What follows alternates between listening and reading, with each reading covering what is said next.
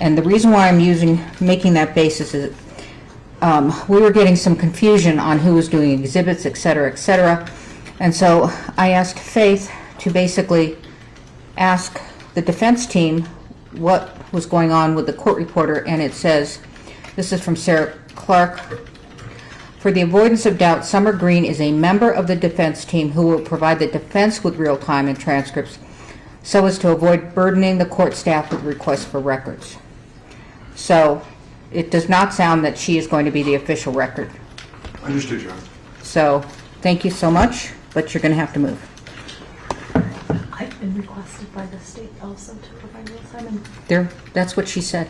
So she's asking for real time. That's up to the defense whether they're going to give you real time.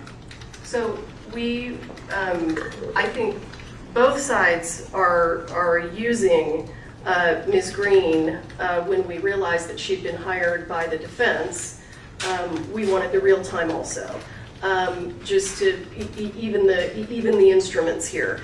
If Ms. Green needs a place to sit, she's welcome to sit over here. And I agree with the court. The official record is that means that all the exhibits go through Faith. Absolutely. All right. So at the end of the day, she collects the exhibits. I'm sorry, Haven. All right. So if you don't mind moving, this is optics, and that's how it's going to be. I'm sorry. Okay. And then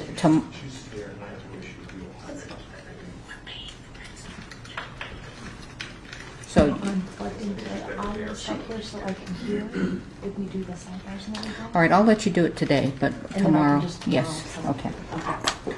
Thank you. All right, so let me hear from you all on what I'm prepared to do is hear the motion on excluding late filed witnesses and then going into the motions in limine, and we can do state defense. What do you all want to do? That's fine with the defense. I think many of the motions hopefully will be far shorter, and some of these issues I think have somewhat been dealt with the briefing, because as much time today as can be spent on things to make sure we have an orderly and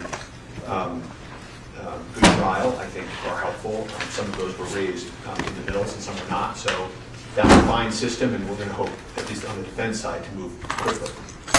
Okay. All right, so let's take up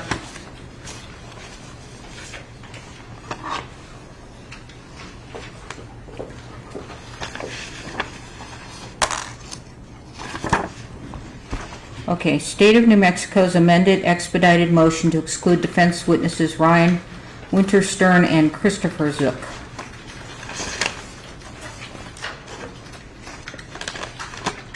You can use the lectern or you can, yes. You might want to turn that microphone on. And just so you know, so everybody knows, if you have a green light, that means your microphone's on, and if you don't want anybody to hear what you're saying, you want to turn that off. May I proceed, Your Honor? Yes. Your Honor, the state filed this motion on June 26, 2024, after the defense disclosed on June 24th a witness by the name of Ryan Winterstern, and I understand he is one of the producers of this film.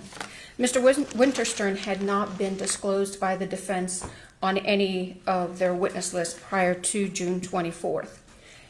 And while they argue that the state had Mr. Winterstern on its witness list in the Hannah Gutierrez trial, we would respectfully submit that that's a different issue. So here, the state did not have Mr. Winterstern as a witness. And so we understand that the defense is claiming that the reason they added him is because the state, at the last minute, added this producer theory. However, as the court, I think, noted in one of the hearings that we had previously, this producer issue was known to the defense, and in fact, during the grand jury presentation, and it begins at page 186 of the grand jury transcript, Ms. Morrissey questions the state's expert Brian Carpenter about Mr. Baldwin's role as a producer. And so this is not something that was new to the defense. Under State versus Lemire and State versus Sanders, the state is asking the court to exclude Mr. Winterstern because, number one, we have not been provided with the statement that he is going to be making or has made. We didn't have an opportunity to do a pretrial interview of Mr. Winterstern. So as it relates to this case, the state has no idea what he is going to be testifying about or any previous statements that he made relating to this particular case. Setting Gutierrez trial aside, the issue is, what is he going to say in this case?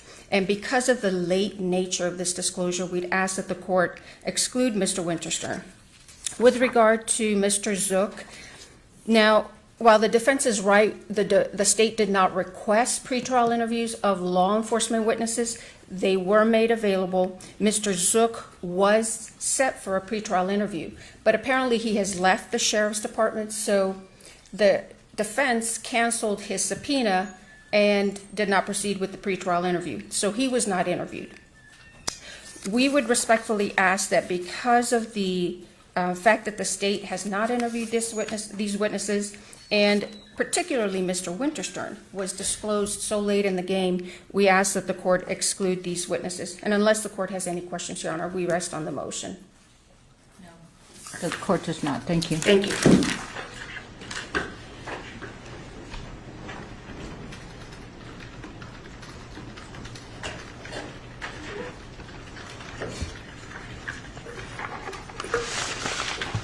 Good morning, Your Honor. Morning. So we'll start first with Christopher Zook. As the state has already conceded, the state did not actually request a pretrial interview of Mr. Zook. It is something that they do have to request. The defense did set up an interview that was for our own benefit. We did inform the state that we had set the interview so that as a courtesy they could come if they wanted to, but it was not something that they requested. And if the party does not request the interview, then it is deemed waived. And at any point they had an opportunity to do so. I do have an exhibit to provide to the court. I also have a copy for the state. And so I do have an Exhibit A, which is to this motion, if I may approach, Your Honor.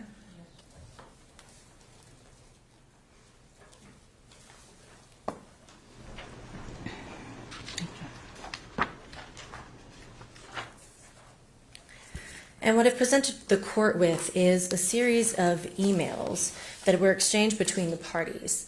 And these begin with the request that the state made for witness interviews in this case. And as the court can see, and as the state has already conceded, Mr. Zook is absent from their request. Now, the reason we've included these additional emails as well is because there were multiple occasions on which the defense actually asked the state if they wanted to amend or add any additional witnesses for whom they wanted to request pretrial interviews. At no time did the state then change their mind and say, yes, we want to interview Mr. Zook. And so that was deemed waived, Your Honor, and we canceled the pretrial interview that we had set for our own benefit for our own reasons. And so the state cannot now seek to exclude him when they did not take advantage of the process that was available to him. Additionally, with respect to Ryan Winterstern, it is somewhat ironic that in their motion, the state claims that the defense recently added Mr. Winterstern to gain some sort of tactical advantage, when really what we have here is that type of behavior on the part of the state.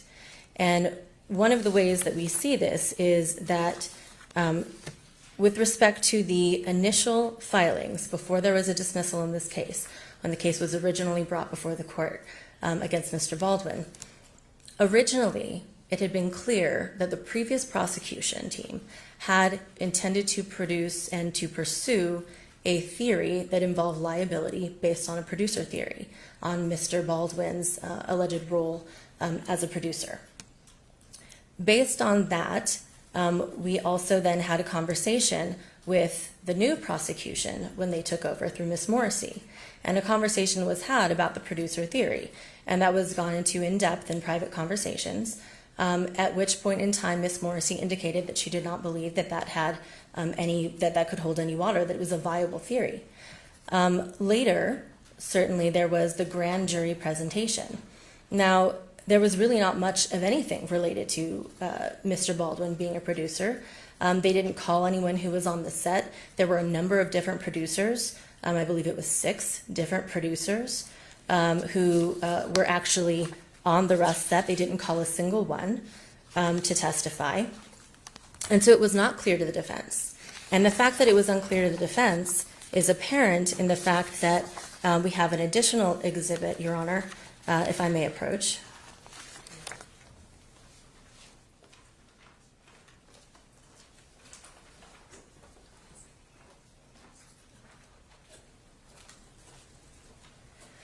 And the exhibit that I've just now handed to the court, which would be then Exhibit B to this response, is an email correspondence between, again, the state and the defense, wherein, as the court can see, and I think the court will have to flip to the back page to see the beginning of the chain.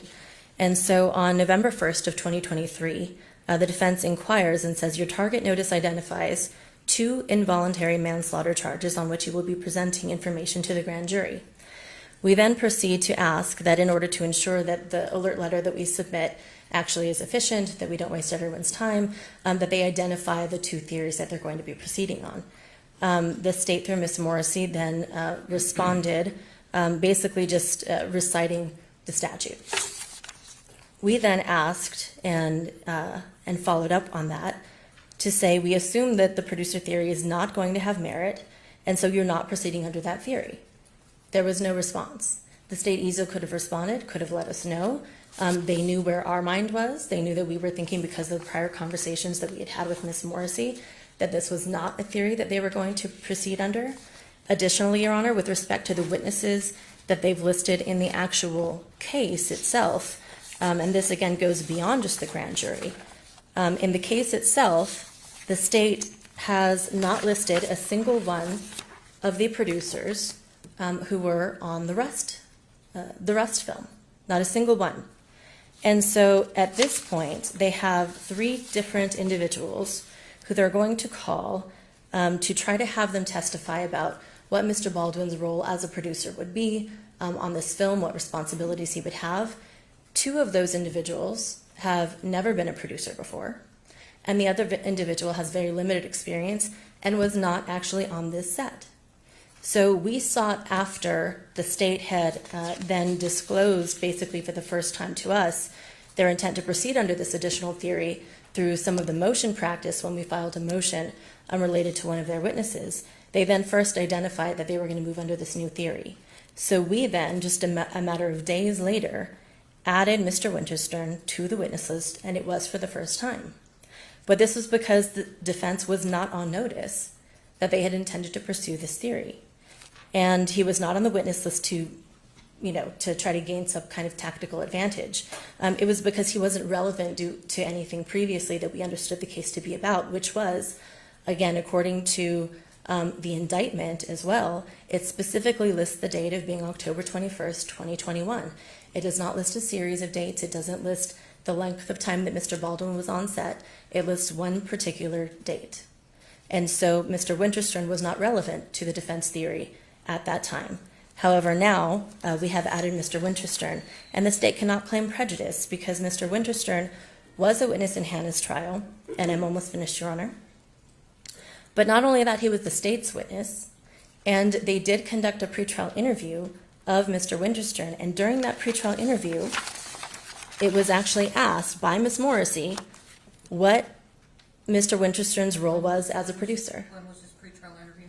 This pretrial interview, Your Honor, that I have was January 8th of 2024. And so January 8th of 2024, he was asked a number of questions about his role as a producer by Ms. Morrissey.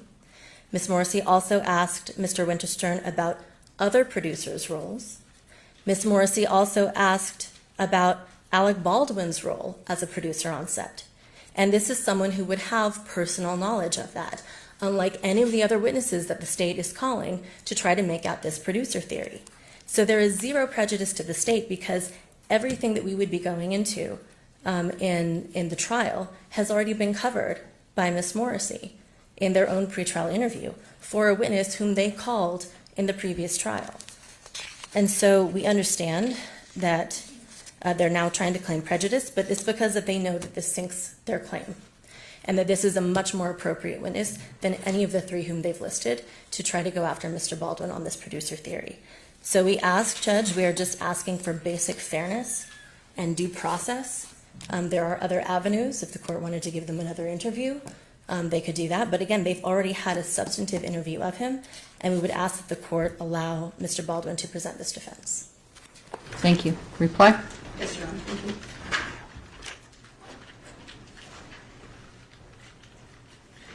Your Honor, the issue is the court issued a scheduling order in this case, not in the Gutierrez case, in this case. The court set deadlines for pretrial interviews. It set deadline for witness disclosures.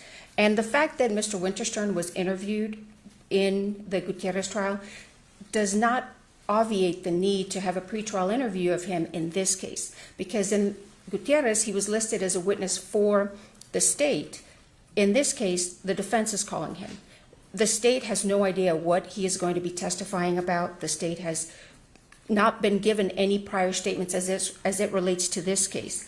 And as the court can see, Your Honor, what we have here is by this email is that the defense was put on notice, and they call it a producer theory. It's really not an independent theory of liability. What this evidence goes to, it goes to Mr. Baldwin's knowledge that his conduct on set was reckless, and it was in essentially wanton disregard for the safety of others. And his role as a producer made him keenly aware of the safety rules that apply on sets, what his responsibilities are. And so, as we'll argue in the 404 or the intrinsic evidence motion, this particular type of evidence is germane to the defendant's recklessness in order for the state to prove the involuntary manslaughter. They cannot claim that this is a new theory. As I noted, Your Honor, in page 186 to 187 of the grand jury transcript, which was attached to the state's June 21st, 2024 response to the defendant's motion to file a supplemental brief, Ms. Morrissey goes into great detail with Mr. Carpenter, the state's expert, about Mr. Baldwin's role as a producer, his responsibilities as a producer. Mr. Winterstern, from what we understand, has very little producer experience, but nevertheless, we would argue to the court, Your Honor, is what is he going to be testifying to in this case? The state has no idea. That Ms. Morrissey spoke to him in the context of the Gutierrez trial is irrelevant to the court's analysis in this case. Under Lemire and under Sanders, and in Sanders, it's 1994 New Mexico Supreme Court 43 at paragraph 26. The court noted a defendant's right to present evidence on his own behalf is subject to compliance with established rules of procedure and evidence designed to assure both fairness and reliability in the ascertainment of guilt or innocence. If the state had done this, you know they'd be up here screaming to the court that we have sandbagged the defense. Your Honor, the state is entitled to a fair trial as well, and so we'd ask that the court exclude Mr. Winterstern. Thank you. All right, the court makes the following ruling. The court denies the state's motion. With respect to Mr. Well, first, with respect to both of them, I don't think that you've established prejudice, and to the extent that you want them excluded, certainly there are other remedies. I will have the defense make Mr. Wingerstein available for a pretrial interview. And with respect to Zook, I'm not quite sure now. They're saying they want an interview. All right. Is that a problem for you? We can confer with the state and work out the issue. All right. Thank you. All right. Remember, I believe it's 10 minutes aside, half an hour for lunch. So I'll start with one of these. All right, state's motion in limine to exclude evidence or separate civil suits against defendant and or Rust Productions.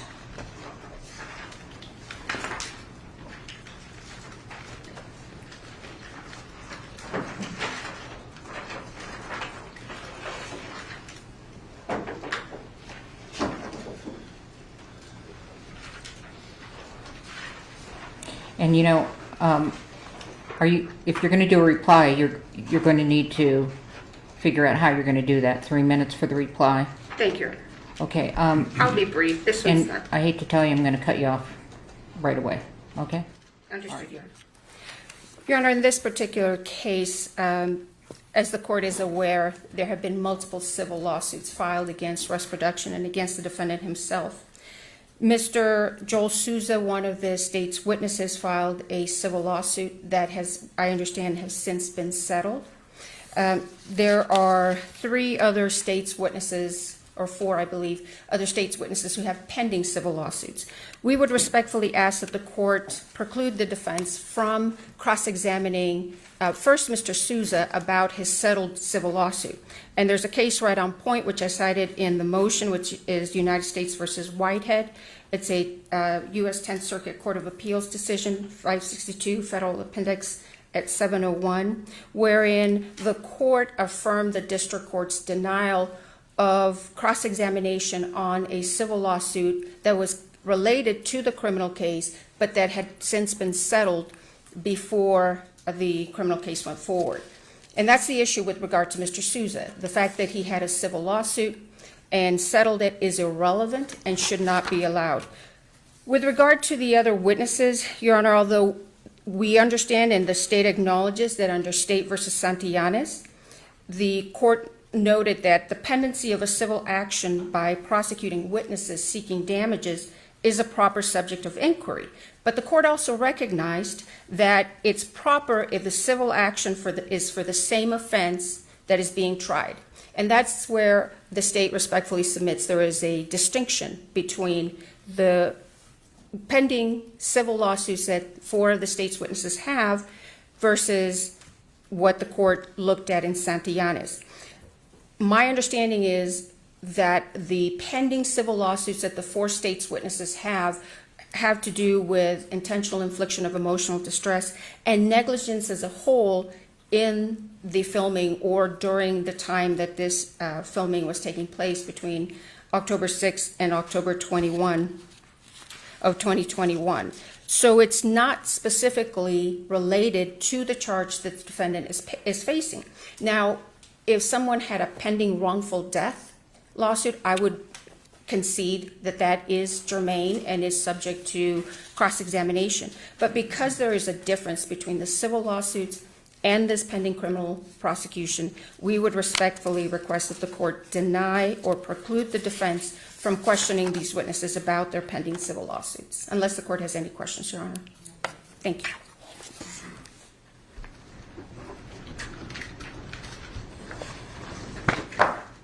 Your Honor, the defense has no present intention of questioning Mr. Souza about his settled lawsuit. I'm not waiving that issue, but I don't think the court needs to get there today. The rest of this issue is quite easy. This cross-examination was done during the Armour's trial, as the court no doubt remembers. In that case, there was 0 financial motive. In this case, there is suits against Mr. Baldwin directly, an extreme financial motive. And number 3, the lawsuits are exactly on point. It almost actually looks, if you look at the lawsuits versus the state's case, like they copied and pasted it. And I know this case seems in some ways like the civil negligence case, but it literally looks like they may have copied and pasted part of the lawsuits. So they're directly on point. None of their cases say what they claim. The case law on this is clear. It's actually one of those issues that's universal amongst all 50 states and all courtrooms in this country. You can always cross-examine a witness about their motive and bias. You can always ask them if that's the reason they're testifying in a certain way. And that's what the Confrontation Clause promises us, and that's what the Constitution demands. I have nothing further. Any reply? Just very briefly.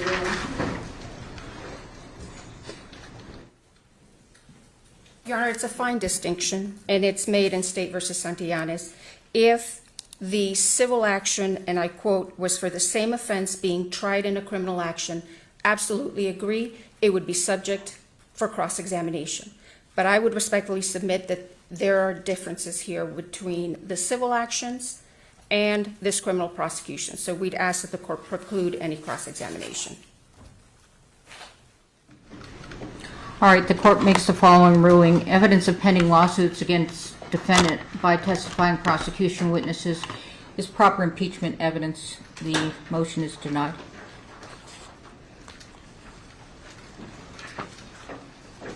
All right, next up is Defendant Alec Baldwin's motion in limine to preclude improper impeachment evidence. Is that what you all have as the next one? Or was that at the end? Is there a number? Is it Well, Baldwin? that's the problem. In the beginning, you didn't number. That's my fault. I'll take responsibility for all faults to date. Okay, so you want to do these at the end, and you want to start with what do you want to do? I'm happy to do motion, what looks to me like motion eliminate 1 from Okay, the- we'll do these other defense. ones later. All right. Defendant Alec Baldwin's motion in limine to preclude improper prosecutorial conduct and require an orderly trial. And yes, Your Honor, I think this is a good place to start today, because this is sort of my main issue throughout the day and what I'm going to ask to address at various points, and that's why I'm going to keep my remarks so brief on my motions, because hopefully the court will give me the courtesy of a few more minutes when I need at the end. But essentially, the court has the papers. Their response that the state is allowed to burden shift in certain places, that's their sort of strongest response, misses the mark. I mean, even in the case they cite, right, what the prosecutor does, it's one remark in summation, where the prosecutor says, I, of course, have the burden of proof. It never leaves this table. This is a very serious proceeding, and I have the burden of proof. Just so you know, though, you can consider, and then they make one remark. That's the context of any case that goes against these basic propositions that are also the same in every single state in this country. So the reason that I had to make this motion is because in reviewing some of the trial, and I haven't been able to get through every bit of it that I want to on this subject, but it's constant issues with controlling the prosecution from doing things that are just straight and proper. And so I don't know what to do in that circumstance. I've never made a motion like this before, but it's objection, this witness doesn't know that, objection, they don't know how to identify the picture. We have plenty of other witnesses. Sometimes it was no objection at all. Sometimes the prosecutor just called out from the prosecution table and started saying, I would request the witness read the entire transcript. He can't answer that. And then there's the questions, and we'll get to this in another mill, which is constantly, every single witness, they'd ask a question, what happened next? And where was Miss Hutchins during that? Where was Miss Hutchins? Oh, she was in the helicopter. And then they would go on. And they would ask another question about the chronology. And they say, well, where's Miss Hutchins? She's in the helicopter. And so, this is, it's misconduct. You can't do that. You can't do that as a prosecutor. You're not allowed to do that as a prosecutor. It's very serious to do that as a prosecutor. And so eventually the court at some point stopped Ms. Morrissey from doing the coaching, speaking objections, and then Ms. Morrissey began, every time her name was mentioned in a question, she began to stand up and say, well, I'm being talked about in this question, and she began interrupting the proceedings. So I didn't know how to address this. I don't know how to address this, even as I stand before Your Honor. But my request would be objection, relevance, objection, hearsay, and nothing else. And in the very rare circumstance when an issue rises to the level of extreme importance or constitutional imprint, a lawyer can approach. If there's something very complicated, a lawyer can approach. But otherwise, none of those tactics and devices should be used at this trial. We've come a long way to get here. The court has been very patient. All that we want is a fair trial. And for the rest of this, I would rely on my papers. Thank you. Response. Thank you, Your Honor.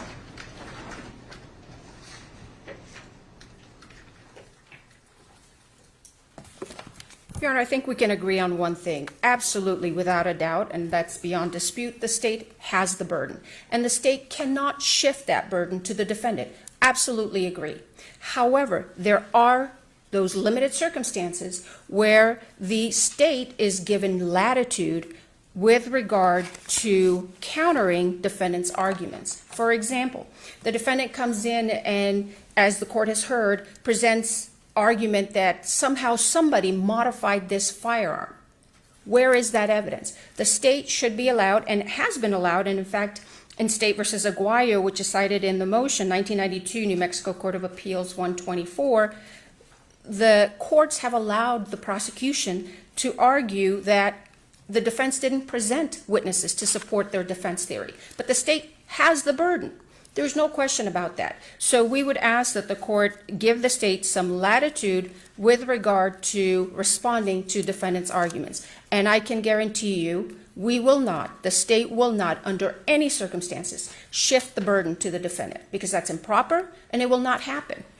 With regard to vouching for opinion or for witnesses, I agree it is improper to vouch for a witness's credibility.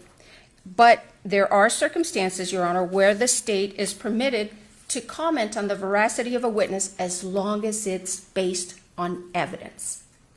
If the prosecution says, it's my opinion that this witness was truthful, absolutely improper, absolutely agree. But if it's based on evidence that a witness testified to X and there's corroborating evidence of X, the state is allowed and should be allowed to argue to the jury that this witness has testified truthfully based on the evidence. And finally, part of this, during closing argument, Your Honor. Yes, no, not during the trial. With regard to coaching witnesses, Your Honor, which is the last part of this motion, I agree as well. A prosecutor must not coach a witness, particularly must not coach a witness to testify falsely or to phrase the witness's testimony. However, it is absolutely proper for the prosecution to meet with witnesses, to prepare to testify. The defense has taken the position, I believe, that any sort of preparation with witnesses is improper. I would ask that the court not allow the defense to try to imply to the jury that meeting with witnesses prior to their testimony is improper. Coaching, absolutely. That the prosecution to tell a witness what to say, absolutely agree. But to meet, to prepare for their testimony is completely proper. And we'd ask that the court not allow the defense to comment on that as being improper. Thank you. Anything else? No, Your Honor. All right. Well, I have to say, I don't like these kind of motions because I'm not going to be bound by it during trial where someone shows me an order and says this is what I said. I was going to tell you, but I'll tell you now, based upon the ruling, every time you want to say something that is not a question to your witness, you're going to come up to the bench. So you do not get to say objection, blah, blah, blah, and then wait for me to say to come up. You're going to come up. And this happened in the Hannah Gutierrez trial. So. Yeah, just a point of clarification. I don't have any intention of approaching during the trial other than the rarest of circumstances. No. You have to come up to the bench and put on the record your objection. You don't get to do it from there. Okay, I have to internalize this. I've never had a trial conducted that way, so I would ask to potentially address this issue. I mean, I don't think the defense or anything that I've done would necessitate changing the rules. At least I would ask that. This is a court can do what they want with respect to objections, and this is what I'm going to rule. So I'm trying to. The sides have been contentious with one another. I think that you all may not intend to, but you might want to try to get the jury to see what's wrong with that question, and or make some argument to try to influence the jury. And if you're going to object, it's going to be up here, and you're going to put on the record what the objection is, and I'll make a ruling up here. And may I just approach for just Yes. a second? Mm-hmm. So I'm glad I saved my rebuttal because I do want to address this issue, Your Honor. What I would ask and urge the court, because I think that this system could disrupt the ability to cross-examine and disrupt the defense. It is not, as I think the court will acknowledge, it is true, the court has great discretion. I think that deciding that before the trial even begins is an extreme use of discretion, just genuinely. I know that issue happened at the prior trial. I'm asking and urging the court to give an opportunity, at least to the defense, to just simply say, and I think my suggestion works, right? It's just objection, relevance. There's no other words coming out of my mouth ever during objections at a trial in front of the jury, and to allow us to have an opportunity to have what I would call a normal procedure.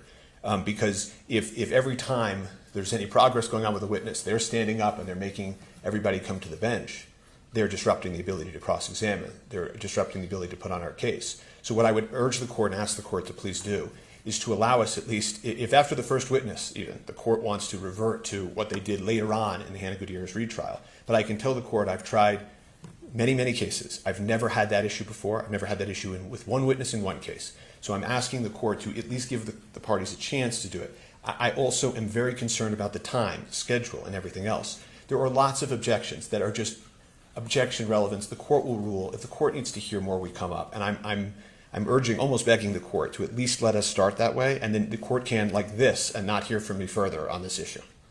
Thank you. I'm not going to change my mind. I can see, what I want to do is I want to start with you all getting the lay of the land. And I'm going to be in control of the courtroom. So this is what I'm going to do. I'm sorry that you haven't experienced this, because it can happen, and it does happen. So that's what I'm going to do. If you all seem to be doing well, and you get it, and I'm hearing relevance, I agree, then we can perhaps relax the rule. But that's how it's going to start off. Okay? All right. So, I don't know what I basically didn't really rule, except that I'm in control of the courtroom. All right. Thank you. All right. Next up is State's motion in limine 2 to exclude UNM hospital records of Ms. Hutchins' medical treatment. Your Honor, we have no present intention of admitting this exhibit. I don't think there's any grounds to exclude it based on redactions, but this case isn't about the medical issues of Ms. Hutchins, and we're going to address these issues in another bill. What is the bottom line? You are no objection? No objection, Your Honor. All right. All right. No objection. Let me just write this down.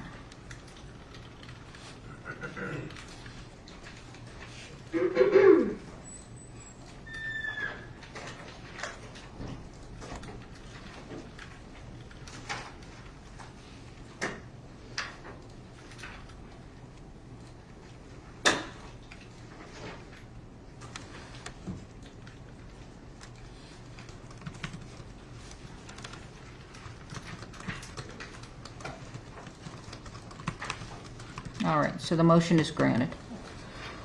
All right, defendant's motion limine number 2 to preclude inadmissible character and prior evidence and statements unrelated to the events of October 21, 2021.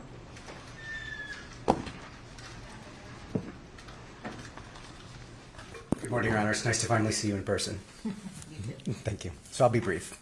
You just heard Ms. Johnson, in response to our arguments about the civil suits, say the civil cases are about October 6th to October 21st, the whole negligence. And that's very different from what Mr. Baldwin has been charged with. He's been charged with what happened on October 21st. And yet, when you look at the 404B disclosures that the state has provided, all of those disclosures relate to events that happened before October 21st. Mr. Baldwin swore on set. He cussed. And therefore, what? He committed homicide? Mr. Baldwin pointed the gun earlier, or rushed people earlier, and therefore on October 21st, he had a propensity to do it again, or he committed homicide. That's exactly the kind of propensity evidence that must be excluded, Your Honor. The state cites 3 cases about this. The first one, all of them illustrate it, but the first one illustrates it best. The U.S. v. Reggio case. They say Reggio was a commercial trucking driver, and the state was allowed to introduce evidence of what he did before the commercial trucking accident that he was involved in. But when you look at the case, what actually happened was Reggio had a medical condition. His doctor diagnosed him with it. He went and he applied for his commercial trucking license, and he denied having the physical condition. He knew that condition made it unsafe for him to drive. He got his license, procured by that lie. He drove, he got in an accident, and someone died. And he was charged with involuntary manslaughter based on an unlawful act that he committed before. What was that unlawful act? He was driving knowing that he wasn't physically qualified. That was the predicate act. So the state said, we're going to admit evidence of that predicate act. He lied to get his commercial trucking license. And that's going to show, A, the predicate act. It's also going to show he knew it was dangerous for him to drive. And they were going to bring the doctor in there to say so. That's not at all what's happening here. Mr. Baldwin swearing on October 16th is not a predicate act. It's not a crime at all. Whether he checked the gun or not on October 16th, not a predicate act. And so the cases that they cite, starting with Reggio, have nothing to do with how they're trying to use the evidence here.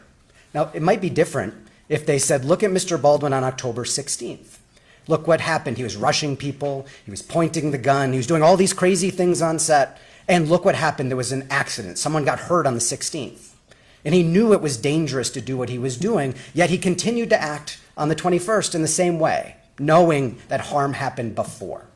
That might be relevant, but that's not what happened here. No one was injured because he swore at someone on the 16th or threw a gun on the ground on the 16th. They're trying to use it to show propensity.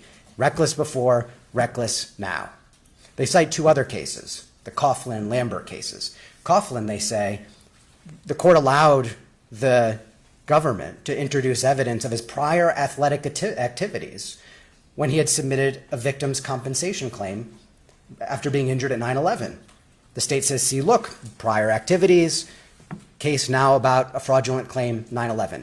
But the fraudulent claim charge against him was that he wasn't actually injured at 9/11 as severely as he said he was. Because look at, he's running around, he's an athlete. He's clearly not injured. So it had nothing to do with propensity, it had nothing to do with he's a bad guy and therefore he committed fraud on the victim's compensation fund. It was directly relevant to it. Same with the Lambert case. It's a bank robbery case. The defendant was talking about robbing a bank before, planning the locations, plotting it out. And then, lo and behold, not so long after, he robs a bank. He says, you can't do that. You can't admit character evidence. The court says, no, you were talking about robbing a bank. You were planning the location. That is directly linked to the fact that you did, according to the state. So all of the cases they cite have a very direct link. The evidence that they're trying to admit against Mr. Baldwin, it's all propensity. Mr. Baldwin's not a murderer on the 21st because he swore on the 16th. They're going to try to show that. That's highly improper. It should be excluded. Thank you, Your Honor.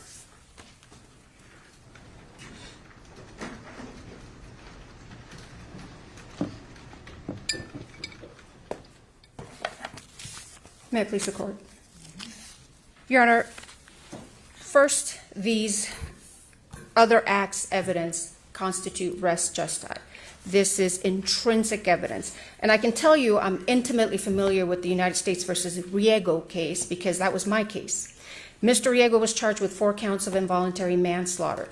And the court allowed the introduction of his prior medical records from about 2 years before the incident happened. So the traffic accident happened on September 7th, 2019. And Mr. Riego was driving on the interstate on a phone call with his wife. And then he unfortunately crashed into the victims and killed 4 people. The court allowed evidence of those medical records and allowed evidence of his application to get his commercial driver's license, where he indicated that there were no medical issues. And also the court noted in allowing this as res gestae or intrinsic evidence that this evidence goes to the defendant's reckless state of mind.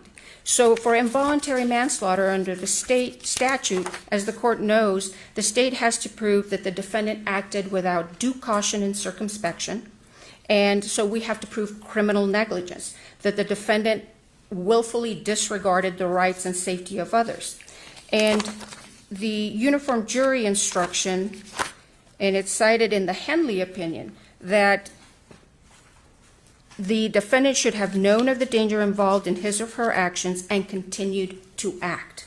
So intrinsic evidence is evidence that is directly connected or provides context to the jury of the charged offense, and it's connected to the factual circumstances. So what the defense wants is for the jury to be, for the state to only be allowed to introduce in a vacuum the moments leading up to October 21st, 2021, when the defendant shot Ms. Hutchins.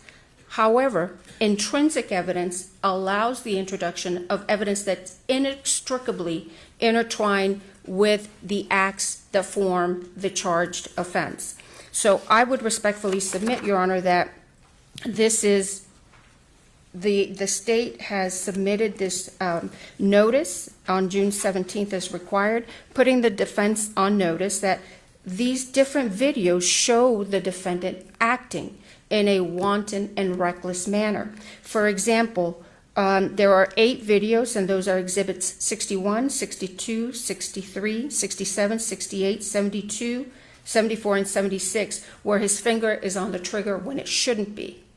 There are some videos, 7 videos that show the defendant sort of horseplaying around with guns, exhibits 95, 111 to 115, and 65.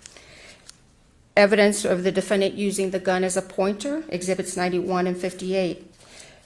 These are inextricably intertwined with what he did on October 21st, when he pointed that gun at Ms. Hutchins, cocked the hammer, and pulled the trigger.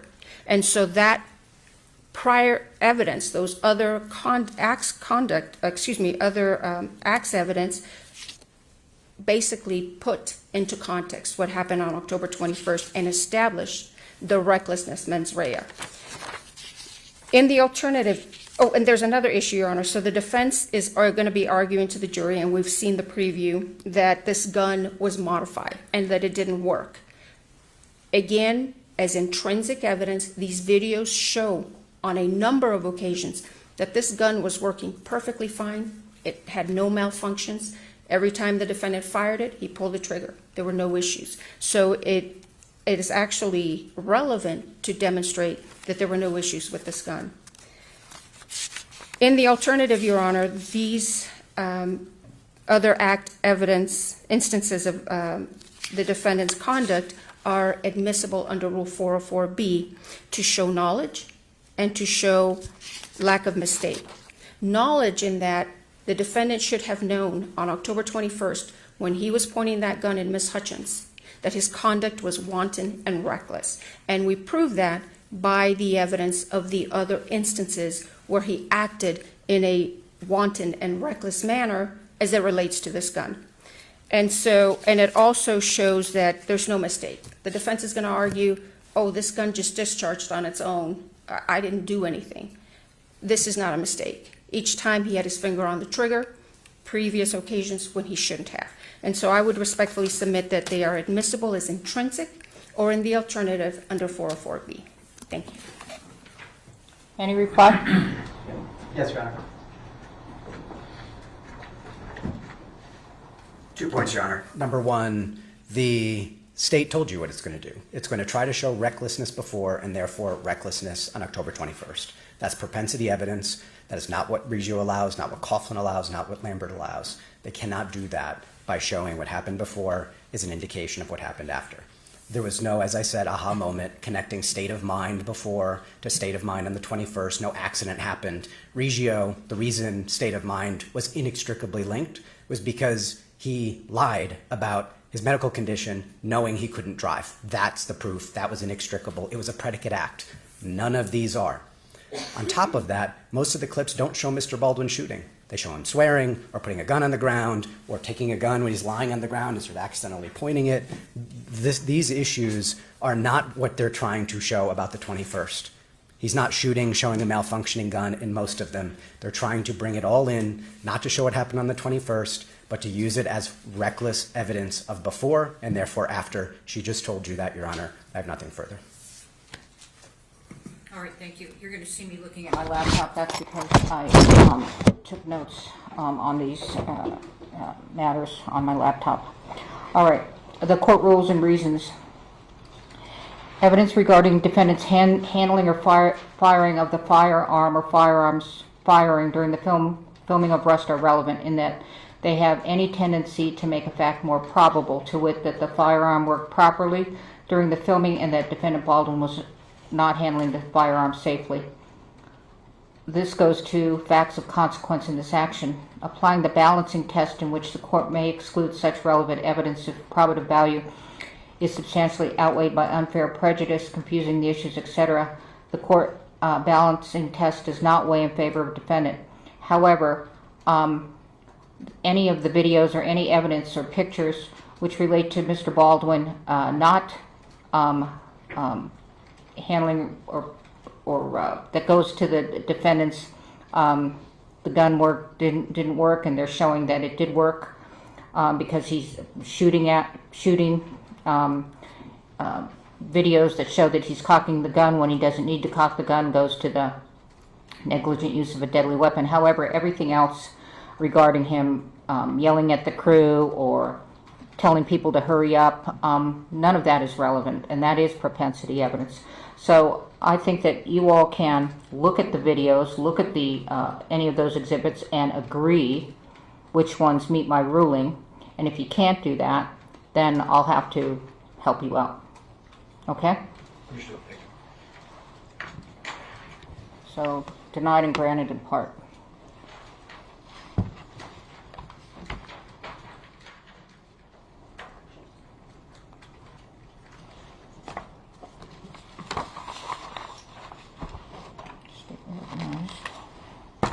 All right, state's motion in limine to exclude irrelevant evidence and witnesses.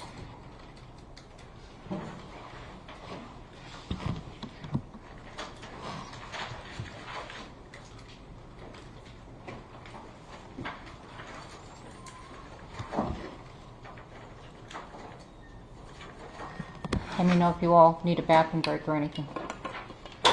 Otherwise, we're going to noon. Now you need a bathroom break. This is state's motion in limine 3, correct? Yes, it is. Okay. Your Honor, we filed this motion because we understand that the defense plans to call Robert Schilling. Mr. Schilling was a private investigator that was hired, who was hired by the prior prosecution team. When Ms. Morrissey took over the case, Ms. Morrissey terminated Mr. Schilling because he had done absolutely nothing on the case, essentially. So in response, Mr. Schilling sent an email to Ms. Morrissey and copied Mr. Bowles as well, and essentially criticized the law enforcement investigation and essentially said, I can't undo this disaster of whatever, I'm paraphrasing, of this investigation. So it was essentially a strong critique of the law enforcement investigation. I would respectfully submit that under United States versus McVeigh at 153 F. 3rd, 1166, page 1192, this type of evidence is inadmissible. Now, if there was, for example, evidence of what happened to the gun is going to be admitted. The state does not dispute that or disagree with that. But just to bring in a witness to critique and criticize the law enforcement investigation is improper. And it's the type of evidence that McVeigh, the 10th Circuit Court of Appeals in McVeigh, noted would be improper. So we would ask that the court exclude Mr. Schilling from testifying, because the entire purpose is to bring him in to talk about how disappointed and disgruntled he was in terms of the investigation, but there's a motive there. He was terminated and he did nothing in the investigation. We're also asking the court exclude Sheriff Adan Mendoza from testifying. I believe the defense in one of its responses indicated that they don't plan to call Sheriff Mendoza, but in the event that they do, we'd ask that the court exclude him as irrelevant. There is nothing that Sheriff Mendoza did with regard to this substantively with regard to this investigation. He oversaw his deputies who were conducting the investigation, but he wasn't involved. And so to bring him in again, it's just to sit him up there to criticize the quality of the investigation. And we'd ask that his testimony be excluded as irrelevant. And I believe all he did was do some press conferences too, so I don't know if they're planning to inject that in front of the jury, and I would argue that that's irrelevant. And even if the court believes it's somehow relevant, it should be excluded under Rule 403 as more prejudicial than probative. The probative value is nil, essentially. There is another part of our motion, Your Honor. We're asking the court to exclude any argument or mention of the state's dismissal of the prior case against Mr. Baldwin. As the court knows,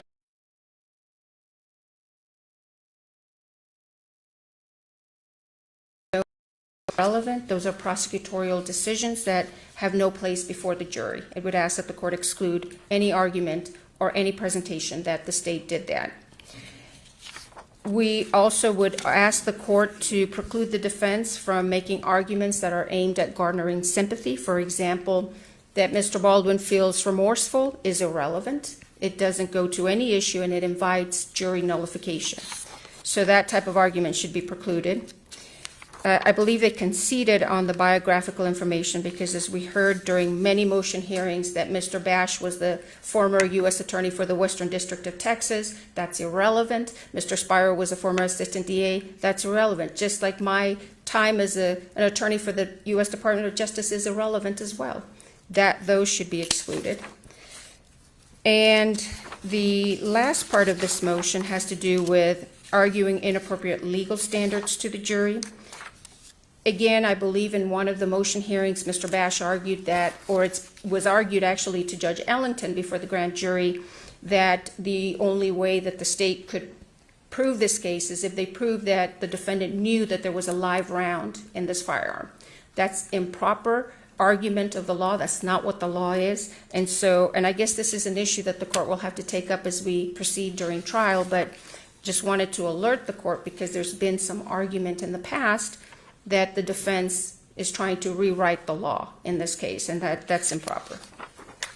Unless the court has any questions, Sharon. No. Thank you.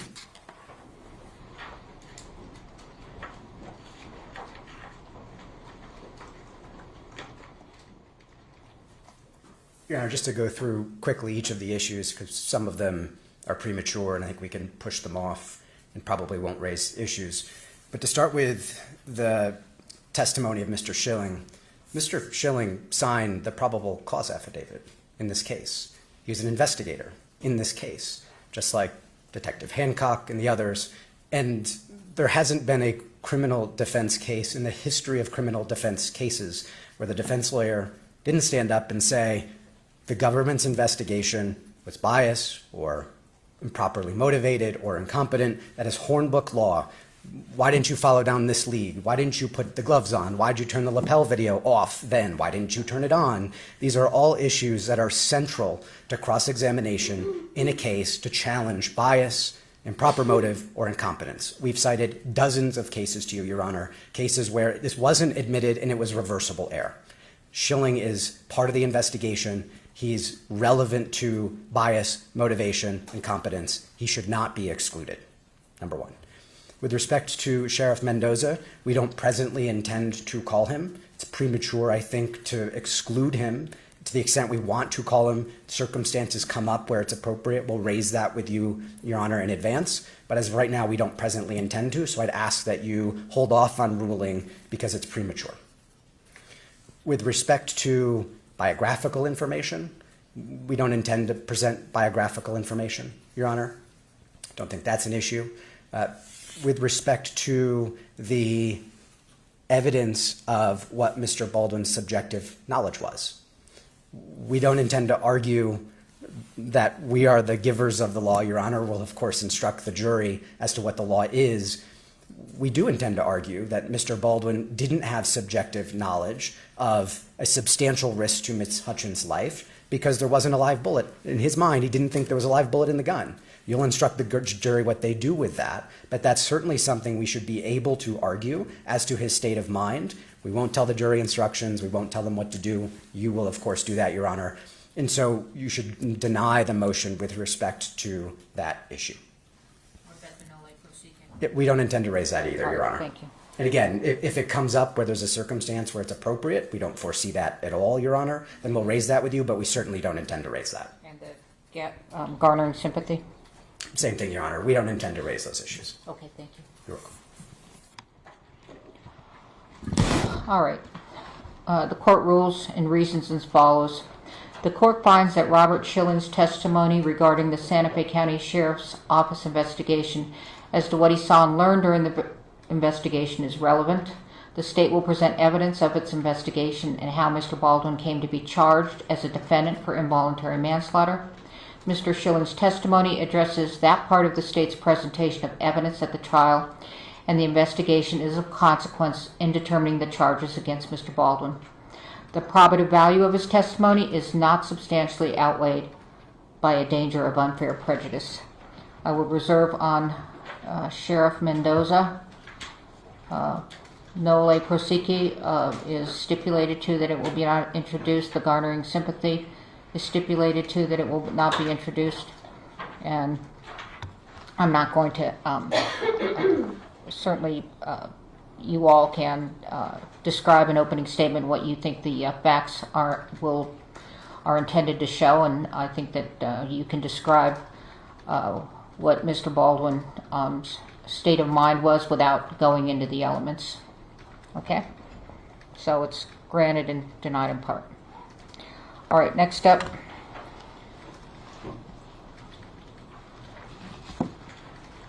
This is State's Motion Limiting Number 3. Defendant Alec Baldwin's motion in limine to preclude argument, testimony, and evidence relating to Baldwin's role as a producer. It's the defense motion? Yes. Okay, sorry. Did we? Yeah, I just did yours. Now it's theirs. Thank you, Your Honor. Your Honor, the state intends to introduce evidence of Mr. Baldwin's role as a producer, even though Mr. Baldwin's role as a producer happened leading up to October 21st. As I just said a few minutes ago, Ms. Johnson told you nothing that happened before October 2021 in those civil cases is at issue here. The whole of the negligence, October 6 to October 21, that's the civil cases. That's not why we're here today. But the producer evidence is everything leading up to October 2021, October 6th through the 21st. They're trying to hold Mr. Baldwin responsible for what he did as an actor on the 21st because they claim he was reckless as a producer leading up to that time. That's a theory of vicarious liability in the criminal law that is not recognized. It's also far more prejudicial than it is probative because the jury's going to hear about what a producer does. They're going to hear about the producer being the boss, the buck stops with him, etc. And the risk is that they think Mr. Baldwin's responsible for what he did on the 21st because he's the boss, he's the CEO, he's in charge. But that's not a theory of liability, Your Honor. On top of that, there's no evidence at all, you won't hear any, that he hired Halyna Gutierrez-Reed, that he set the schedule, that he set the budget, period, full stop. What else did you hear? The state said Mr. Baldwin's role as a producer shows that he was keenly aware of the safety standards. Two issues with that, Your Honor. The state has said repeatedly in this case that Mr. Baldwin didn't violate the safety standards under Safety Bulletin Number 1. He violated New Mexico law. They said that, page 29 of their opposition to our motion to dismiss the grand jury indictment. The fact that Mr. Baldwin was a producer is entirely irrelevant, highly prejudicial. It should be excluded.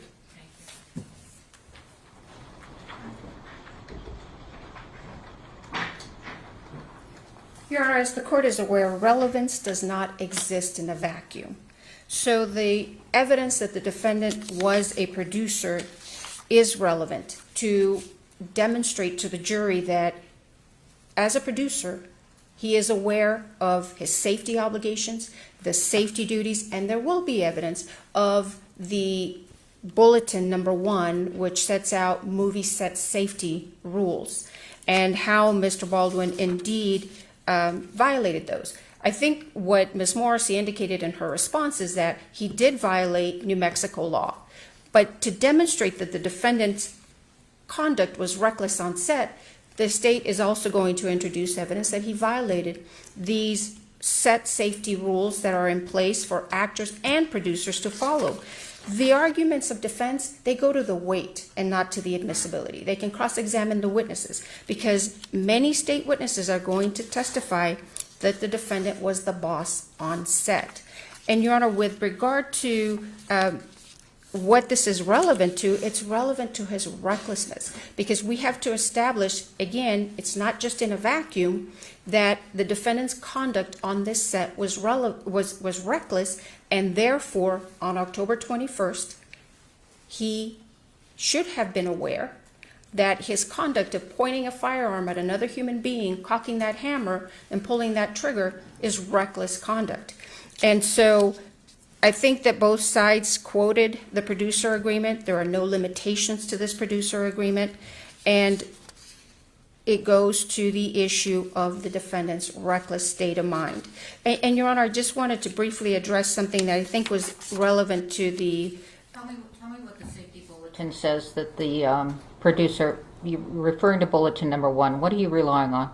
Well, there are a number of requirements as it relates to firearms, that the actor and producers are responsible for the safety of others on set, for the safety of themselves and of others on set, that they are to treat a firearm as though it's always loaded, do not point a firearm at another person. I thought that was for the actor. That is also, it's for both, Your Honor. These are set safety rules. But what about, so you're not even relying on that? We are, Your Honor. In your response, you said that you weren't talking about the SAE guidelines, you were talking about New Mexico law. Well, Your Honor, I think that these are two different issues that are being conflated. So Mr. Baldwin is charged with involuntary manslaughter under New Mexico law. And how do we prove that? We prove that by demonstrating his conduct, not just on October 21st, but in the days leading up, that by violating these on-set movie set rules, that his conduct was reckless. Because it's not recklessness in a vacuum from... So you're talking about the gun, okay? So tell me what you think he did wrong as a producer. So not just about the gun, Your Honor. So there are two, and that's what I wanted to address. There are two components here. So we have his conduct as it relates to the gun, but then his conduct as it relates to, for example, rushing the armorer to reload that gun. That goes to demonstrate his recklessness. There's no regard for the safety of other people. When you're rushing the armorer to reload this firearm, mistakes can happen. And so with regard to his producer role, there is evidence that will be presented that Mr. Baldwin, as a producer, should be aware of all of the safety regulations. Okay, so I did have trouble wrapping my head around this, as you can tell, okay? I understand.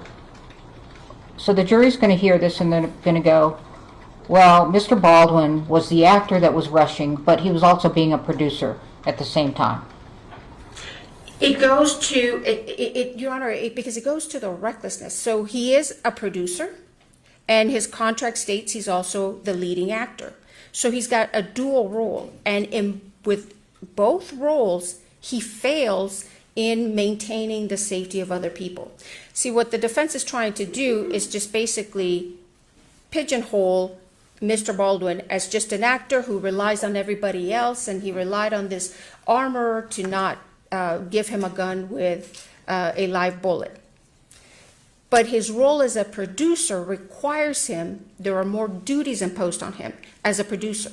And those duties include, and there's expert testimony that will be presented, that his duties as a producer... Maybe. We haven't gotten to that yet. Well, I understand, Your Honor, but if the court allows the expert testimony, the state will present evidence that the defendant had not just his role as an actor, but as a producer, it's heightened in the sense that he is supposed to be aware of the regulations, of the safety, and that's the most important thing.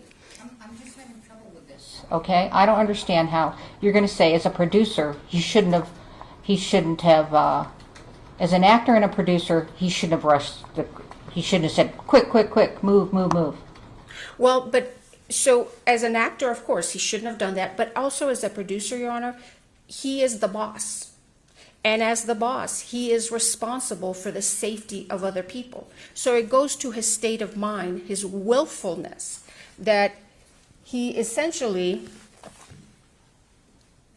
as the boss, failed the people who worked around him. And it gives him the power to control the safety. So as the producer, he has the power to control safety on set. And there was a tremendous lack of safety on this set. And so, as the boss, he's emboldened to do whatever he wants to do. So this goes to the willfulness that the state has to prove.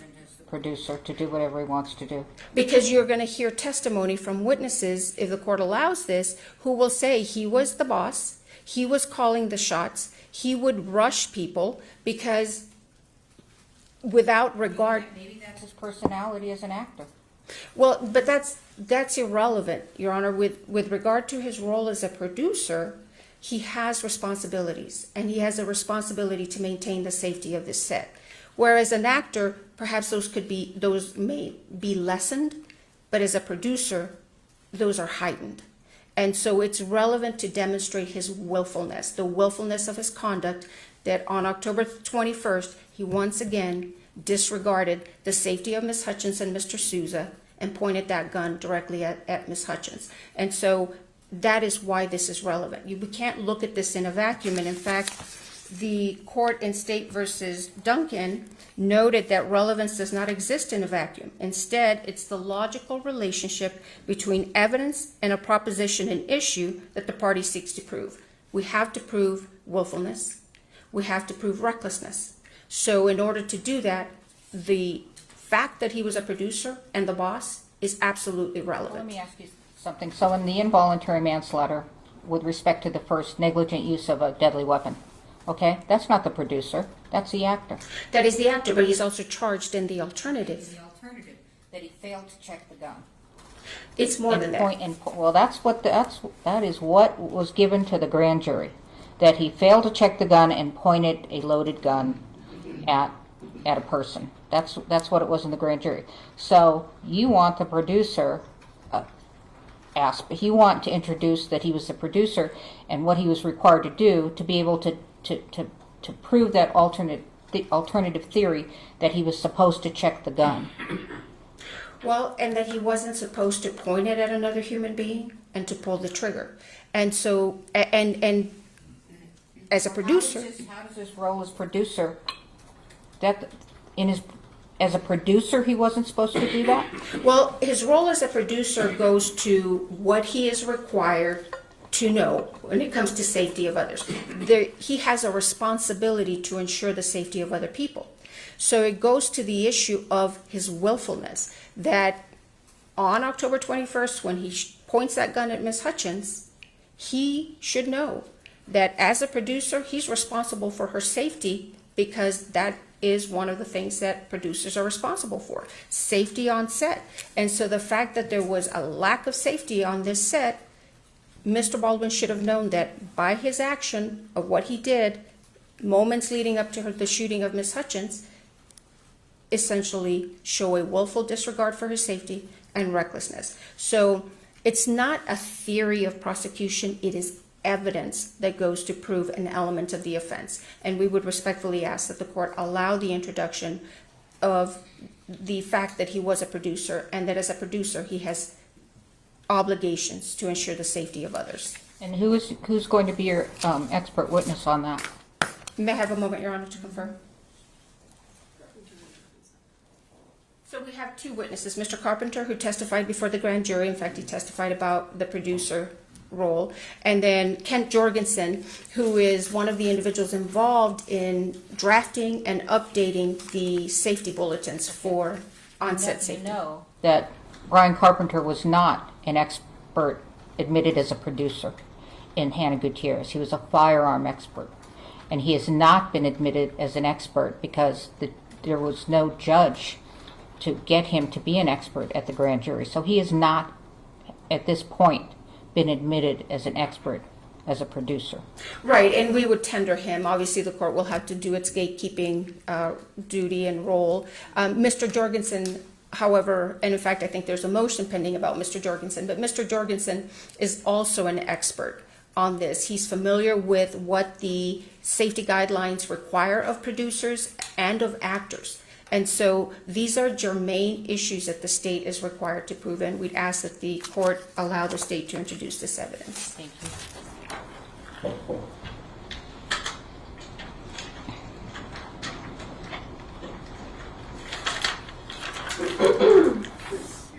Your Honor, I hardly know where to begin because I honestly don't understand the theory or the facts that they intend to articulate to demonstrate that on October 21st, Alec Baldwin, the actor, committed involuntary manslaughter. They said, well, the safety bulletins explain that. Two things. Number one, they already said in their response that the safety bulletins weren't violated, New Mexico law was. Number two, look at those safety bulletins carefully. I'm sure your honors read them many times. They say nothing about the producer not pointing the gun. They say the exclusive responsibility of gun safety is on the prop master, the armorer, the first assistant director. Doesn't say anything about a producer. There are a number of actors doing the same exact thing that was required by the safety guidelines. Those are SAG guidelines for actors, armorers, the first assistant director, and the prop master. They say, well, maybe it's because Mr. Baldwin was rushing before October 21st, and there, as a producer, I'm not sure what that distinction is, producer, actor, and therefore on the 21st he was. But you just excluded the evidence of him rushing because that's propensity evidence. That's inappropriate. The fact that we're so confused about what the theory actually is goes directly to the prejudice that will far outweigh the probative nature of this testimony. And we'll get into Mr. Jorgensen and Mr. Carpenter later, unless Your Honor wants to hear about why they are not qualified to testify as experts on producers. I'm sure we can push that on. But the reality is this will confuse the jury. This will be highly prejudicial. They want to show that he's the boss, and therefore on October 21st, as an actor, he committed involuntary manslaughter. That is highly prejudicial, inappropriate evidence, should be excluded. All right, so what I think is more appropriate is I'm going to revisit this, make my ruling, no more argument on it, but I think that we should do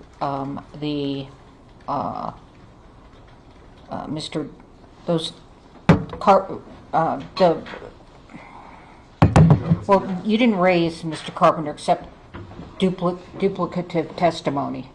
And No, that's just the cumulative expert motion, Your Honor, that's correct. We raised Jorgensen. Right. If you want to do Jorgensen now, I'm happy to come back up and talk about Jorgensen. all right, let's do Jorgensen. Okay.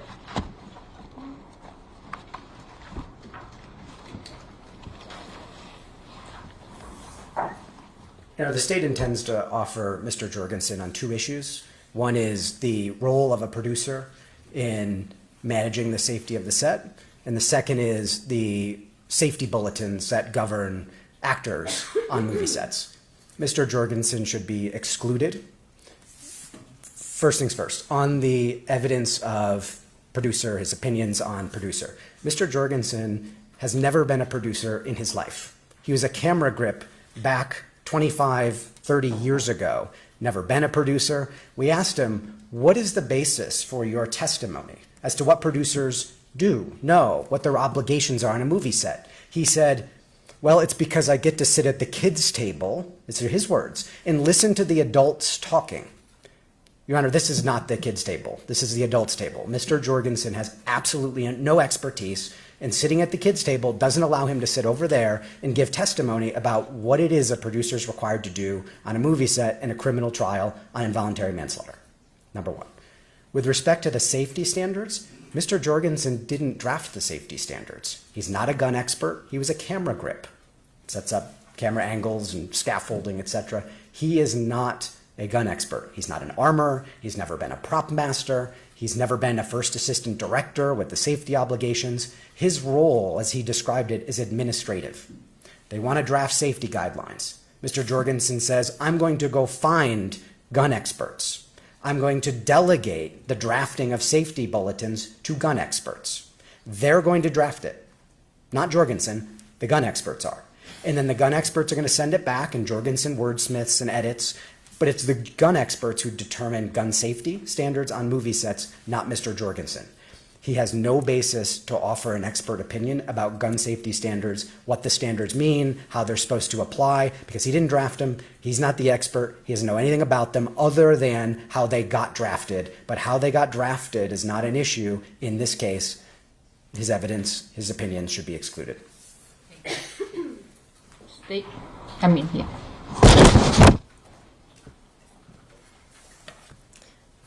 Your Honor, Mr. Jorgensen teaches producers about their responsibilities with regard to set safety.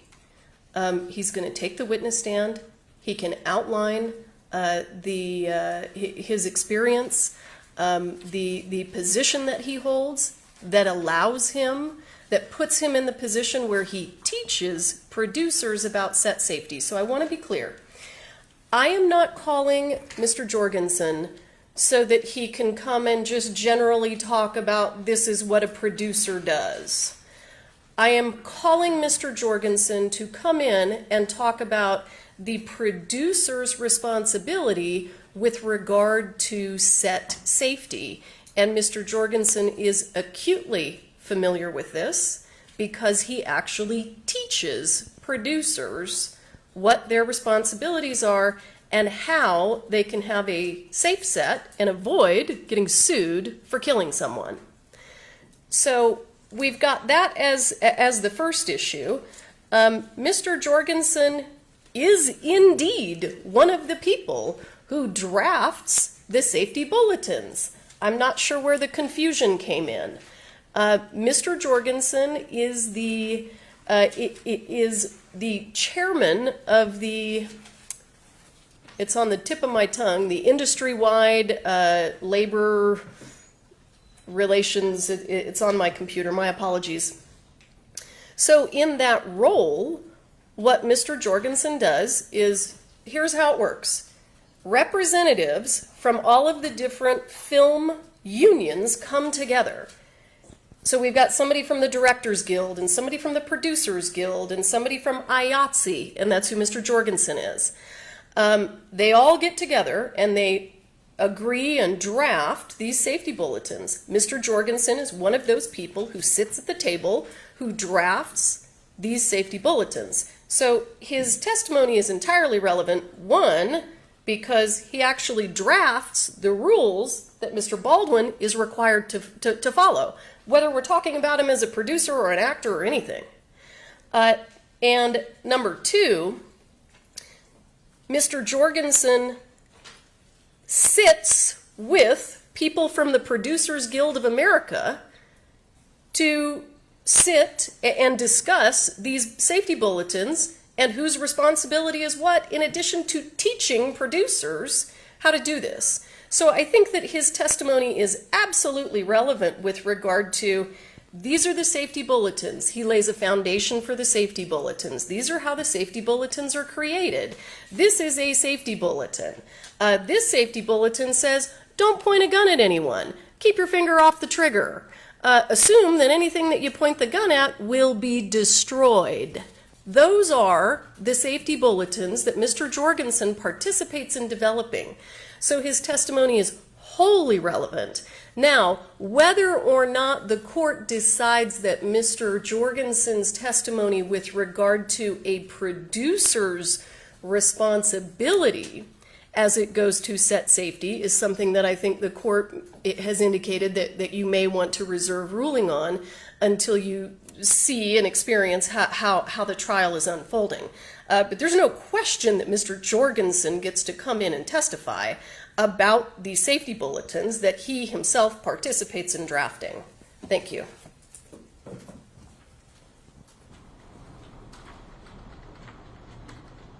Just a few points, Your Honor. The fact that Mr. Jorgensen is allowed to teach at some university about how people shouldn't get sued in civil cases, it doesn't make him an expert in this court. He's never been a producer. He's not an expert in being a producer. The kids' table doesn't allow him to sit at the adults' table, period, full stop. He also is not a gun expert. Didn't draft it. They're going to have Mr. Carpenter come and testify about safety standards with respect to using the weapon, pointing it, not pointing it. Now they want a cumulative expert, Mr. Jorgensen, who doesn't actually develop the guidelines. He's not the gun expert. He admitted that. He doesn't develop the standards. He said, I hire gun experts to draft those standards. They're going to have two experts, one of whom clearly not qualified on gun safety, Mr. Jorgensen, testify, and then put Carpenter in too. This is an afternoon, a day of testimony of cross. We already have a short schedule, Your Honor. You should limit this testimony. He's not qualified to give opinions on these issues. Thank you. The court makes the following ruling. The court will accept Mr. Kent Jorgensen to be able to testify before the jury as to what the guidelines say, but he has no qualifications to opine on what a producer does. He doesn't know how a producer implements those guidelines. So he can say these are the guidelines, but he needs to be a producer to say, this, as a producer, this is how I meet these requirements. The other thing noteworthy about Mr. Jorgensen is that based upon his pretrial interview, which is what would have been the time to let the state know, or I mean the defendant know what he was going to testify about, he was all over the place. And basically, he was like, well, I relied on Ross. I didn't talk to anybody. So yes, he will have hypotheticals about, and he may maybe sit over there in the gallery while he's and listen so that he can opine. But I think that interview indicated, on top of it, that my finding that he's not qualified to know what a producer does. So he can testify about the SAG guidelines, but he cannot opine on whether what Mr. Baldwin did as a producer was good or bad. All right, I'm going to revisit the producer. I'm going to make the following finding. I'm having real difficulty with the state's position that they want to show that as a producer he didn't follow guidelines, and therefore as an actor Mr. Baldwin did all these things wrong, resulting in the death of Halyna Hutchins, because as a producer he allowed this all to happen.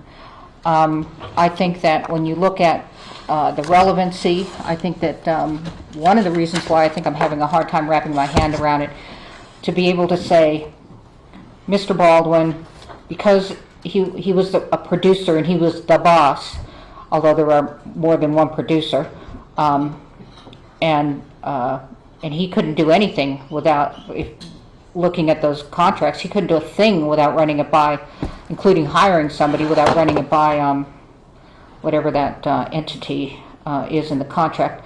But I do not believe that it has any tendency to make more probable than it would be without the fact that Mr. Baldwin, individually as an actor, committed involuntary manslaughter through negligent use of a deadly weapon and the alternative theory. The probative value is not substantially outweighed by unfair prejudice and certainly confusion of issues to the jury. So I'm denying evidence of his status as a producer. All right, shall we continue? All right, so we're going to the states now. That was Mr. Baldwin's motion. We have Jorgensen, we finished. All right. State's motion limiting number 6 to preclude accusations of prosecutorial misconduct.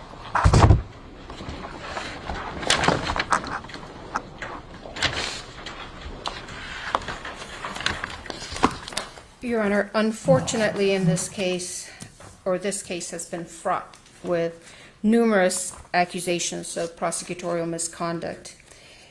And they were raised in the context of motions to dismiss for constitutional violations. They were raised in the context of motions to dismiss the grand jury indictment. The court has ruled on those. Those allegations were perhaps relevant to those legal motions, but they're not relevant to what the jury is required to find. So I would respectfully submit, Your Honor, that the court preclude the defense from making arguments to the jury about prosecution. And that would be the main issue I would submit to the court, that the defense would be introducing this.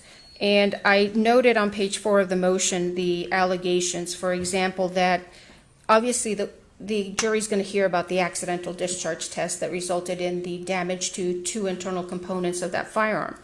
But to argue to the jury that that resulted in a constitutional violation to the defendant's rights is improper. The court has ruled on that motion.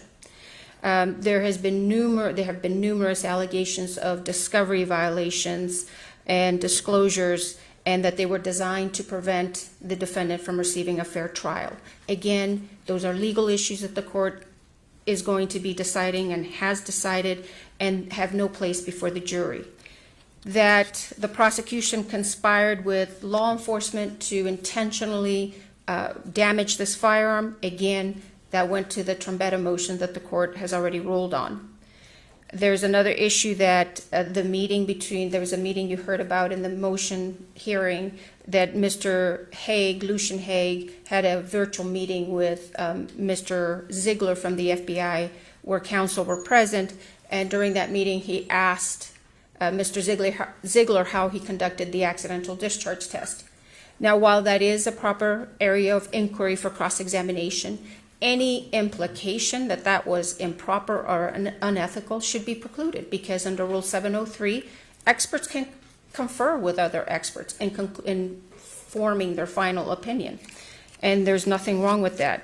And so I had to bring this motion to the court, Your Honor, because I am concerned that there will be, throughout this trial, numerous allegations that the state has engaged in misconduct and in trying to deprive the defendant of his right to a fair trial, and those have no place before the jury, and we'd ask that the court preclude that.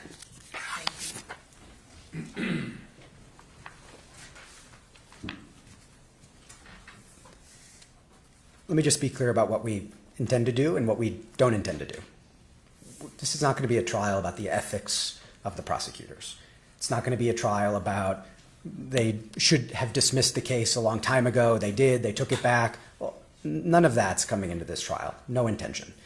What we intend to do is exactly what I discussed we were going to do with Schilling, for example. We're allowed to demonstrate that bias, improper motive, incompetence of the government investigation. We're allowed to attack the credibility of witnesses as it relates to the government investigation. For example, Your Honor already ruled that with respect to that meeting between Mr. Ziegler and Mr. Hague, that gets to be disclosed to the jury. In fact, the prosecutors are required to disclose it to the jury, you ruled. And so all of that goes back to the black letter law that we started with on that prior motion in limine.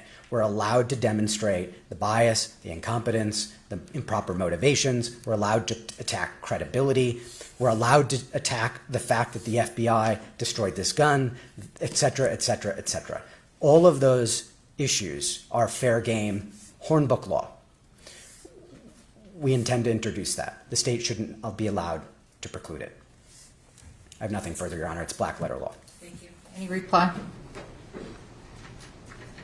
Just briefly, Your Honor, I think we may be in agreement. I think what the reason for this motion was essentially to preclude the defense from essentially making personal attacks and allegations of prosecutorial misconduct. We agree, and we will present evidence about the Ziegler-Hague virtual meeting, about the gun. But we just ask, given the contentious nature of this case so far, that we focus on the evidence and not on allegations, personal allegations and attacks during this trial.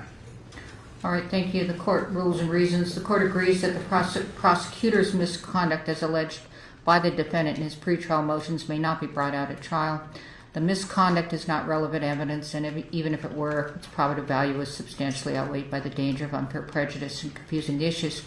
However, to the extent that the defense may elicit evidence about the Santa Fe County's investigation, the FBI testing, the Hague's 3 reports, and his meeting with Ziegler, this evidence is relevant as it makes a fact more or less probable, and the fact is of consequence in the action. And weighing it, the probative value of the evidence is substantially outweighed by danger of unfair prejudice, etc. All right. Thank you. Now we're going to, let me just back up and do these 2 that.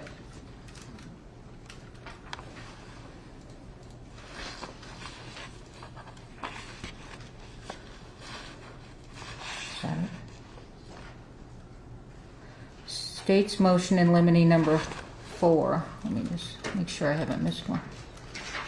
Okay. State's motion in limine number 4, which is no reference to the potential punishment in the case. There's no issue. All right. So that's agreed, stipulated. State's motion limiting number 5 to prohibit the defense from arguing to the jury examples of the definition of reasonable doubt.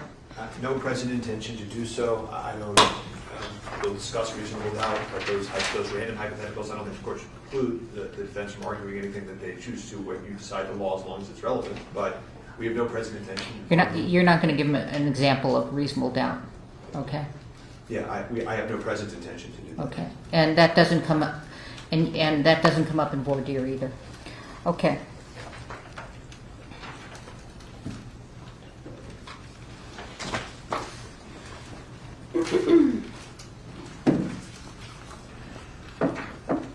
All right, where are we? We've got defendant's motion limiting number 4 to preclude improper expert testimony from lay witnesses.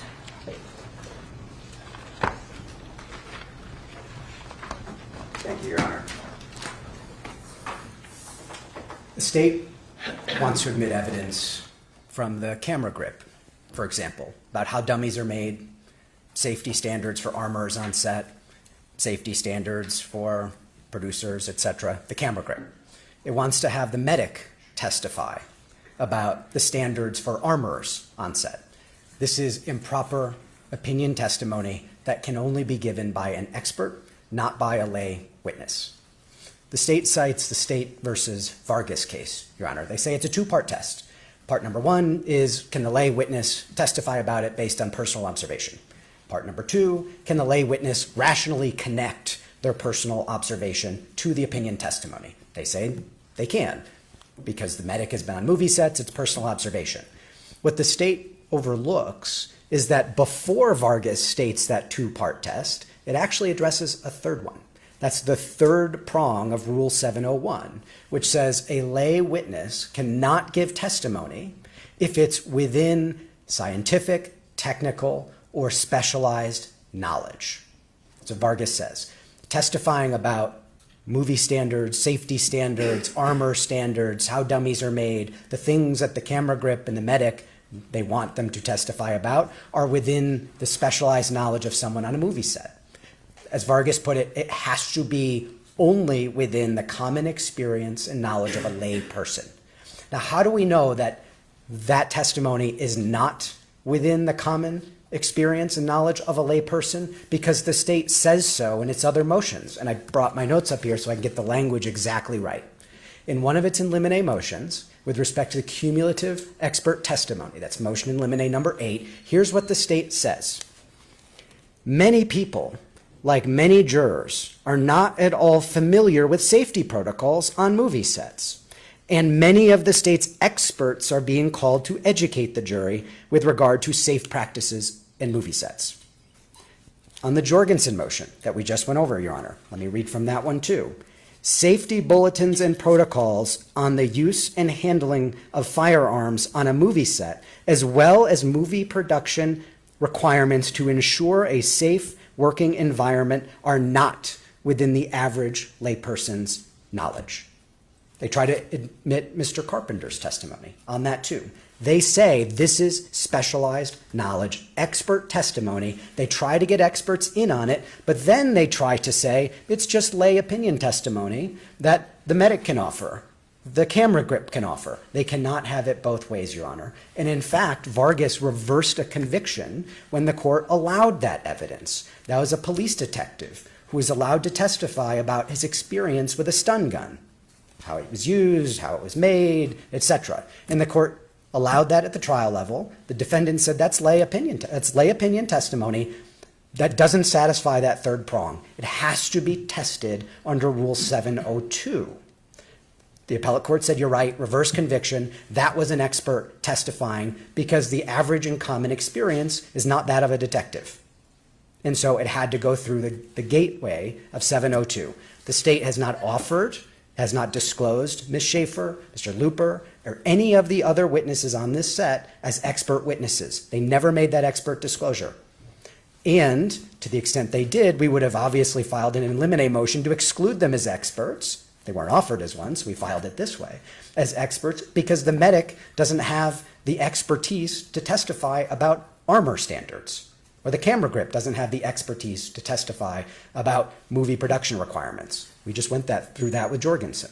And so this is lay opinion testimony that violates Rule 701, that has not been offered under 702 or met the guidelines of 702, and therefore any witness that they want to testify about any issue outside of what they observed on Rust, what they saw in other movie sets, what armorers do on other movie sets, what actors do on other movie sets, is improper opinion testimony that should be excluded when it's offered by these lay witnesses. Thank you, Your Honor.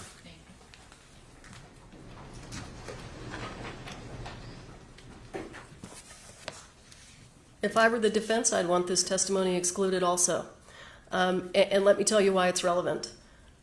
Mr. Baldwin, part of his defense, and he's made these statements repeatedly, is I had no reason to think that Hannah Gutierrez wasn't a good armorer. I had no reason to think there was a problem here. This is what he says. He called Jason Bowles' office himself and said, I never had a problem with your client. I never had a reason to think that she wasn't a stellar professional. Well, Judge, you're actually in a unique position because you sat through the Gutierrez trial and you saw and heard the other people, the other crew members who worked on that set come in and say, we knew immediately this lady wasn't following the proper safety protocols. How do we know that? Because Ross Audiego has worked on 60 to 100 films and TV shows. Same thing with Lane Looper. Same thing with Sherilyn Schaefer. She's the set medic. She's paying attention to what's going on with regard to safety. These are not people who are being called as experts to come in and talk about set safety. These are people who are going to come in and say, we had safety concerns on this movie set because we knew from our experience, and by the way, this gentleman was the most experienced person on set, Mr. Baldwin. So if these other folks who had slightly less experience than him had concerns about whether or not Ms. Gutierrez was doing her job properly, this is the way that the state gets to combat the defense of there was absolutely nothing wrong with her. She was an amazing, stellar professional. This court knows that is absolutely untrue. So it is perfectly appropriate for lay witnesses to come in and say, I've been working on movie sets for the last 15 years or 20 years, or in Mr. Baldwin's case, 40 years.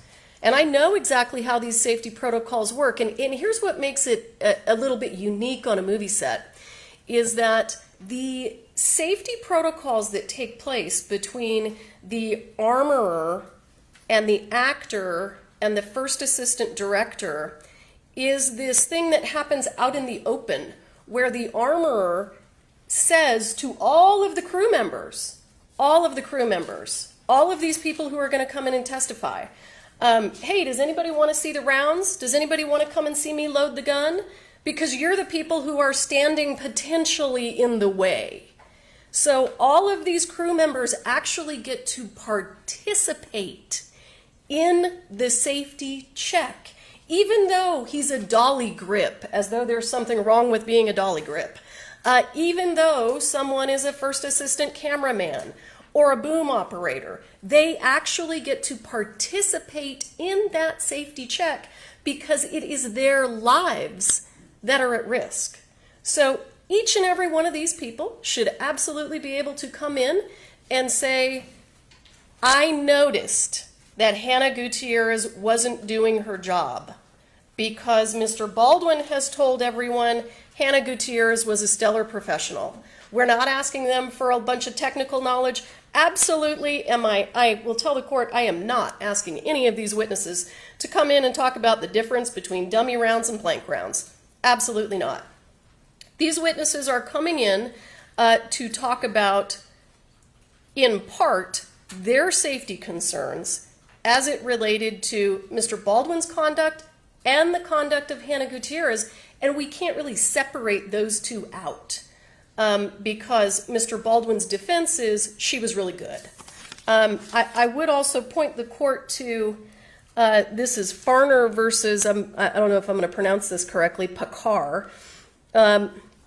This is a federal case, 562 Fed 2nd 518. The admission of the lay witness's opinion that the Pakar suspension system was improperly designed due to its failure to incorporate the safety chains was affirmed by the Court of Appeals. Much like the federal courts have allowed lay opinion testimony based on the witness's particular knowledge gained from their employment experiences, keeping in mind this is their workplace, so too should this court. There's a case right on point. Thank you.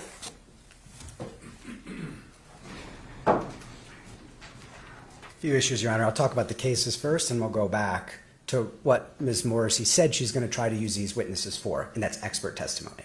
The Farner case, it's a design defect case. Farner was driving a truck. The truck suspension failed. There's an accident. Someone died. His widow, he did, and the person in the passenger seat. His widow sued the company that built the truck. She got a person who had driven, his name was Curtis, driven the same exact truck before. Not the same one in the accident, but the same exact make, model, etc. And he said, I drove that same truck. And you fix that design defect by wrapping these chains around the suspension. It was a design defect case where the question was, is that design defect fixable? This was an expert testimony. This was fact testimony. The same with the other cases the Kate cites, the Valencia case, the Munoz case. Those are cases where the people worked at the company that was at issue in the fraud. And they were asked about that very company when you worked there at the company. What'd you experience? What'd you see? That's relevant to the fraud. They didn't come in and say, I worked at some totally different company. In my experience at that different company, I'm going to apply it here. That's not at all what happened in that case. This case is Vargas, based on the experience that these witnesses had in other movies. Ms. Morrissey told you they want to say, I've been involved in 40 movies before, and applying my experience there to this one, these are the safety problems I had. Even though there's A, that's expert testimony, because it falls right under that third prong, and number two, it is testimony that they are not qualified to give. There's nothing wrong with being a camera grip, Your Honor. There's something wrong with being a camera grip and testifying about the safety bulletins for armors. That's exactly what 701 and 702 say, and Vargas says it's reversible to allow it to happen. I have nothing further, Your Honor. Thank you. All right, the court makes the following ruling. A lay witness can testify if rationally based on perception, helpful to clarifying an understanding of the witness's testimony or determining a fact and issue, and is not based on scientific, technical, or other specialized knowledge. Particularized knowledge is acceptable here, although I don't find it here on what they intend to do. Lay witness testimony of what they observed on set, providing that it's relevant, as compared to what they saw on other sets, makes a fact more probable than it would be without this evidence, and the fact is of consequence in determining the action. That is criminal negligence. It's they are not going to testify about the safety bulletins. They can only testify about what they observed on set, in this set, and what they observed on other sets, provided that they have a sufficient history to do so. However, again, we're going to have to decide relevance. Just at the end of the last motion, you noted in passing before we broke that issues with respect to lay opinion testimony would raise relevance concerns or relevance issues. And I just wanted to get some guidance on the court from that, because we anticipate, for example, the medic, as I said, camera grip. We also anticipate people testifying that a few of the other actors on set did their own safety checks, even though those actors said they didn't think it to be their duty. And so the last part of what you just said. Sure, let me approach, Your Honor, so you can use the lectern so you can hear me better. Need?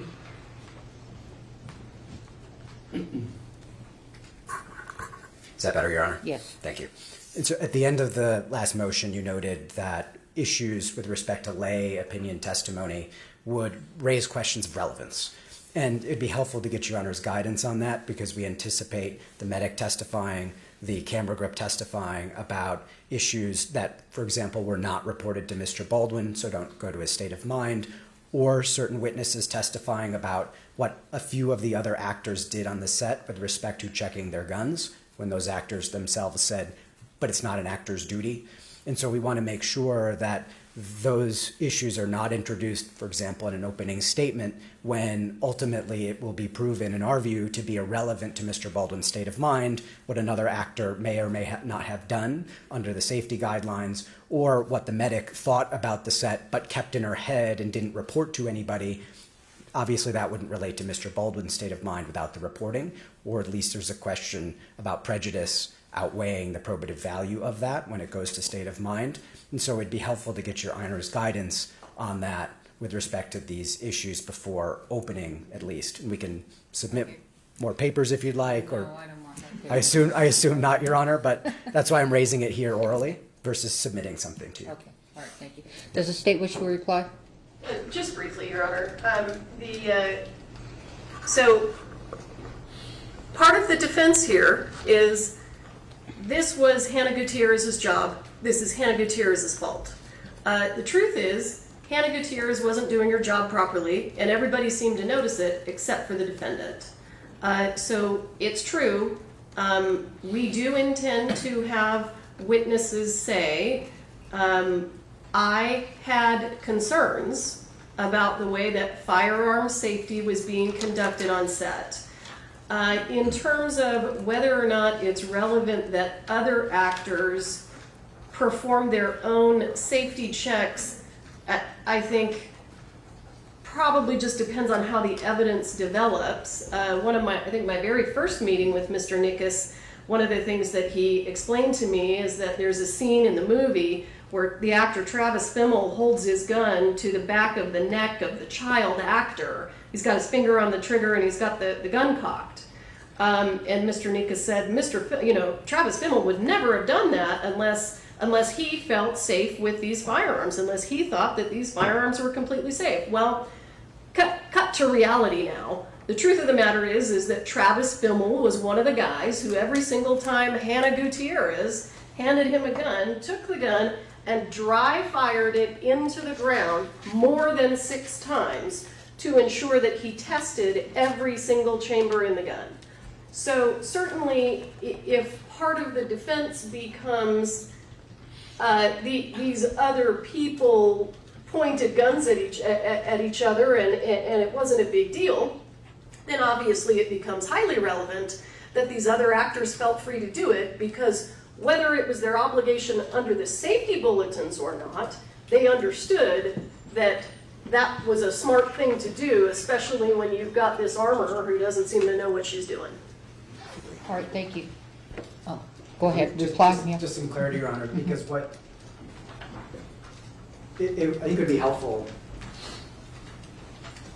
both so we can get the court's guidance and so we can understand what kind of case they're putting on if they give an offer of proof of these issues. Because, for example, if the medic comes in and says, I had safety concerns about on set, that's an opinion about the set that wasn't communicated. It's not to say she can't say, I saw Ms. Gutierrez running around, I saw her doing this, she was moving quickly. Those are facts. We're not trying to get out facts unless they turn out to be more prejudicial than probative, unconnected to state of mind. But her opinion about the safety of the set, that should not be included. That's irrelevant. She doesn't get to do opinion. I already ruled out. Exactly, Your Honor. And so what we just heard from Ms. Morrissey is, well, maybe it's relevant that an actor checked the gun on set in a different way for Mr. Baldwin, or he checked the gun at all. Maybe it's not. And so to actually get guidance from Your Honor so we know what this case looks like when we're going into opening statement, having an offer of proof on these issues, I think will make sure that we don't end up having irrelevant testimony included,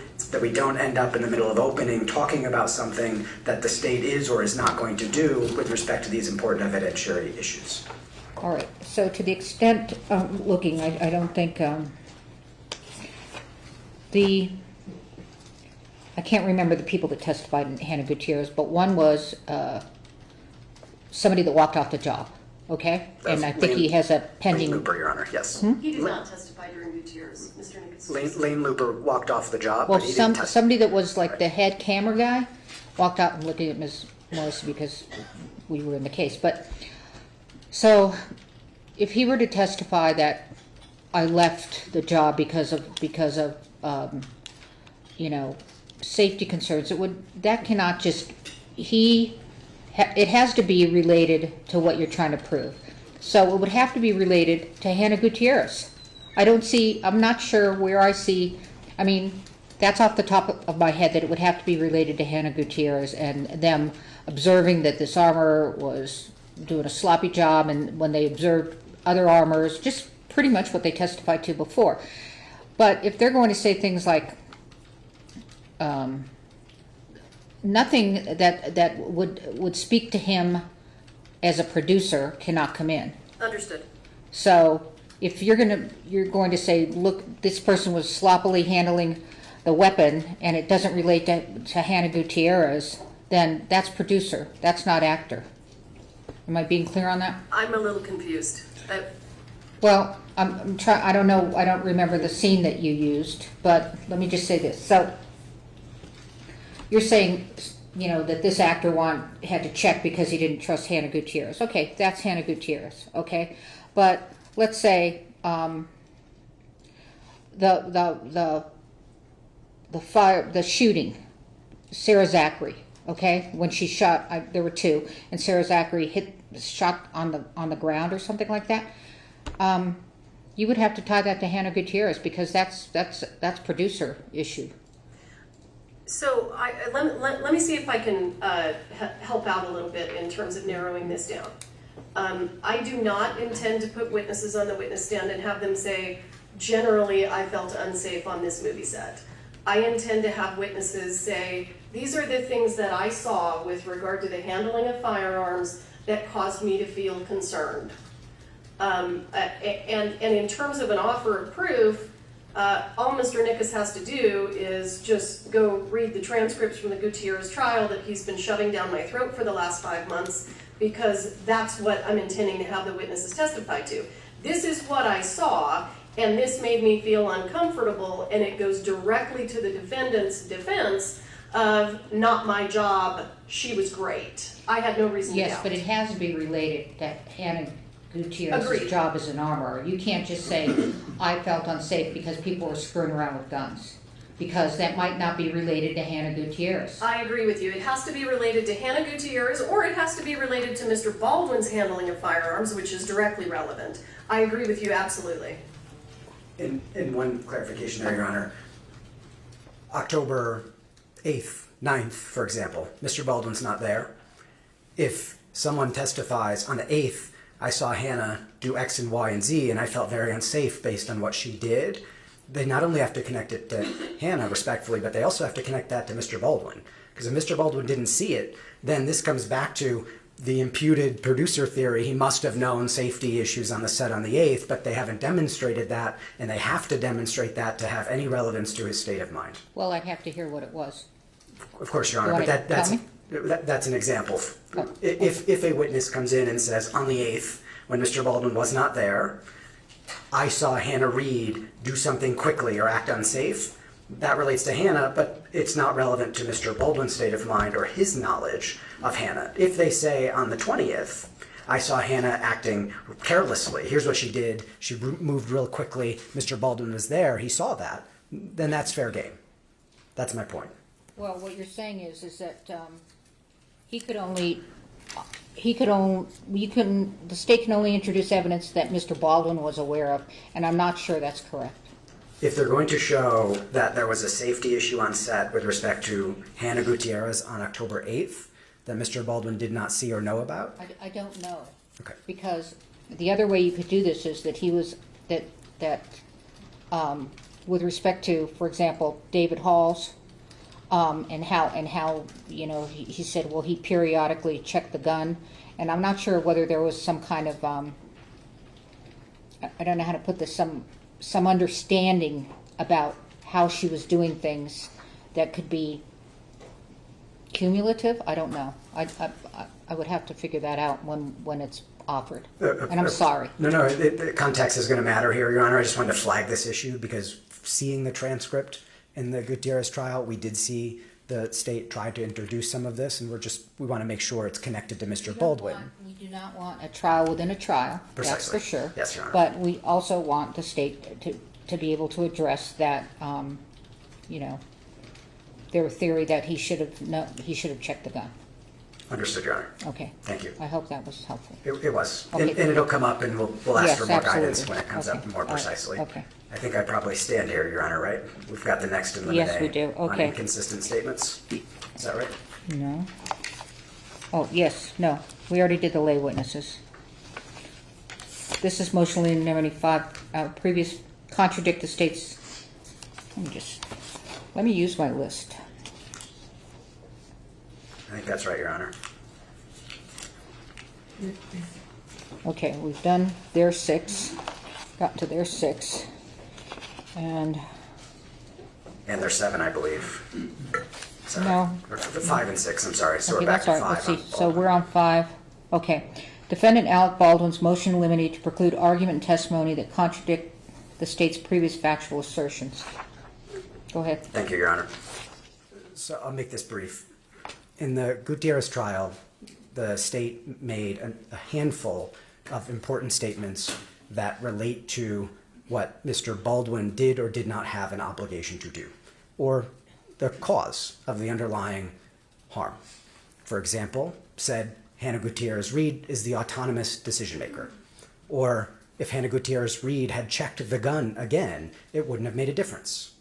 Or the training or not of Mr. Baldwin with respect to the gun is not why Ms. Hutchins died. It's because of Hannah Gutierrez-Reed.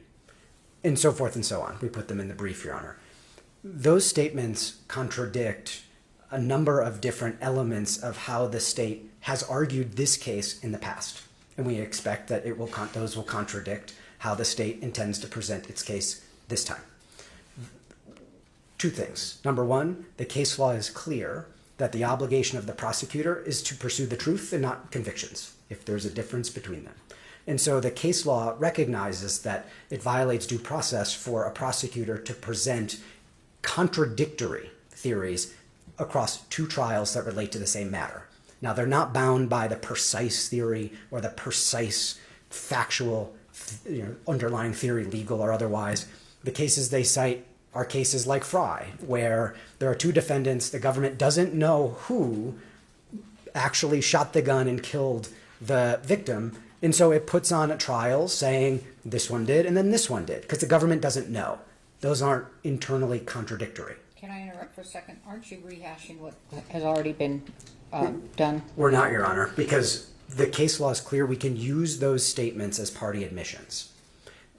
For example, look at the Bradshaw case that the state. Just a minute. First of all, that's not in your brief. It is, Your Honor. No, just a minute. You're not going to be able to argue what Ms. Morrissey said as a statement of what the prosecutor said in that case. There's a case. I thought this might come up, and I should have pulled that case. But Justice Chavez did it, and it's contrary to U.S. Court case or federal court, because it doesn't allow that in.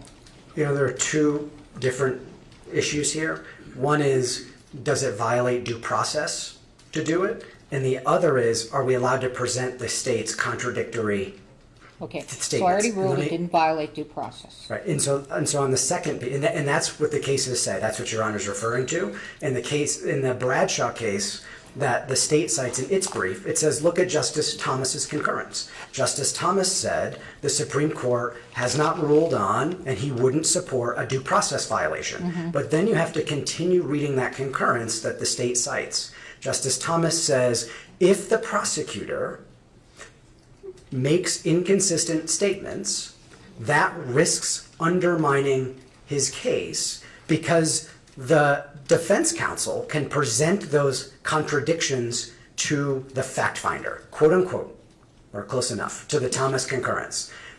And in that concurrence, Justice Thomas says, involving 2 different defendants, agrees with Justice Souter, says the defendant in the second trial can present those contradictory statements that were made by the state in the first trial to the fact finder, and the fact finder can weigh those inconsistencies as it will. The state does not cite, and that's directly from the Thomas concurrence that the state cites. We're not saying due process. We do argue that. We want to preserve that. But we should be able to present. In fact, their own case says we're allowed to present those inconsistencies. On top of that, the state does not cite a single case, not one, that says we're not allowed to present those contradictions in this case. Not a single case. They say it'd be prejudicial. But it's their statements. Clear as day, what they said. Let me find this case, because it went to this. But, okay, I'm listening. All right. And they say 403.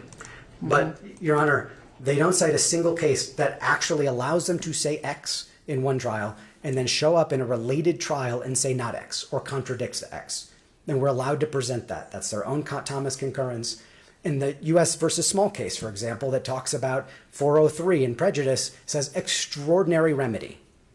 They don't cite a single case for it, and they're asking for an extraordinary remedy, and all we're asking for is that the statements that this own prosecution made in this court, as an officer of this court, as Justice Thomas says we're allowed to do, present them to the fact finder here. Thank you, Your Honor. All right, thank you.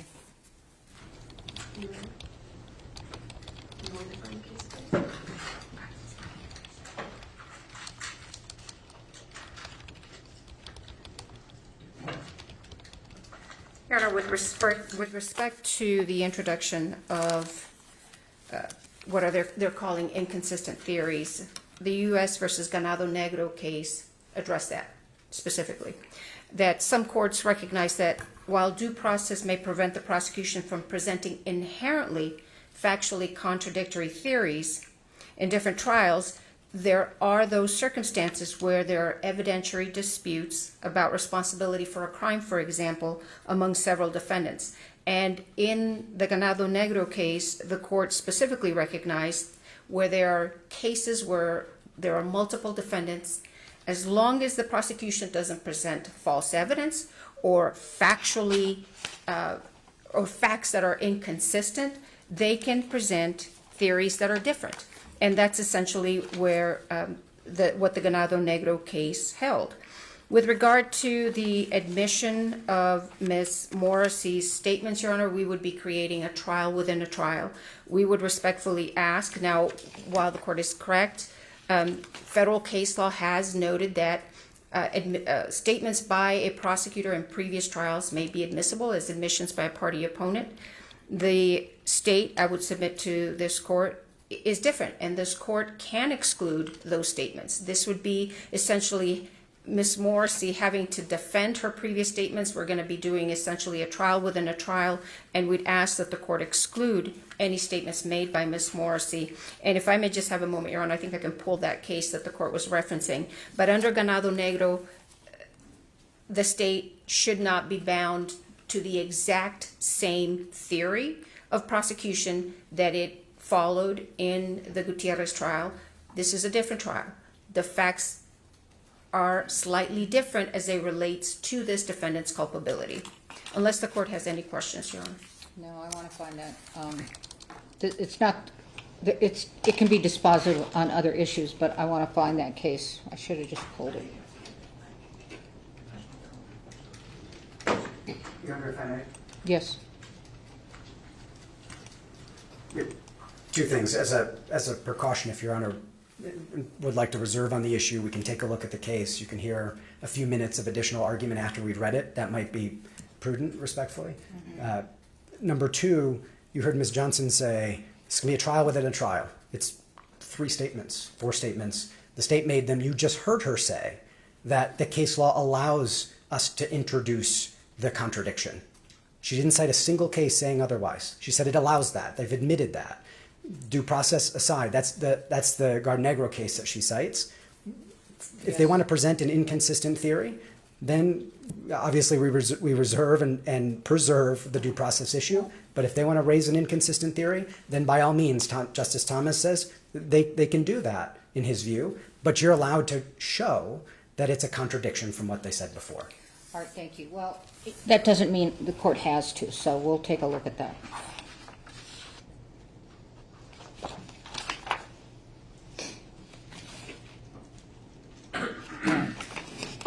You could find that, and it was Justice Chavez. All right.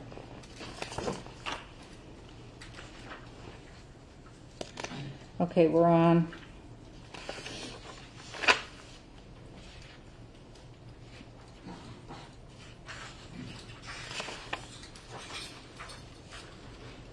Steve.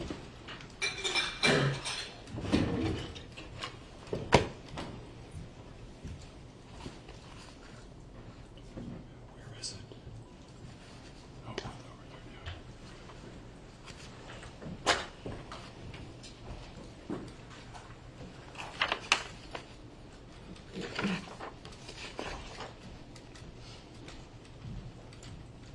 Okay, state's motion in limine 7 to prohibit use or testimony of OHSB summary of investigation.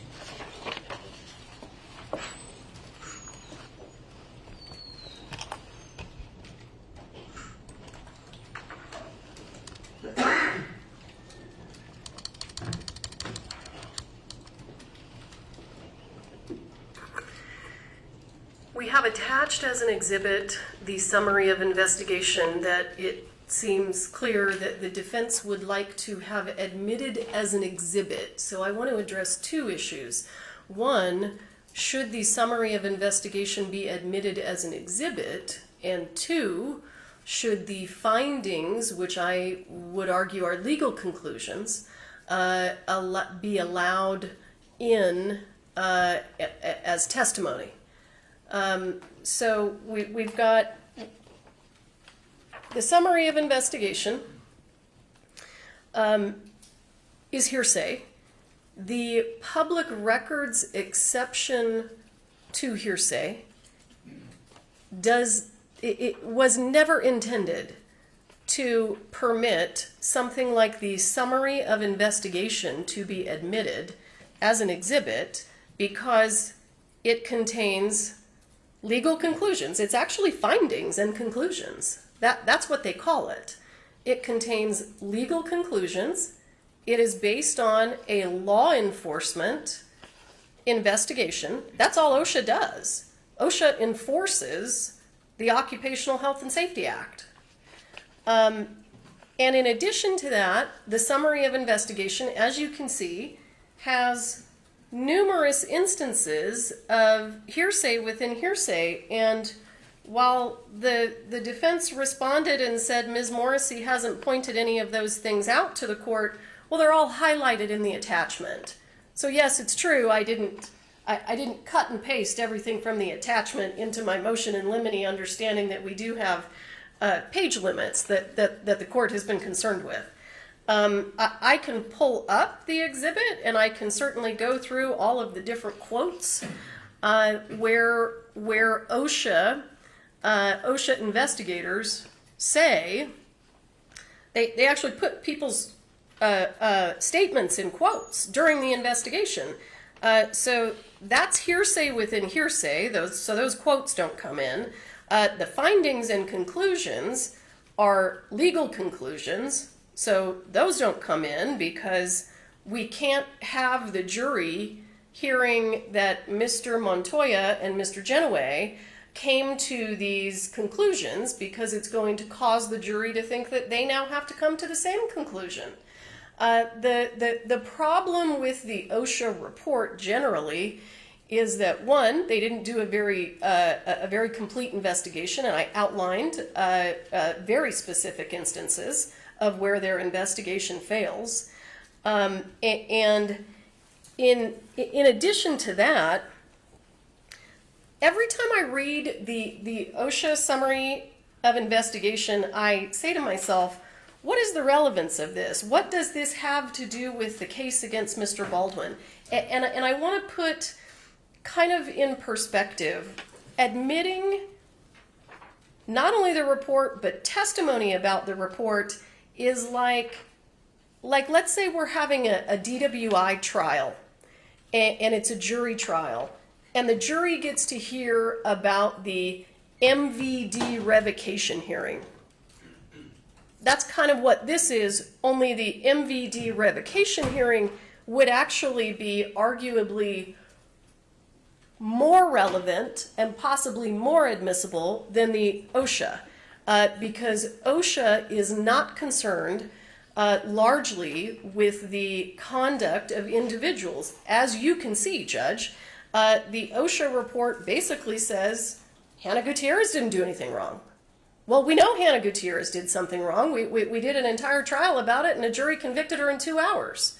So it has nothing to do with the charges against Mr. Baldwin. Now, having said that, can the state or the defense call these witnesses that were interviewed by OSHA, put them up on the witness stand? Mr. Halls was interviewed, Mr. Baldwin was interviewed, Ms. Gutierrez was interviewed, numerous witnesses were interviewed. Can we call them and put them up on the witness stand and then refresh or impeach them with the statements that they gave to OSHA? Absolutely, as long as the testimony that they're giving in the witness stand is relevant to the issues in this case. And I'll tell you, on its face, I don't disagree with the findings of OSHA. OSHA found that Rust Productions was responsible under the New Mexico Health and Safety Act for allowing this hazard to be happening on this workplace. I completely agree with them. That doesn't have anything to do with whether or not Mr. Baldwin is guilty of manslaughter. The other thing that I want to point out is the defense wants to do this thing where they don't want you to allow us to bring in anything about Mr. Baldwin being a producer. But what's critical about the OSHA report is the OSHA report says it was the fault of the bosses. It was the fault of the producers. So if the OSHA report gets to be discussed, and we get to hear testimony from Mr. Genoway and Mr. Montoya about the fact that this death was the fault of the producers, then we absolutely at that point get to point out that he's one of them. And he was in a position where he got to do whatever he wanted because he was a producer. So if the court is going to prevent us from raising the issue of Mr. Baldwin being a producer, and I respect the court's ruling, absolutely, then the OSHA decisions can't be discussed because they go directly to the fact that he's a producer, and that will open up this issue that I've had with Mr. Montoya in the past, where Mr. Montoya came up with this kind of fake notion of Mr. Baldwin's a producer, but he's not really responsible for anything other than creative. And Mr. Montoya came to that conclusion because he never looked at the contract and he just talked to Mr. Baldwin. When you look at the contract, and I put the language in our response, or I'm sorry, in my motion, he's absolutely a full producer. There are no limitations on his role as a producer. The language in the producer contract says he is expected to fulfill all of the duties traditionally known by movie producers. It doesn't say there's any restriction at all. So we've got some difficulty here because if they want it in, then producer comes in. If it stays out, producer stays out. So I would ask the court to look at it in that way. If OSHA comes in, the fact that he's a producer becomes highly relevant at that point in time. Thank you. Thank you.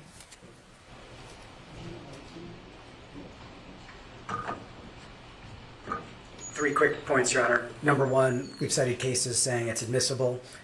8038C says if it's a criminal case, there's a factual finding, and it's a legally authorized report, it comes in under the hearsay exception. We've cited cases on that. Number two, Jorgensen, their expert witness who's going to testify under Your Honor's ruling as to the safety. He's not an expert witness. Jorgensen? No, he's going to just testify about the guidelines. He doesn't get to provide an opinion. Your Honor, Jorgensen has no factual knowledge of the rest set. What he... Wait a second. Jorgensen is the guy with the SAG guidelines, right? That's right. So I rule that he gets to testify about the SAG guidelines, but he doesn't get to provide an opinion about the safety.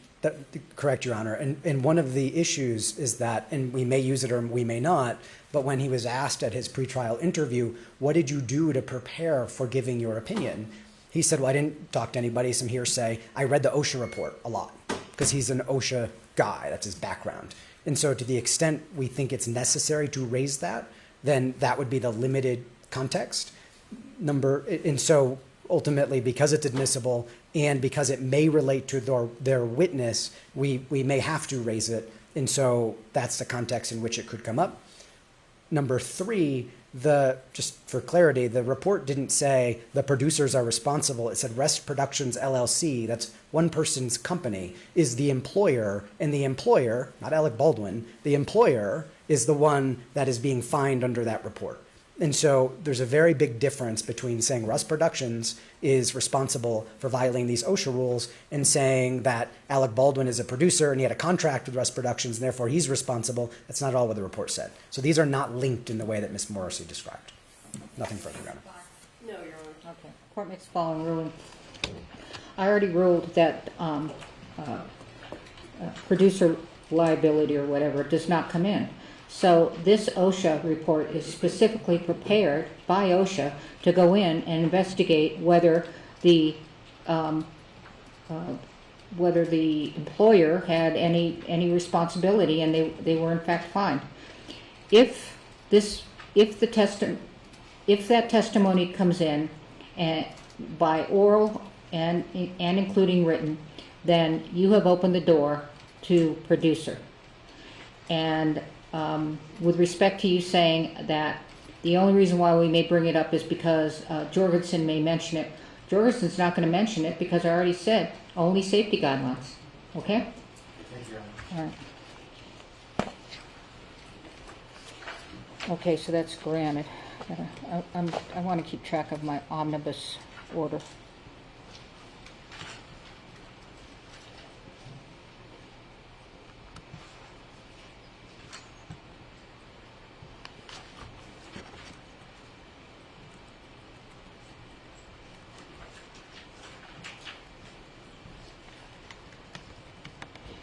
All right.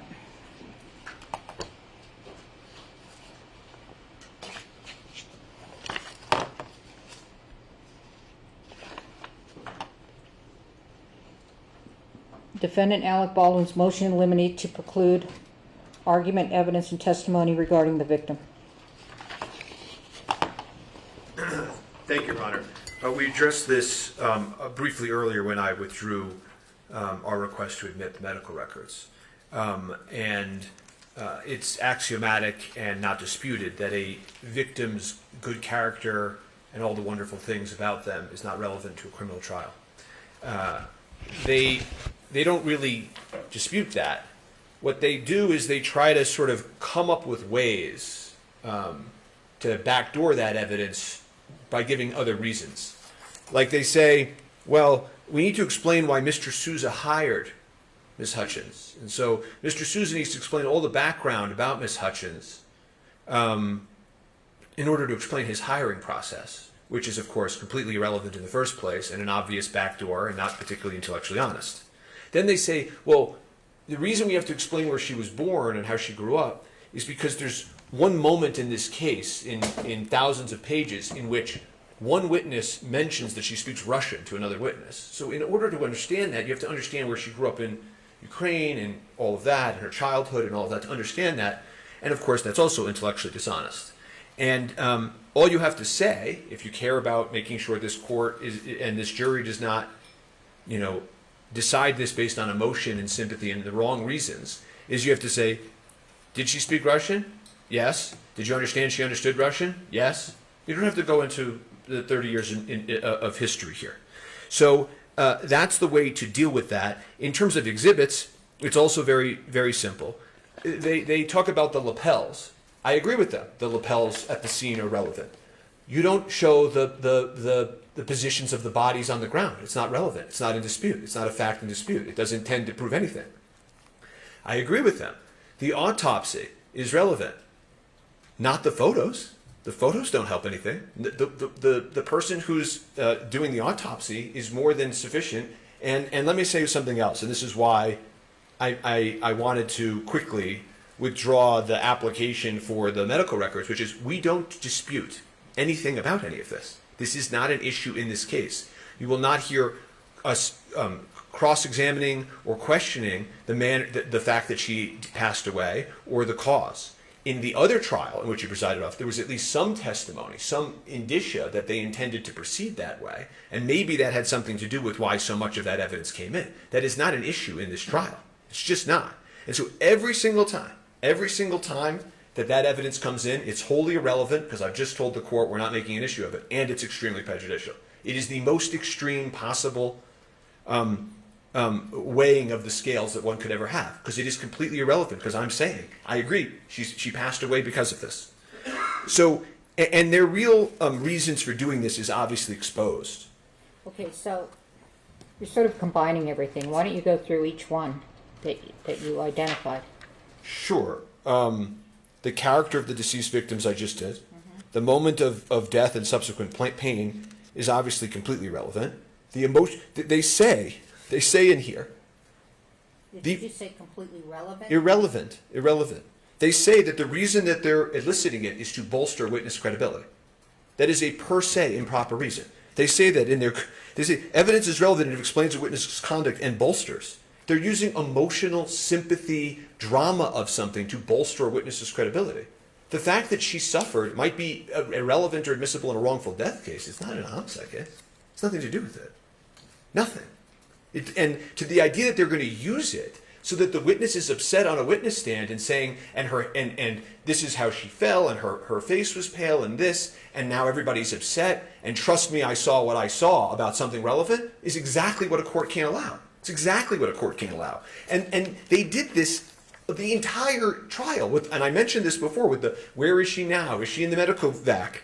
They ask all of these, why is even one time, the tone of her skin as she falls, why is that possibly relevant to this trial? And they do it with every single witness. Every single witness they did it with. So then you get to the lapel cameras and the autopsy photos. And so I was trying to track this precisely. Again, we agree that the lapels of the scene are relevant, right? You just don't need to show a body on the ground. It's just not necessary. And the autopsy photos are particularly problematic. They don't show, how are they relevant? We could stay here for days and no one could explain to me how the autopsy photos are relevant. They're not. If the court wants to voir dire the medical examiner and say, is it possible for you to explain this without presenting these graphic, vivid depictions of a tragically killed person, they're going to say, of course I can't. Autopsy photos get ruled out all the time, especially in cases like this. This is not, a whodunit, where it's like, okay, let's look at this, but I'm saying I didn't do it. This is a tragic accident where two people who are known to each other and no animosity towards each other, this occurred. And so it doesn't have anything to do with the case or anything relevant. And I'm telling the court that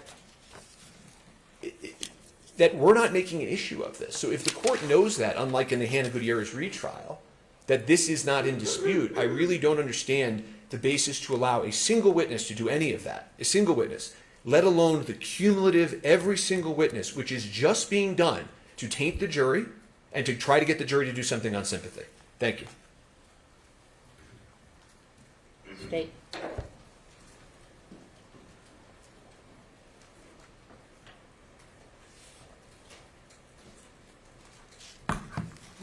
The state has no intention of presenting evidence related to Ms. Hutchins' childhood.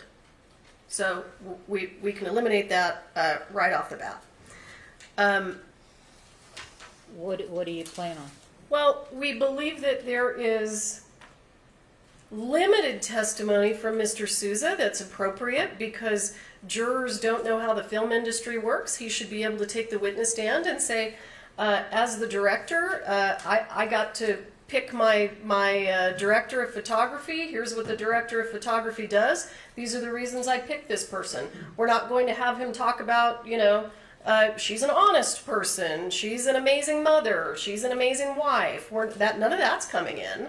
But he gets to tell. We get to put the story in context for the jury, and I think that we can do that without doing all of these things that the defense is claiming are so highly prejudicial. I have no problem limiting that testimony with regard to Ms. Hutchins But certainly the jury gets to hear what she did, how she was hired, how does this come together? How do all of these people come together on this movie set? That's absolutely relevant. Now, with regard to the lapel videos, the defense says, we think the lapel videos are relevant, but we just don't want the jury to see the human part of it. And that's kind of hard for the state because we kind of have to prove that a human being was killed. That's part of what we have to do here. So the other thing that you have to understand is that the defense probably is going to take a similar tactic in this regard that we saw in Gutierrez, and they're going to question all of the law enforcement officers about, why didn't you do better? Why couldn't you have done this? And why couldn't you have done that? And the answer is, this was extremely chaotic. We've never shown up to a crime scene where there were 150 witnesses there. There were people mulling around everywhere. There were things that we had to do. Those lapel videos show how difficult and chaotic that scene was, and it goes directly to their defense. And listen, I mean, they act like these lapel videos are like a horror movie. You see Ms. Hutchins on the ground, you don't even see blood. You don't even see blood coming out of her. You see Mr. Sousa's yelling because he got shot in the shoulder. That's not overly prejudicial. Absolutely not. There is tons of case law where, and the lapel video of them laying on the ground is very, very similar in terms of the analysis as the autopsy photos. Autopsy photos come in. They do. They come in every single case. I have never had a case where autopsy photos were excluded, and I even cite to a case in my response where the court actually says, basically, we've never heard of a case where there was a reason to exclude these. They just come in. Now listen, I want this court to know that during Gutierrez and during this trial, there are autopsy photos in this case that are shocking to the conscience, that we could argue successfully are relevant. Because when you crack open somebody's body, you can see how the bullet traveled. And autopsy photos actually show that. We're not asking to get those in. We are doing exactly what we did in Gutierrez. We have just 2 to 4 very benign autopsy photos. We have been more than reasonable in terms of trying to turn down the volume on emotional response with regard to these autopsy photos. I was actually stunned to see this motion after we exercised so much restraint during the Gutierrez trial, and those are the same pictures. We haven't upped the ante here. We're not trying to show anything other than, look, this is where the bullet entered. This is where the bullet came out. Those are relevant. Those are relevant to Dr. Gerald's testimony. Those come in. They come in every single trial. There's just a reality associated with the fact that someone died. I am more than surprised to hear Mr. Spiro come up here and say, we are not disputing the cause of death. The whole reason that we have probably 4 or 5 witnesses on our witness list is because the defendant put Dr. Bianca Alvarez on their witness list. They called her, talked to her on the phone without inviting us. And the whole point to doing that has to do with this farce defense of she didn't die of a gunshot wound, she died because she wasn't intubated properly. So I want to say right now, because we're short on time in this trial, if the defense is not intending to make any arguments that she died because of a faulty intubation, let me know, because I can shave a lot of witnesses off my witness list that way. Thank you. Thank you.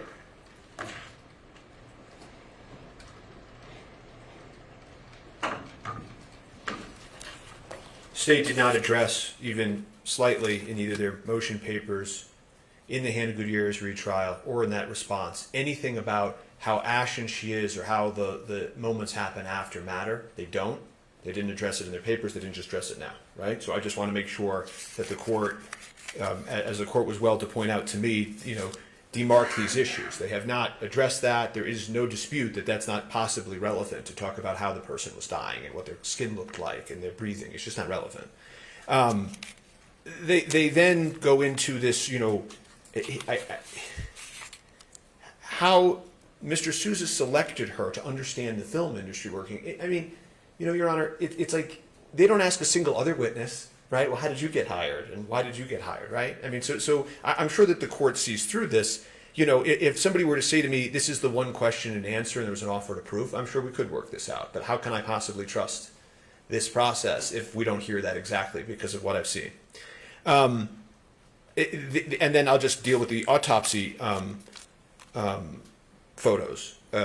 Again, we're stipulating to identity and that she's deceased, and that we're not saying that some other causal factor killed her. So this makes the balancing test very, very easy. That doesn't happen in every homicide case, right? And also, I don't say these things in front of juries, but I actually prosecuted homicide cases. No, and often there is a discussion over, they don't always come in, and often there is this thing where sometimes prosecutors want to put them in to gin up the jury, and judges make calls all the time that it's just not necessary.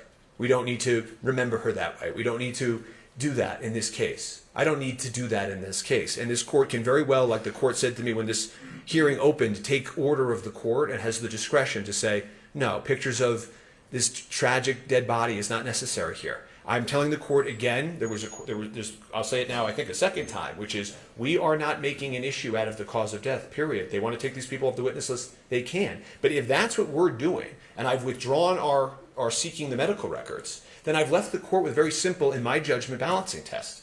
And I'd ask the court to really think about when this verdict comes down, having faith that this was a fair trial and the verdict was based on the right reasons. You can't have, it's hours of testimony, hours in the Halyna Gutierrez-Reed trial about it, and it's different here because the gun was in his hand. The gun was in his hand. So to allow hours and hours of testimony, when we have, the state has 5 days to present this case, and we need the opportunity to rigorously cross-examine, it doesn't make any sense. I don't think it's fair, and I don't think the court should allow it. Thank you. All right, the court makes the following ruling. All right, with respect to the character of deceased of the deceased, certainly if Mr. Baldwin was going to get up, you'd want to go, how did you come about getting this this job, so to speak? And I think it's just an introductory way to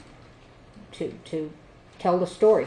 Now, I do remember Mr. Sousa going into, we met, I liked her, we had things in common, et cetera, et cetera. I think all that needs to be said is that she was one of some choices. He felt that she was a good fit and that she was the director of photography. That's it. Okay. Now, with respect to the moment of death and subsequent pain, I think that does go to the death. That's one of the elements, and the death and the injury, the death, and I do think that that makes a fact more probative, and that is the death, and that I don't think that is its probative value substantially outweighed by unfair prejudice. Having said that, I'm trying to recall everything that occurred regarding that, and I do think that the video is appropriate. Now, I think there were some people that got up, and this may be what both of you have referred to, where they talked about being upset. They talked about, how upsetting it was and things like that. We don't need that. We just need the lapels videos as to what happened with respect to her being shot and Mr. Souza being shot as well. So that's the lapel camera depicting the crime scene. Am I misunderstanding anything else on that? From the defense's perspective, a lot of this also goes to 403 and cumulative lists, right? So Could you just answer my question? Okay? yeah, well, I think the answer I don't want is you to yes. argue again. You already had your chance. I think the answer is yes, Your Honor. I'm not. If I understood the court's ruling, I think the answer is that yes. If the lapel videos are the way that they're going to show where the bodies were, or the This is man. when Lieutenant Benavides is in there and he says, "Everybody clear out." Is that the video? And primarily also Officer LaFleur, who's the first officer on scene, that video Right. also. Where people are rendering aid. Right. Yeah. All right. So that comes in. Autopsy photos. Again, they're you can stipulate. That's fine, but they're allowed to tell their story, and they're allowed to demonstrate the death. I do remember there was an autopsy photo that was pretty much agreed it was prejudicial, or maybe it was somewhere else where her shirt, I think. Which part of the autopsy photos? I don't know. But the autopsy photos, in my mind, are the body. So just to iron it out right now, we've got pretty much the same photos of the body that we showed during Gutierrez, nothing overly dramatic. And there is a photo of the bloody clothing, and part of the reason that's relevant is because her cause of death was exsanguination, so she bled to death. So the photos of that amount of blood go directly to her cause of death. I will allow that. All right. I do. You can revisit that defense, but I do anticipate you may bring up some information about the tubing. Just to say that and I know the court has one more argument, but the court's looking at me for guidance on this. That we're not going to do that. We're not maybe going to do that. We're not going to do that. So when we say that we're not going to do that, the court can count on that, and that makes those. Well, you didn't say that. That's my point. Oh, I thought that's what I was going to address. You could ask the doctor. You said you didn't care about the UNM records, but that you didn't say you weren't going to ask the doctor. If I wasn't clear, I'll make it more clear, which is we are not going to ask the doctor about that. So if we're not going to ask, we're not going to seek to introduce medical records, and we're not asking the doctor about that, there isn't a basis of relevancy anymore. There just isn't. And so I'm asking the court that they now have several ways the court has just allowed for them to present that this was a death, which we concede. So, right? All right, that's fine, but they still get to do it. I'm saying no to you. Right. All right, so let's not do the shirt if they're not. Well, no, I'm going to allow the shirt. You said that she bled to death. There's nothing wrong with that. All right. And I'm gonna start calling off witnesses then to testify that she was correctly intubated. Are we clear that the defense is not going to raise that issue? We are not raising that issue as to the cause of death, and we maintain our objections to the exhibits, and we understand the court's ruling. So, just to be clear, the video, and all I'm remembering is the video, okay? So if there's something else that comes in about in the church, then we need to revisit this, because I am making a ruling about the video. I don't remember if there were any photos. I don't think there were photos, but I remember the video, okay? They get to put on what the church looked like. Secondly, and also that gives an understanding of where Mr. Souza was for various reasons. Then, with respect to the autopsy photos, I'm not sure whether that shirt is more prejudicial than probative. You can get out that she bled to death in different ways. I'm not sure that that's necessary. I'll revisit that. Okay, and what I can do, Judge, if it helps, I can email copies of the photos to you so you can look at them. I mean, Dr. Gerald isn't scheduled, the photos come in through Dr. Gerald, and she's not scheduled to testify until the end of our case. I don't want to revisit the autopsy body photos. No, I hear you. I can send you, and I apologize. I understand why I just got my wires crossed. The some of the photos of the bloody clothes were taken by OMI.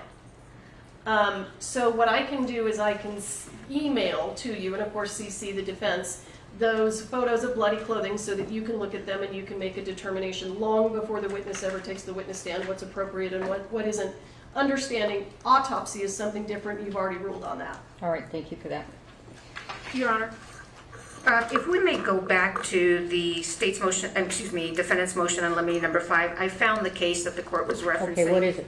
It's State versus Montoya. It's 2016 Westlaw 3639984. It is a Justice Chavez opinion, and the issue begins in at paragraph 42 and 44, where the court did not allow the defense to introduce the prosecution's opening statements or statements during opening in a previous trial.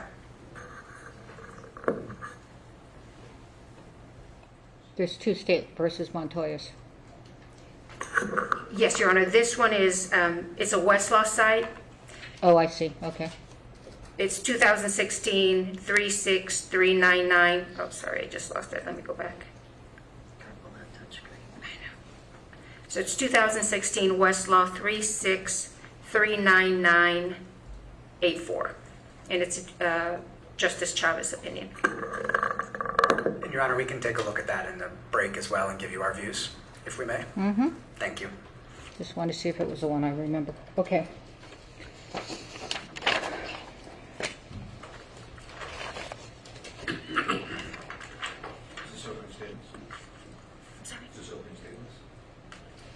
That was the reference to opening statements. That was the next one up. All right, State's motion in limine 8 to allow use of exhibits during opening statement. Your Honor, we don't have I think there's a way to shortcut this, which is that as long as the defense can also put in exhibits and the court will, if there's any issue between the two sides, address those one or two issues. I'm hoping that there's not. We would not, as long as it's equal to both sides, we would not have an issue. Are they going to be admitted?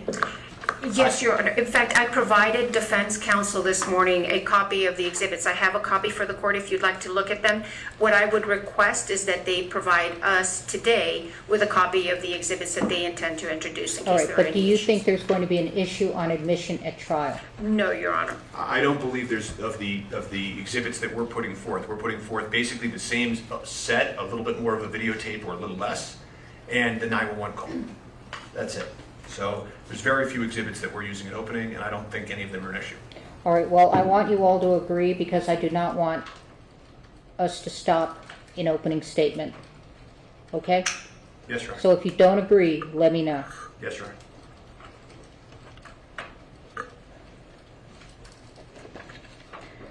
All right, Defendant Alec Baldwin's motion limited to preclude argument, testimony, and evidence related to the incident from the Crow.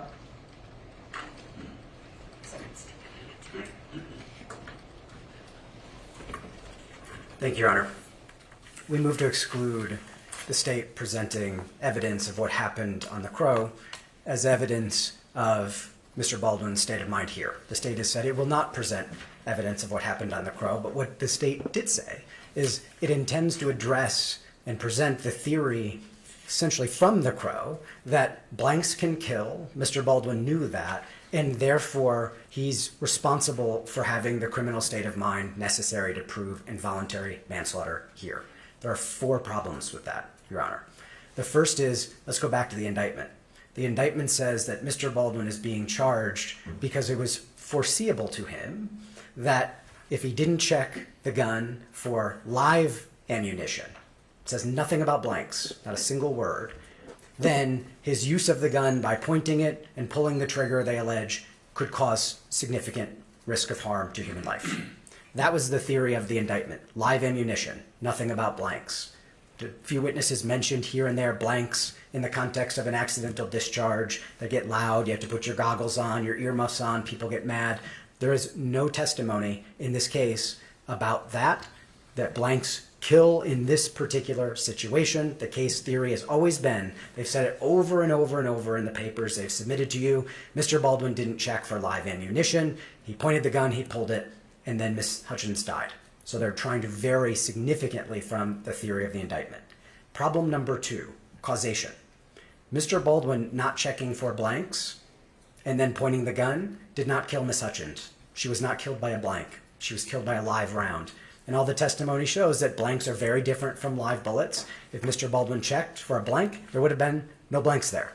And so they have a major causation issue as a matter of law in presenting this brand new theory that was not in the indictment. Number 3, there's a foreseeability problem as a matter of law with their intention to present the blanks theory.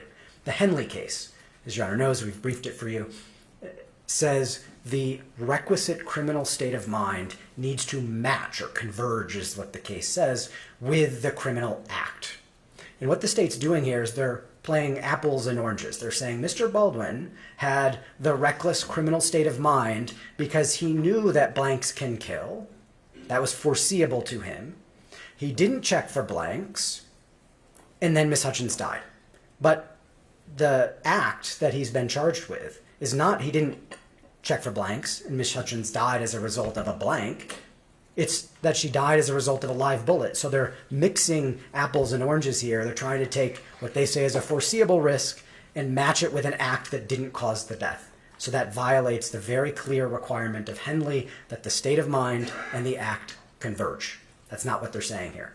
And then last but not least, there is zero evidence in this case, zero, that Miss Hutchins would have died, or it was expected that she would have died, if you look at the foreseeability cases, if there were a blank in that gun. The foreseeability cases say it's not what can conceivably occur. Blanks can kill. It's not what can conceivably occur. It's what's expected, what's objectively and reasonably expected. There's zero evidence in this case. They don't have an expert. They don't have a fact witness that can testify. And certainly a fact witness wouldn't be allowed to testify about this, that if Mr. Baldwin had a blank in that gun, in that moment, it would have killed Miss Hutchins. Zero. There was no obstruction in the barrel. They keep on saying obstruction in the barrel. There was no obstruction in the barrel. He was feet away, 2 feet, 3 feet, 4 feet away from Miss Hutchins. It was pointed at her armpit. There's nothing in that gun that could have pierced her body. There is zero evidence. If you look back at The Crow, if you look back at the history of motion pictures, there are 2 incidents where a blank was involved in a death on a movie set. In 1984, an actor put the gun directly against his head, and the pressure pulled the trigger, and the pressure from that directly against his head killed him. In The Crow, so very different from what happened here, miles and miles and years apart. Number 2, in The Crow, what happened was the crew was making dummies out of live bullets. And when the dummy was put in to the gun, it still had residual gunpowder.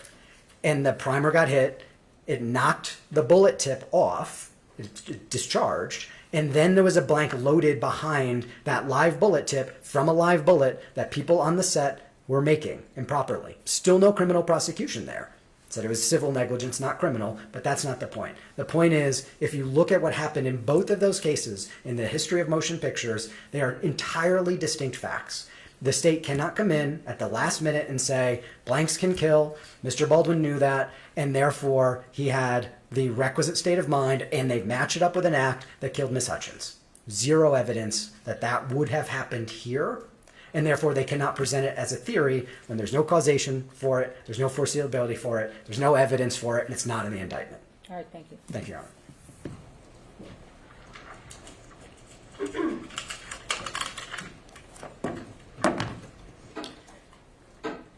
I'm looking at the indictment that was filed in this case. I don't see anything that says live round. I have it right in front of me.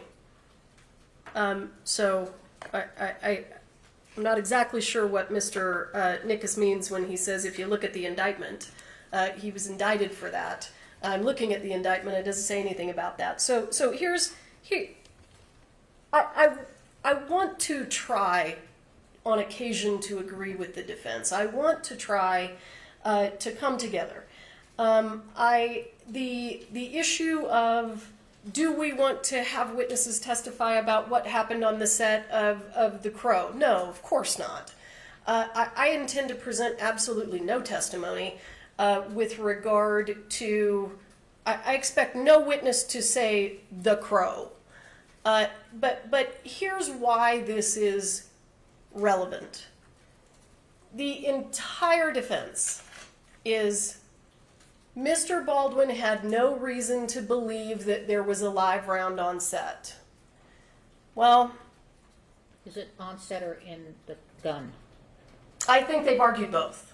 They've argued that he had no reason to believe that there was a live round on set, that he had no reason to believe that there was a live round in the gun.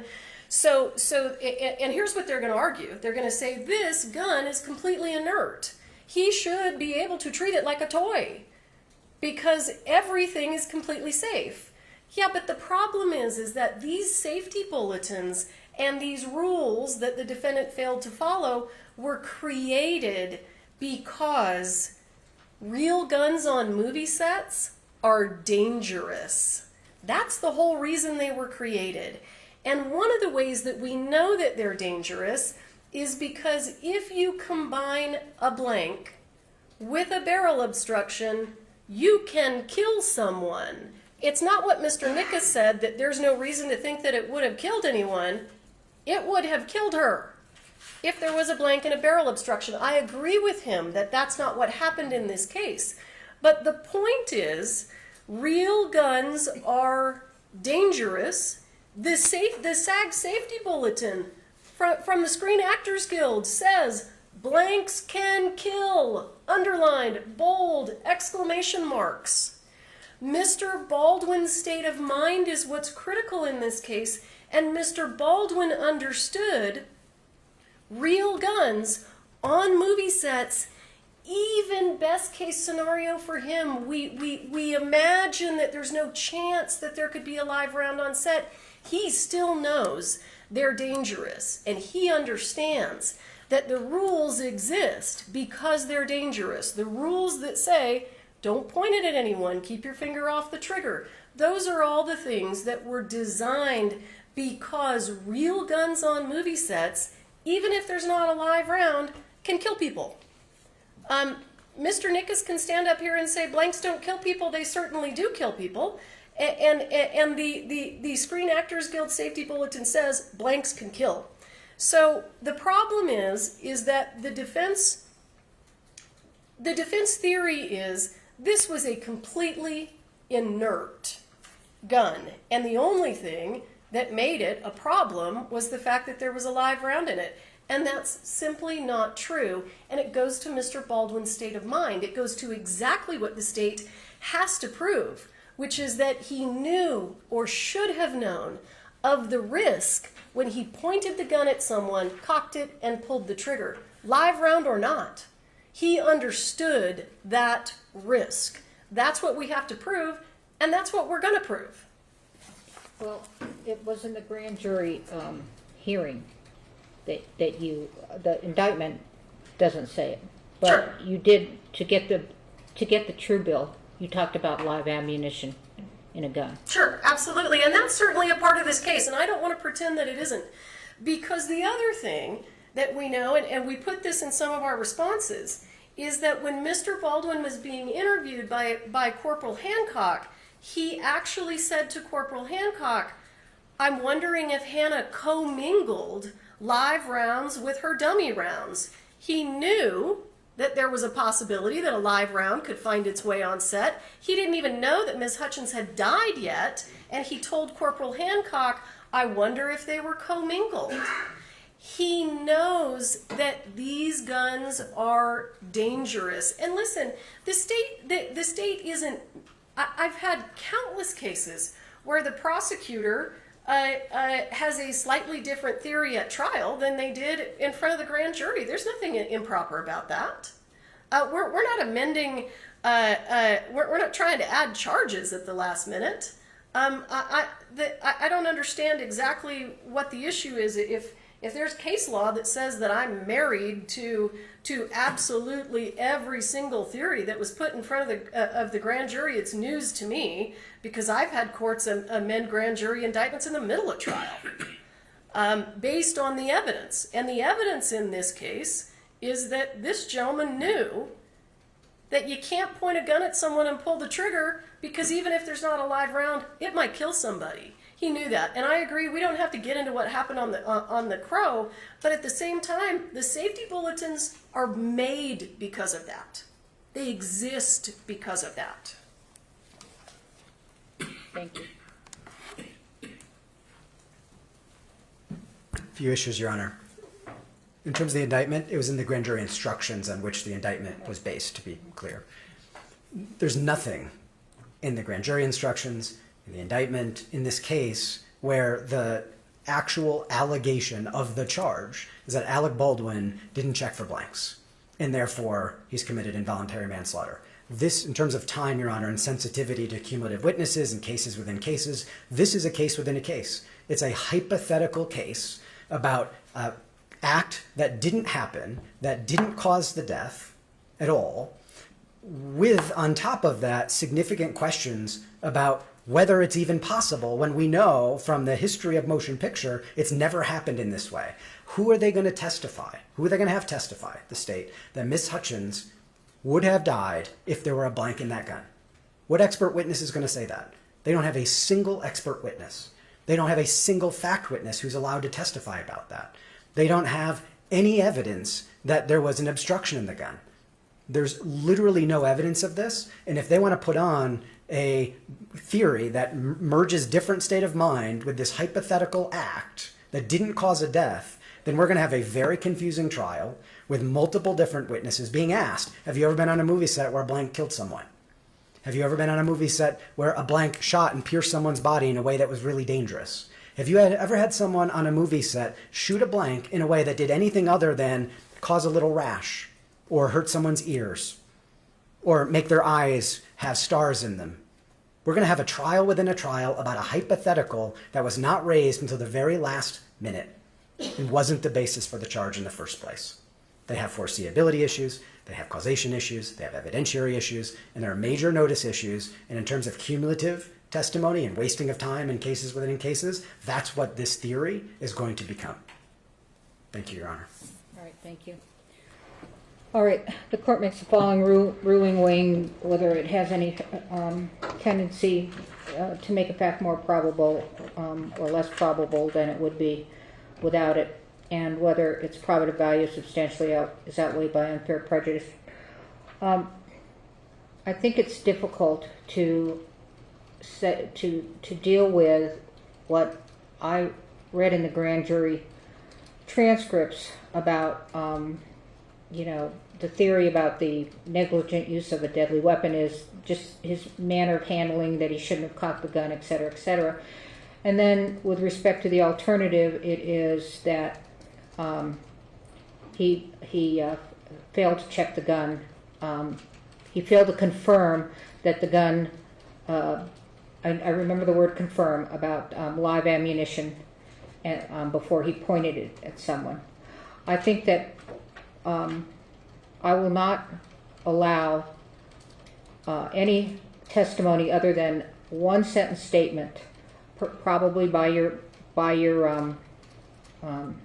expert, Ms. Morrissey, that says that blanks can also kill. But to consider that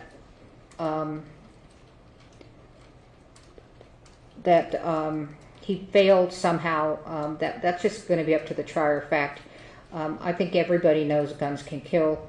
It depends on what's in there, but I think that you can mention it, but that's it. We're not going to go through 5 different questions on tell me how and how serious this is, and he, if he's a gun owner and he's done all these westerns, or not westerns, but all this gun experience, and he should have known it. Just say that, and if you can tie that up, great. Understood. All right, let's take our lunch break. Okay. All right. What else are you going to surprise me with? Exhibits? What are you going to do? I mean, because maybe we can have an hour lunch. I want a real exhibit list from the defense that doesn't list every piece of evidence. They probably feel the same way.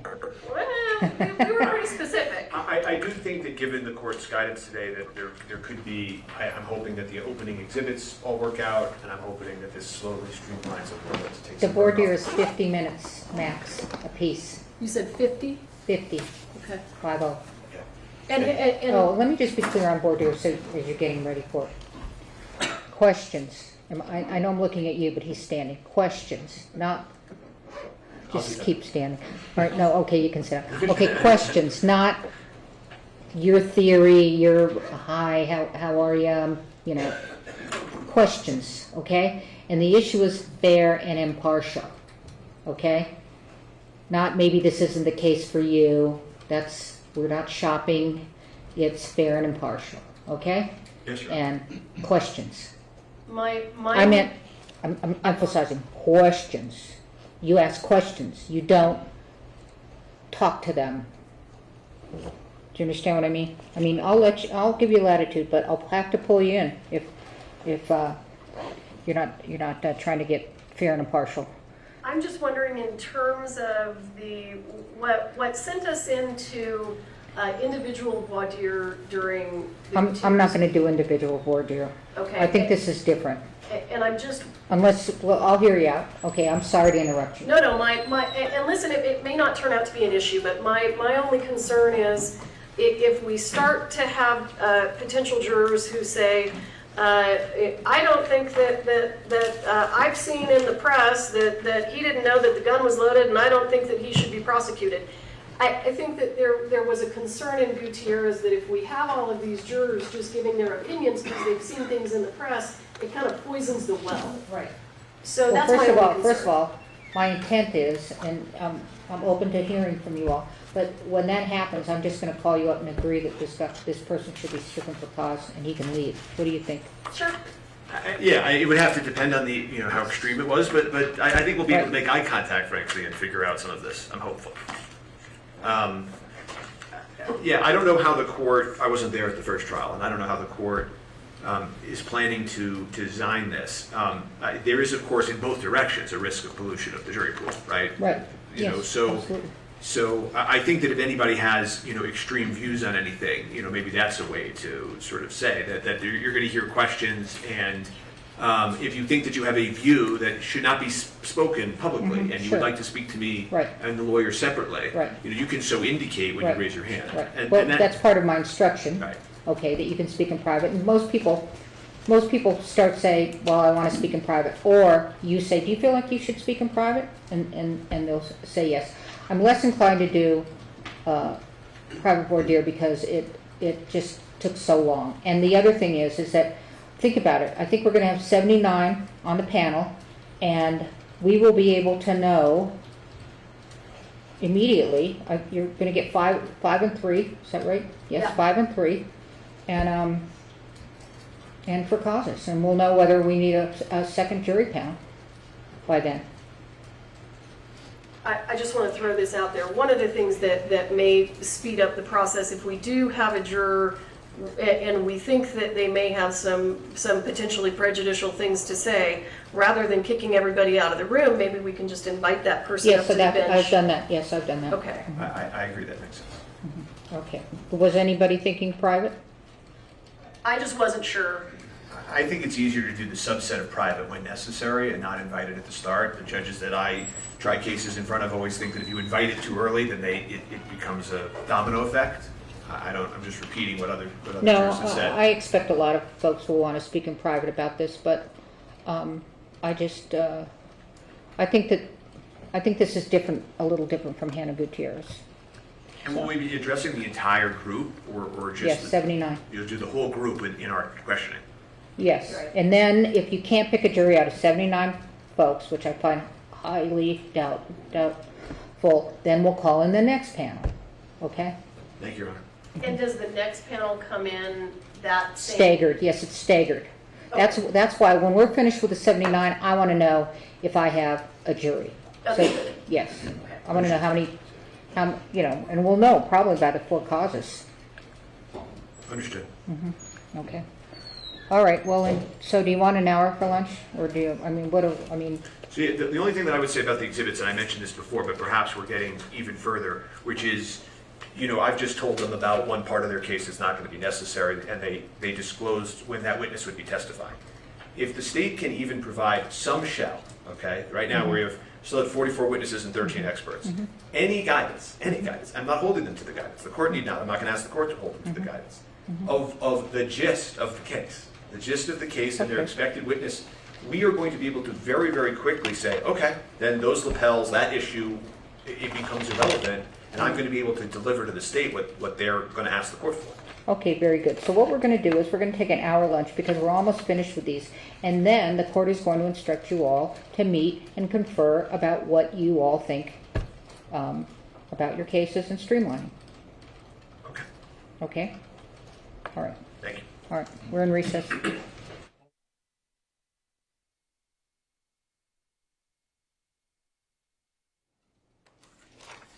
All right. Defendant Alec Baldwin's motion limited to preclude inadmissible cumulative expert testimony. Go ahead.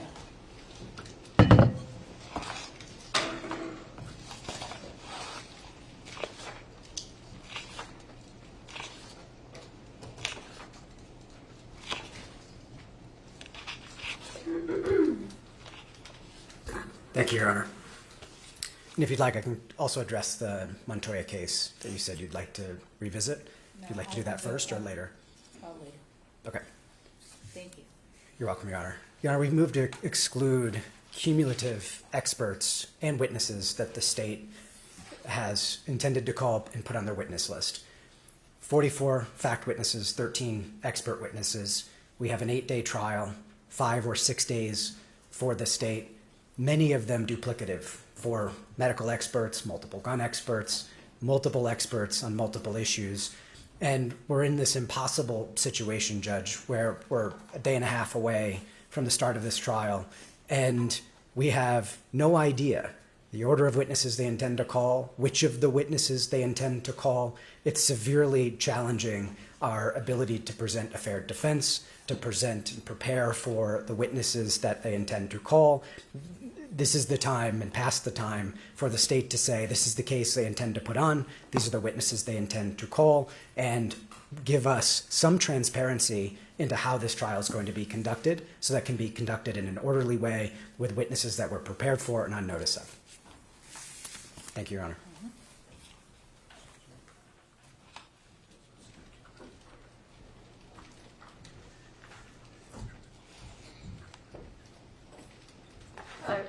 I'm not quite sure how to respond to that. So,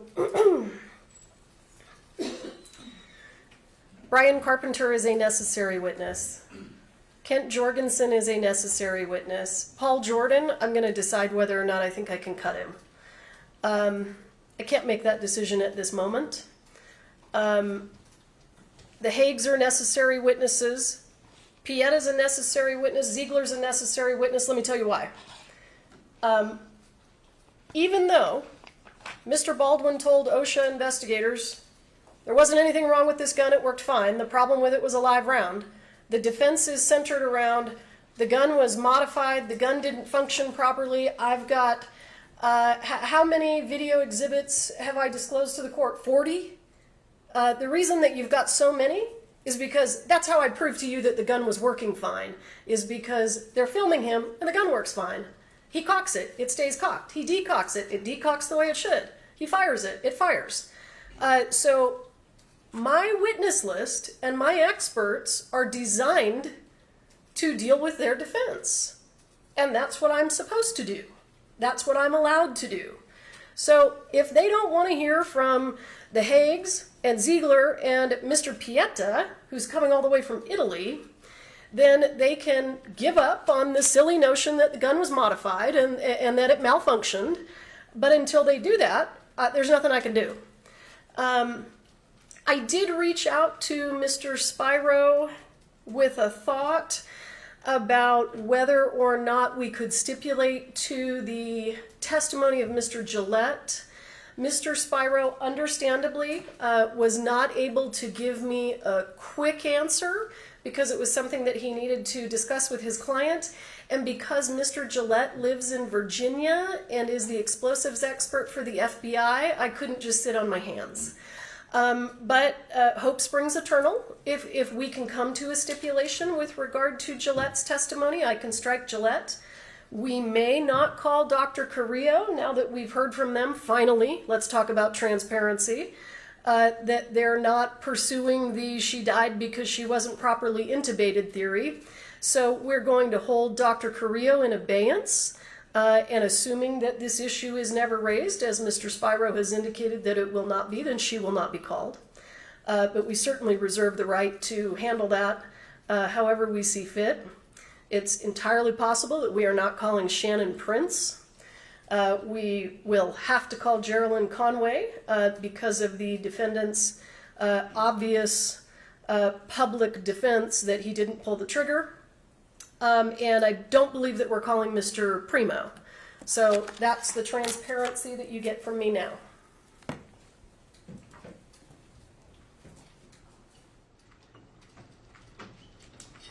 Just briefly, Your Honor.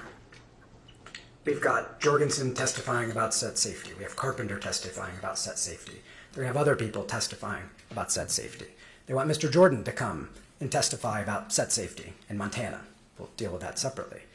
When you look at this witness list, 44 fact witnesses, 13 experts, four medical experts testifying. When you heard Mr. Spiro say we are not challenging the quality of the intubation or the cause of death, this is a witness list that is ballooned far beyond what's even remotely possible in a trial of this length.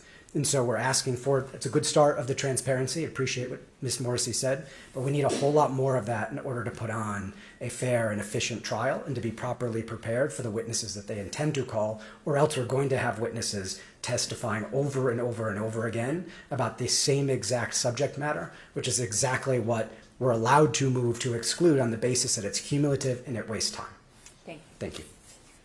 All right, first of all, I have not looked at the witness lists, so I know the number because you all keep telling me the number, but I'm certainly not in a position to start telling the state which is a better witness for this testimony and which is a duplicative witness. This is their case, and they know how much time they have. You said you'd use 1 to 2 days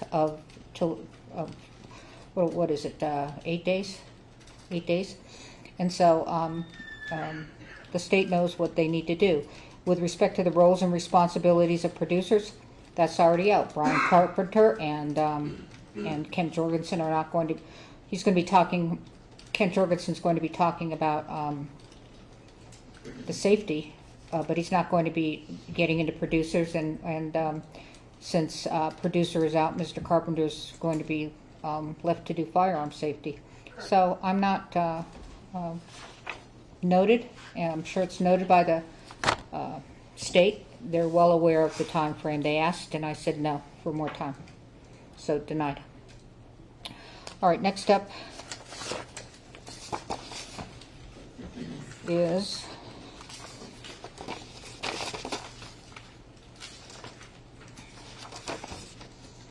state's motion eliminate to prohibit double hearsay containing CAD reports.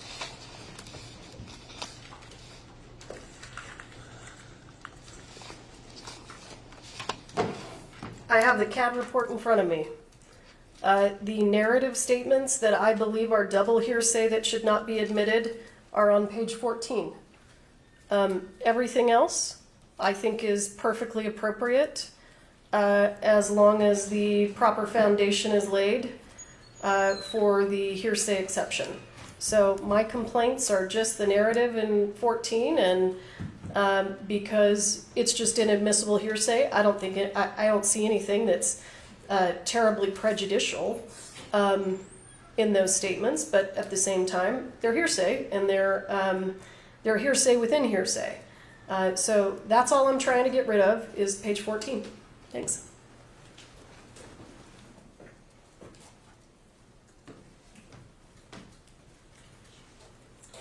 Your Honor, I'll be similarly brief. Part of what we were going to argue was that we couldn't really do a meaningful analysis since we didn't know what exactly the state was attempting to exclude.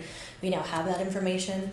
Based on the court's directive, we are going to be engaging in a meet and confer after this. I think that would be an appropriate time for us to review What the state has just indicated they believe is objectionable, we will determine whether or not we believe that there are exceptions, see if we can reach agreement. If not, then we can bring this before the court. This should be a very brief analysis based on the number of things they're saying they object to, and I think we can present it to the court before we get started, either tomorrow or the next day. Okay, thank you. Yes, Your Honor. What is on page 14? So, Judge, when you've seen these CADs in trial before, what it is police officers call in and they say such and such, and then it gets typed down, or a witness calls in and then it gets typed down. So that's all it is. And one of the reasons that I want to exclude it is because some of the information is just incorrect, and I see that in CADs all the time. For example, they're talking about who's been shot. One 1041 shot in the chest and one male shot in the stomach. He wasn't shot in the stomach. I don't know how they got that idea. But those narrative comments are frequently incorrect, and they are in this case as they are in many cases. So that's it. All right. Well, typically this information will come in under hearsay, so we'll see how that goes. All right. All right. So as long as it meets a hearsay exception, I'll let it in. You all can talk about it, okay? All right.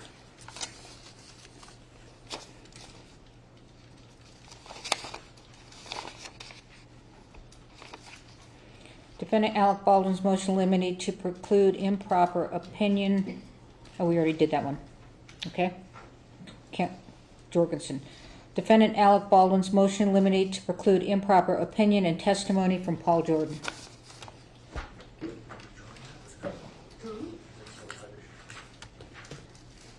I think we should go ahead and argue it because we haven't had a chance to visit about it. Go ahead.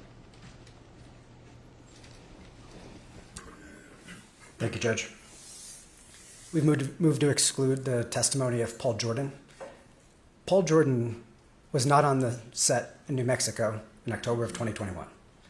He knows nothing about what happened on the set in October of 2021. He said he read about what happened there, a little bit on the internet, heard some hearsay from some witnesses, but has absolutely no knowledge whatsoever.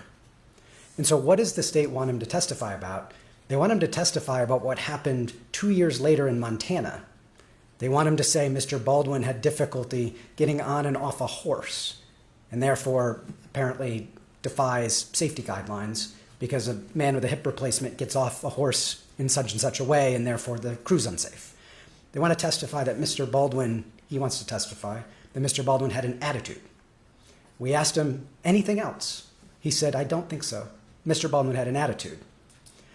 Trying to introduce evidence from what happened in Montana, completely different circumstances, different people, different reasons for the movie, different facts, entirely distinct 2 years later, has absolutely no bearing on whether Mr. Baldwin should be convicted of involuntary manslaughter 2 years before. Thank you, Your Honor.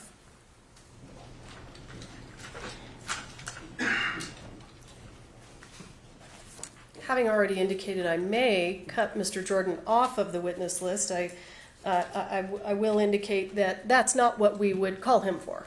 None of what Mr. Nick has said really is why we would call Mr. Jordan.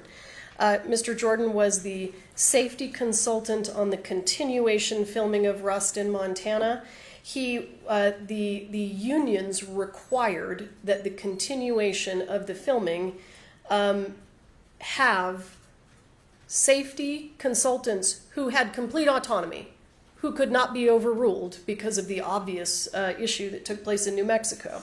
What Mr. Jordan indicated is that Mr. Baldwin insisted, and that was his word, that he, Mr. Baldwin, not have to follow the safety consultant's safety recommendations. Stunningly.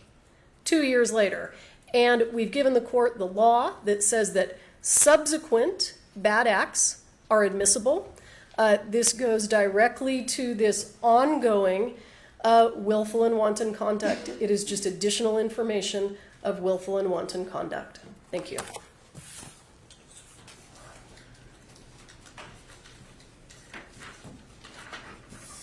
You know, this is the same 404B, other acts evidence that you excluded with respect to what happened before. Now they're trying to do it after. There were no live guns on the set in Montana. They were not real guns. There's no possibility of harm with what they were doing. We asked Mr. Jorgensen, what did Mr. Baldwin do? He didn't say he was unsafe with guns. He said getting on and off a horse and attitude. Has no bearing on Mr. Baldwin's use of guns on the set in New Mexico. And the case that Ms. Morrissey's alluding to is the Rijo case that we talked about with the 404B evidence, where the individual lied about his commercial trucking license application before, and that was the predicate act for the crime, and then lied about it after, which showed that A, he committed the predicate act, and B, he was aware his physical condition didn't allow him to drive because it was dangerous. That's not even close to what they're using it for here. They're trying to show that Mr. Baldwin had an attitude and didn't comply with horse riding regulations or safety guidance, and therefore was reckless with a gun 2 years before. There's no connection. It's highly prejudicial. There's no basis for admitting that evidence here, Your Honor. And certainly not from someone like Mr. Jordan as an expert. Thank you. The court makes the following ruling. This falls under Rule 11404, prohibited character evidence. Evidence of a person's character or character trait is not admissible to prove that on a particular occasion the person acted in accordance with a character or trait. So it's not coming in. Thank you. All right.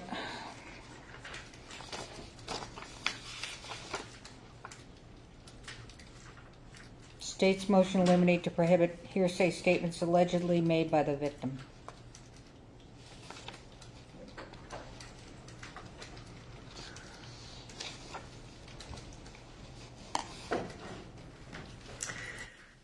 To try to cut to the chase here, I agree with the defense position that the statements that Ms. Hutchins is alleged to have made, and I indicated to the court that the vast majority of the witnesses do not support that she made these statements. Mr. Baldwin did not tell Corporal Hancock that she made these statements. In fact, he indicated to Corporal Hancock that it was a male who was telling him where to point the gun. Mr. Baldwin referred to that person as a he. In the context of that interview, it would appear that Mr. Baldwin was referring to Mr. Souza. So it isn't until later that Mr. Baldwin begins to create this narrative that it was Ms. Hutchins who was telling him where to point the gun, and that's how she ended up getting shot. So if Mr. Baldwin takes the witness stand to testify, I believe that it comes in for the effect on the listener. I agree with them there. The other witnesses, the other 2 or 3, I disagree. I don't believe that it has an effect on them as the listener. So these statements are highly unreliable. They are so unreliable that Mr. Baldwin himself indicated that the person who was telling him where to point the gun was Mr. Souza. So I don't want these statements that have absolutely no indicia of trustworthiness to be admitted by the 2 or 3 witnesses who seem to say that she said something. And as I indicated in the motion, those witnesses can't even agree with each other about what she said and how that could have directed Mr. Baldwin's conduct. All of them agree that Ms. Hutchins did not say, "Point the gun at me." There is only one witness who says that Ms. Hutchins told Mr. Baldwin to cock the gun. The other 2 witnesses who support that she said anything at all agree that she did not tell him to cock the gun. So I just want to get this ironed out before we find ourselves in trial and we have all of these completely unreliable statements coming in from witnesses who don't agree. Thank you.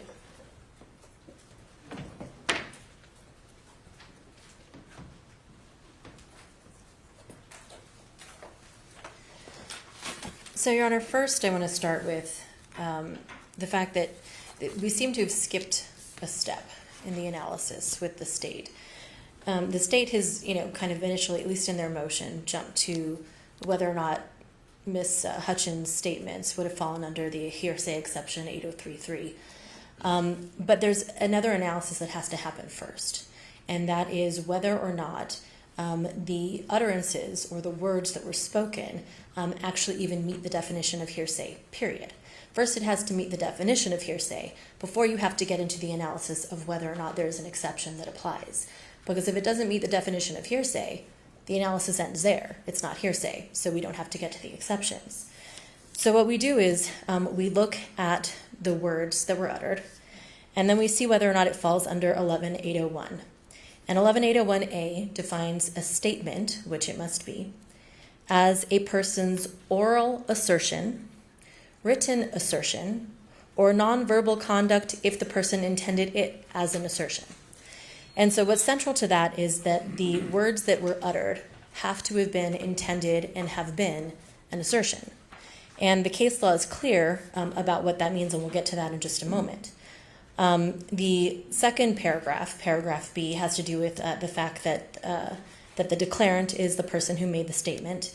And then C is where we get again into what happens with the statement. And C says, hearsay means a statement that the declarant does not make while testifying at the current trial or hearing, so it's an out-of-court statement. And 2, that a party offers an evidence to prove the truth of the matter asserted in the statement. So again, central to all of the definitional pieces of 11801 is that the words that were uttered have to be intended as an assertion. And there is case law on that, which we have cited in our motion. And the case law very clearly indicates that non-assertive statements are not hearsay, and that means a statement that cannot be proven true or false. So an assertive statement would be, the car was blue, the light was green. That is something that can be either true or false. It's true if the car went through the light and the light was green. It is false if the car went through and it was actually red. Other words or utterances, like commands or directives, are not assertions and therefore not statements under the definition of hearsay. So, for example, point the gun here, or let the gate down, or don't jump in the puddle. Don't jump in the puddle is a directive or a command, and it is not true or false. It's just a statement. It's a directive, rather. And so by definition, it is not hearsay. It does not fit the definition of hearsay, so you don't even have to go into whether or not there is an exception that would apply. It doesn't fit the definition, and the analysis ends there. And so in this case, what we're talking about is the statements by Ms. Hutchins, which would have been directives. Point it this way. Show me the action. Show me the action is not a statement that can be either true or false. It's a command to do something. And so therefore, under the case law, which we've cited to the court, it's clear that that is non-assertive utterances that therefore are not hearsay. So the analysis should end there. Because the state addressed these other issues, I will address them as well, although it's not necessary for the purpose of this analysis. So the state tries to say, state of mind, and I believe they just conceded to some degree that they said if Mr. Baldwin testifies, then his state of mind becomes relevant. The state misunderstands what the rule is with respect to the effect on the listener. There's no rule. Again, that's an instance where you say, okay, we're not offering it for the truth of the matter asserted, again, because there has to be an assertion, but rather for the effect that the utterances would have had on the listener. It doesn't say the effect on the declarant. It says the effect on the listener. And if Mr. Baldwin is being given directions by Ms. Hutchins, then it would explain why he did what he did, and that would be the effect on the listener. And we can look at the circumstances, the surrounding circumstances, to give us an indication that he did then rely on those statements. Now, lastly, the state also talks about that this would be potentially inadmissible because they're concerned that there's this disagreement between the witnesses as to whether or not she said anything or what she said or didn't say. The jurors, though, are the finders of fact, Your Honor. The jurors get to hear all of the testimony, and they get to make the determination about whether or not they think she said anything, if she did say something, what they think she said. That's literally their role.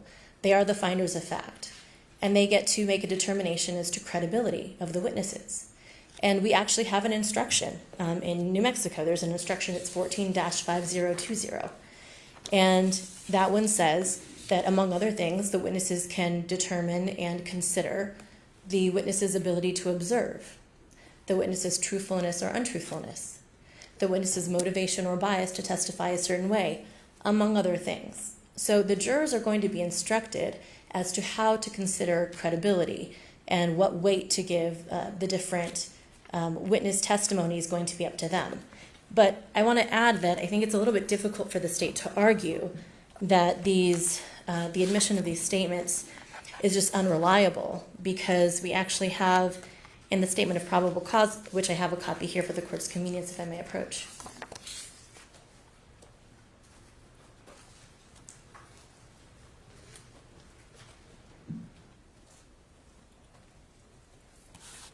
And if the court will turn to the second page under the statement of probable cause, I've highlighted a sentence there, which states, and again, this is the prosecution's statement of probable cause, which was signed under oath.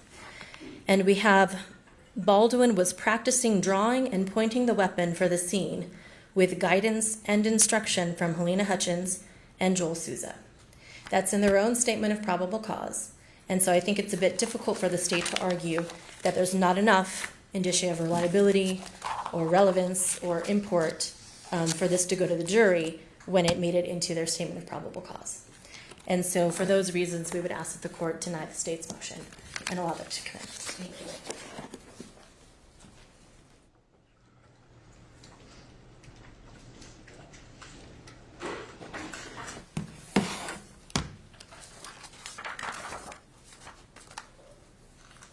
Cause number D101CR 2023-00039. That case is no longer pending.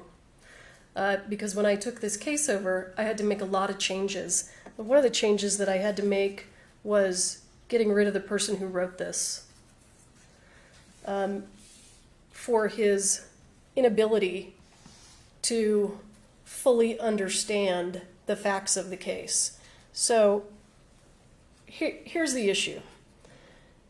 I have a transcript of Mr. Baldwin's statement to Corporal Hancock in front of me.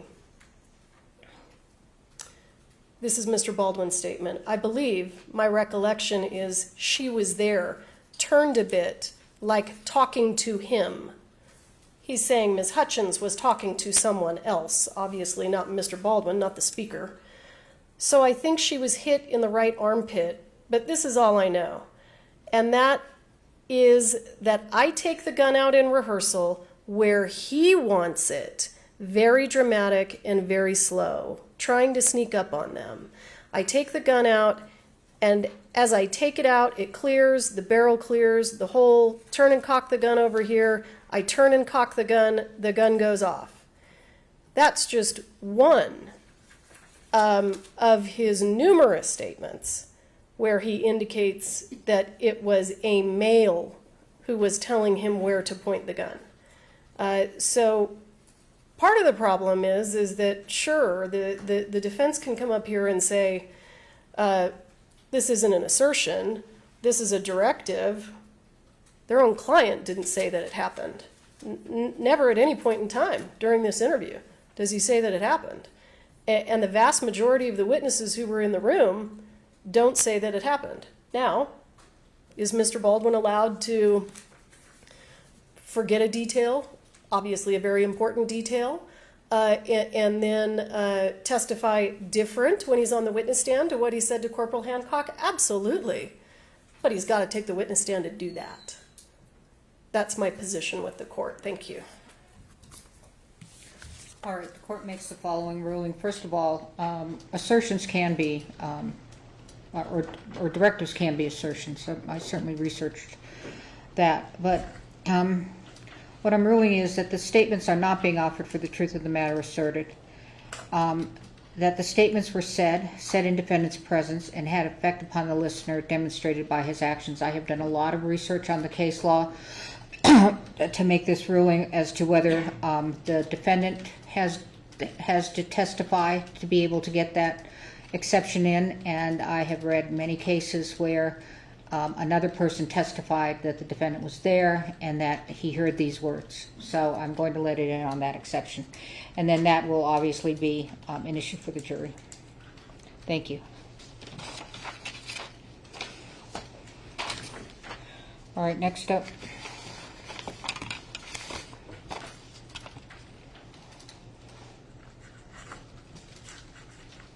I'm not totally sure where we are. Is it my motion in limiting 11? Well, just a second. We did the crew letter. I don't know how that happened. I don't think we did do the crew letter. We didn't. Oh, we didn't do it. Just a minute. All right. Okay. We have P other as well. Right. Yes, okay. Thank you. D1.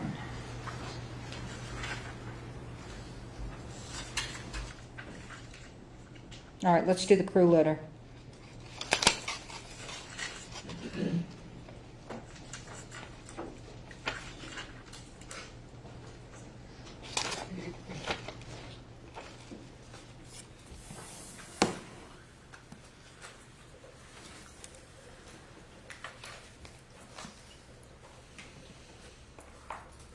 So there's a letter written by, well, signed. I think Therese Davis wrote it, but I'm not 100% sure.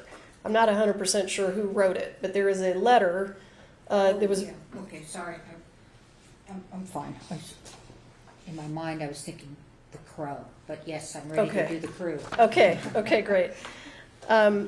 So I don't know exactly who wrote this letter, but I think maybe 24 or 25 of the crew members signed it.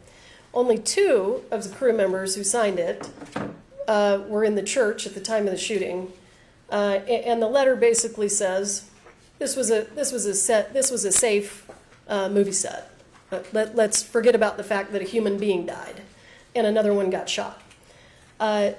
So they get about 1/6 of the crew to sign this letter. The other 5/6 of the crew apparently declined to sign this letter. It isn't something that I recall being signed by Mr. Baldwin, and there are only, off of memory, I think 2 witnesses who signed the letter who may testify in the trial. So what I don't want to get into is we've got a witness on the witness stand who's giving testimony about what they saw, what they heard, all of the relevant testimony, and then all of a sudden they get asked, and isn't it true that you and 25 others signed this letter saying that the set was safe? That obviously doesn't come in. That's hearsay all day long. And I'm looking at the defendant's response. The state's assertion fails to note that Baldwin's prior statements can be introduced by the defense to rebut a charge of recent fabrication. I don't know, I have struggled. This is in the last paragraph of the defense response. I don't really know what they mean, because Baldwin, I don't think, wrote the letter, and he didn't sign the letter, so I'm not sure what this letter would have to do with his prior statements to rebut a charge of recent fabrication. The defense has also indicated if a witness testifies in a manner that is inconsistent with the letter's contents, or if a witness raises the crew's position about issues raised in the letter, then the letter may be admissible. I disagree. It's a letter that is completely irrelevant. Not only is it completely irrelevant, it's absurd. As the defense has indicated, people hardly ever get killed on movie sets. So for a person to get killed on a movie set kind of inherently means it was a pretty unsafe set. So I filed this out of an abundance of caution. I was actually kind of anticipating when I filed it that the defense would say, we agree, we're not intending to introduce the crew letter, but apparently they'd like to try to get into it somehow, and I just want the court to be aware we've got major hearsay problems here. Thank you. Thank you.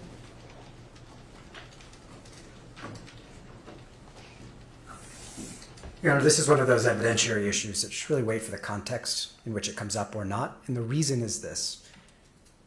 You already heard the state say, we're going to put on the medic to say, I believe the set was safe, or the camera grip to say this was a safe set or not a safe set. To the extent any witness they put up says, the whole crew thought this set was unsafe, or they signed the crew letter and they get up and testify that it was an unsafe set, contrary to what they signed in the letter. We're not offering the letter to prove the set was safe. That would be the use that would not qualify under any hearsay exception, because we'd be using it to prove the truth of what's said in it.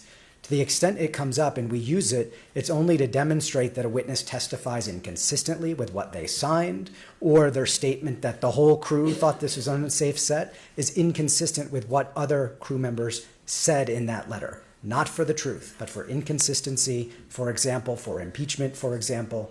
And so the circumstances in which this come up could make it inadmissible, in which case we wouldn't use it to prove the truth, or it could be highly relevant to what the crew member who signed it is now saying on the stand, and to be denied the opportunity to confront somebody who signed that statement, for example, who says something directly contrary to it, to not be able to put that in front of them to say, well, what you're saying conflicts with what's in this document.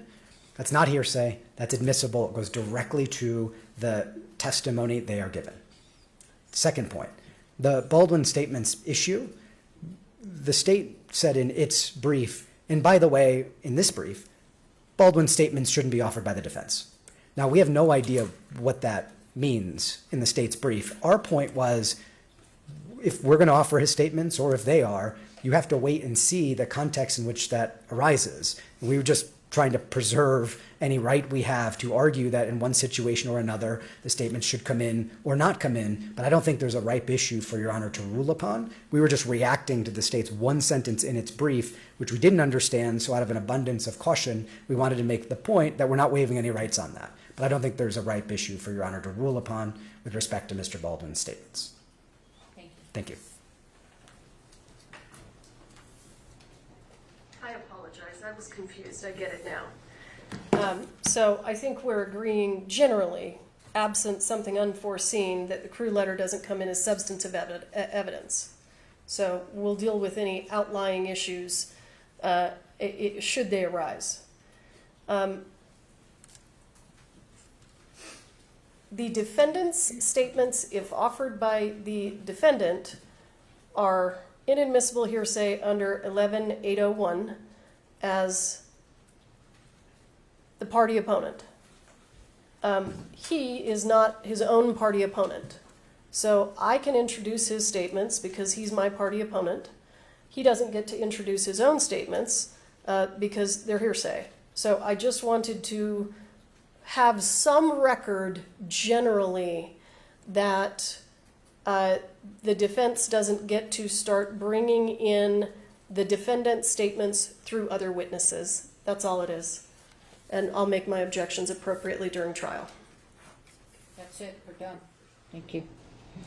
All right. The court rules as follows. The crew letter is an out-of-court statement expected to be offered for the truth of the matter asserted, and as such will be excluded based on hearsay. It could not be used as a prior and consistent statement unless the testifying witness participated in the letter and the foundation is laid.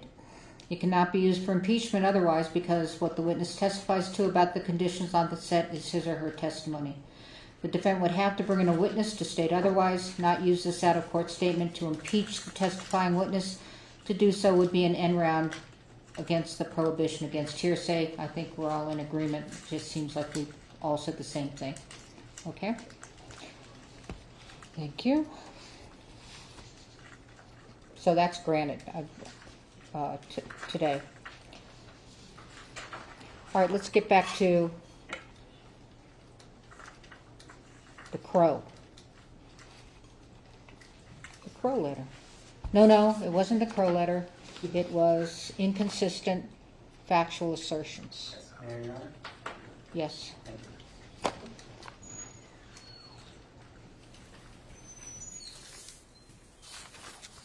As Your Honor knows, we cited multiple cases in our briefs saying that the government, as a party opponent, are allowed to introduce statements that they've made if they're inconsistent. It's black letter law in a number of cases. And in fact, the state's brief acknowledges that it's black letter law. Your Honor mentioned the Montoya decision. I've read that, and this is consistent with our position, Your Honor. In that case, the prosecutor said an opening statement to the jury, you are going to hear a witness testify that that witness heard another person say X. The second trial, the defendant said, I want to introduce the prosecutor's statement in the opening as an inconsistent statement in this trial. And the court said, well, you're not allowed to do that because it's not an inconsistent statement. It's the prosecutor saying what the jury should expect to hear from someone say about what someone else said, double hearsay. And the court said, and this is really important, the prosecutor's opening statement to the jury was not an obvious admission of fact that might have constituted an admission of a party opponent. In other words, if it were, we'd admit it because that's black letter law, but it's not. It's a prosecutor giving a sort of preview, not making an assertion factually, and therefore it's not a party opponent admission. It doesn't come in. Here, the statements that we are intending to use are not comments on what the jury might hear from a witness who talks about another witness's statements. These are statements that are clear, direct. Miss Gutierrez-Reed's training of Mr. Baldwin would not have made a difference. Now they want to come in, potentially in this trial, and say, if Mr. Baldwin just did the gun training, it would have made a big difference. That is a direct inconsistency. It's not a comment about what a witness might testify about another witness's statement. The same thing is true about Ms. Morrissey's statement that Hannah Gutierrez-Reed is the autonomous decision maker, and so forth and so on. We've listed a number of these statements in the brief. These are direct factual assertions by the state in the prior case. The black letter law is that that's a party admission, party opponent admission, and therefore it comes in. The Montoya case is consistent with that, and therefore believe it supports our position that we should be able to introduce this at this trial. And that's, again, consistent with what the state told Your Honor to rely upon in Justice Thomas's concurrence. If the prosecutor wants to make those statements, that's fine, but there's a risk of undermining the prosecution's case because the second defendant has every right to present them to the fact finder as contradictions. That's from their own case, and that's exactly what we're asking the court to allow us to do here. Thank you, Your Honor. And unless you have questions about the Montoya case, thank you. Is this a defense or a state? It's a defense. Which number is it? I believe it was defendant's motion on limiting number 5. Number 5? I believe so. Okay, all right, go ahead. Your Honor, I would respectfully submit that the defense is narrowly reading Montoya. So you have 2 different trials of 2 different defendants. So the prosecution can say X in trial of defendant 1 with the facts that are available and still present a different argument with the same set of facts, but as to defendant number 2. And so the statements made by Ms. Morrissey during her arguments to the jury in Gutierrez applied to Gutierrez, applied to her culpability. That doesn't mean that the state should be bound or that the defense gets to introduce her statements to the jury in Gutierrez because they pertain to Gutierrez. This is a different defendant, and so the facts are they're still the same well of facts, but the facts that we're drawing upon for this defendant are slightly different than the facts on Gutierrez. And more importantly, even if the court were to find that, well, okay, statements by a prosecutor are admissions by a party opponent, the court still has to subject that decision to a Rule 403 analysis. And under Rule 403, allowing the defense to introduce the statements Ms. Morrissey made out of context, so they're picking and choosing specific statements they want to introduce, would create confusion to the jury. It would be misleading to the jury. So the statement that counsel indicated that Ms. Morrissey made about Ms. Gutierrez being the autonomous individual, that pertained to Ms. Morrissey's argument as it related to ammunition. With regard to another statement that Ms. Gutierrez was not rushed, but yet in this trial, one of the issues is the defendant rushed Ms. Gutierrez. She was not rushed that particular day on October 21st, but rushed on other days to reload the firearm. So these would be completely taken out of context, Your Honor, and the court has the discretion to not allow these statements to be introduced as admissions by a party opponent. And I think that Montoya does apply because these are arguments by counsel that the court should exclude at a minimum under Rule 403. Thank you.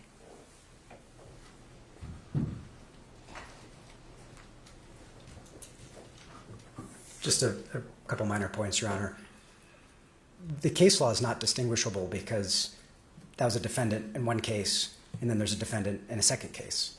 That's the only situation in which the party opponent admission rule comes up.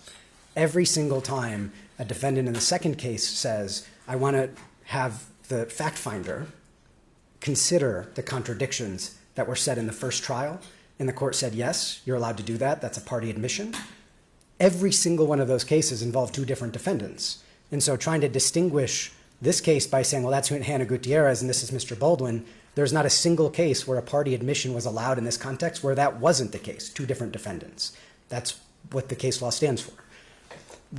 The element of confusion that the state is relying upon, they're saying, well, you have to balance 403. Every single case, black letter law, party opponent admission comes in, as long as it's not, hearsay upon hearsay upon hearsay, or a prosecutor saying this is what to expect. That's not an admission. It's admissible. And so these 403 balancing was in play every single one of these black letter law cases where the court said it gets admitted. And as Your Honor knows, 403 is an extraordinary remedy. So to apply 403 balancing and say it'd be too prejudicial when the black letter law says, as a matter of law, it's not because you're allowed to introduce it, there's no case to support that, Your Honor. The statement should be allowed. Thank you. The court denies the defendant's motion. This is an issue that the court has discretion on. I'm not mandated to put it in. I have the discretion on whether to put it in. First of all, I don't think that what the prosecutor said in Halyna Gutierrez's case is relevant to a relevant fact. And even if it is a relevant fact, its probative value is substantially outweighed by unfair prejudice and confusion to the jury.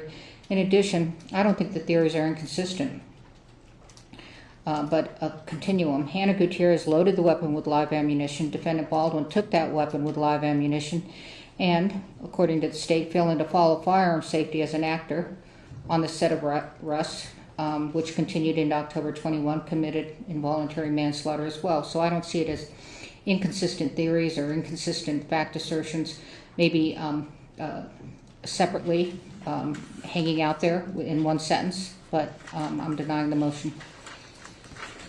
All right, next up is the Pieta. Defendant Alec Baldwin's motion in limine to preclude improper opinion and testimony from Alessandro Pieta. Thank you, Your Honor. The state intends to offer Mr. Pieta for two general opinions, maybe many subcategories, but to sum it up, two. One, according to the state's brief, that the gun appeared to have been broken when it was in full cock position.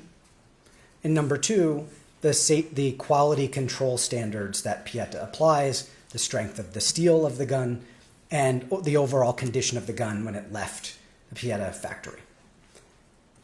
And they intend to do that because, according to their opening of the brief, to show the functionality of the gun on October 21st.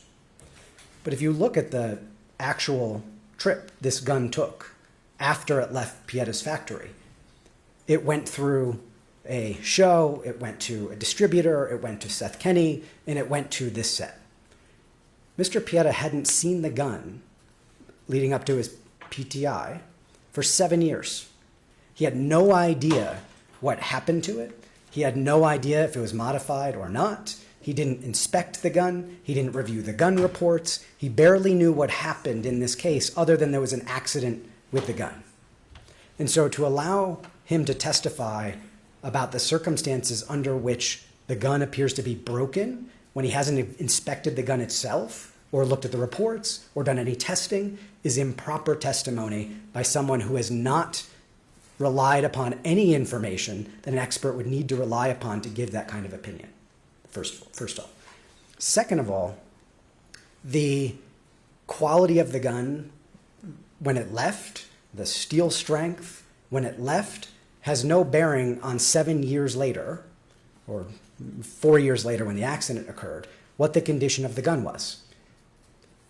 The testimony that Mr. Pieta might offer on that could be wildly misconstrued by a jury, highly prejudicial, because it was hard steel and it was made with quality on December of 2017. Therefore, the gun was in perfectly working condition in 2021. There's an enormous gap there, Your Honor. And to offer that testimony from 2017, after so many things happened to that gun, as to the condition in 2021, is more prejudicial than probative. Thank you, Your Honor.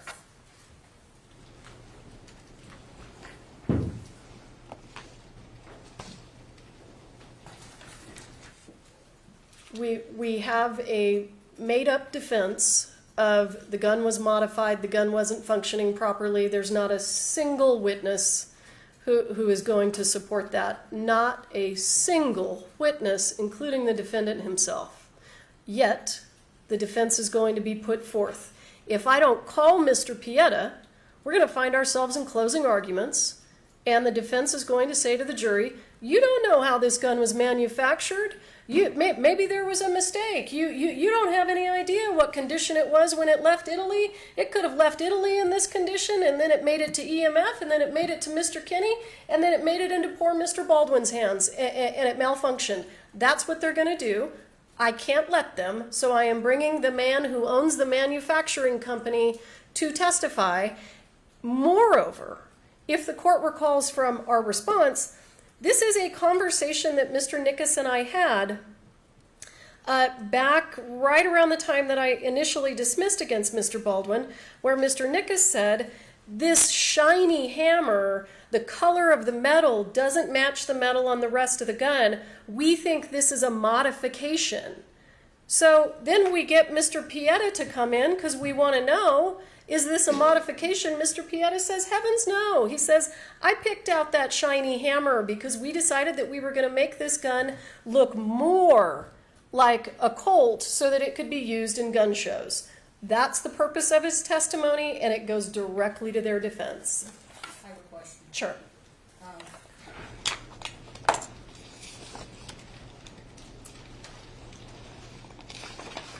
It says, Mr. Pieta, you've talked about the parts did not leave Italy in their current condition and will testify to what... Mr. Pieta can testify that the broken parts of the gun are Pieta parts. The parts did not leave Italy in that condition and will testify to what parts are broken. Mr. Pieta can also testify based on his knowledge of the parts and the internal working mechanism of the gun that the hammer, sear, and bolt appeared to be damaged when the gun was in the full cock position. He said that during his pretrial interview. I didn't see that. He said it in his, I think he said it in his pretrial interview under questioning from the defense. Let me look for it in his transcript if you want me to. I can do a quick word search on his transcript. Under questioning, he indicated that from looking at it, he could tell that it was, because he's Italian, I don't know that he used necessarily, I think he said it was in the firing position. I don't think he used full cock, and I think that was part of the language barrier. Do you want me to see if he said it in his... I can pull it up for you. That's all right. Okay.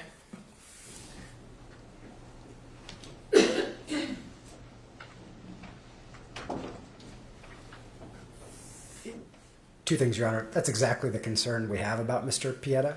He hasn't inspected the gun, hasn't reviewed the gun reports. To look at a picture of a gun he saw 7 years ago and to say, I think the damage occurred this way, that is not reliable expert testimony. He hasn't inspected it. He has no idea the conditions under which it was used. the conditions of the FBI testing. He hadn't even heard the FBI tested it, didn't know what was done. And so for him to give an opinion on what caused the damage, highly unreliable, no basis whatsoever demonstrated. He has no facts about that, and it would be hugely prejudicial to admit it, number one.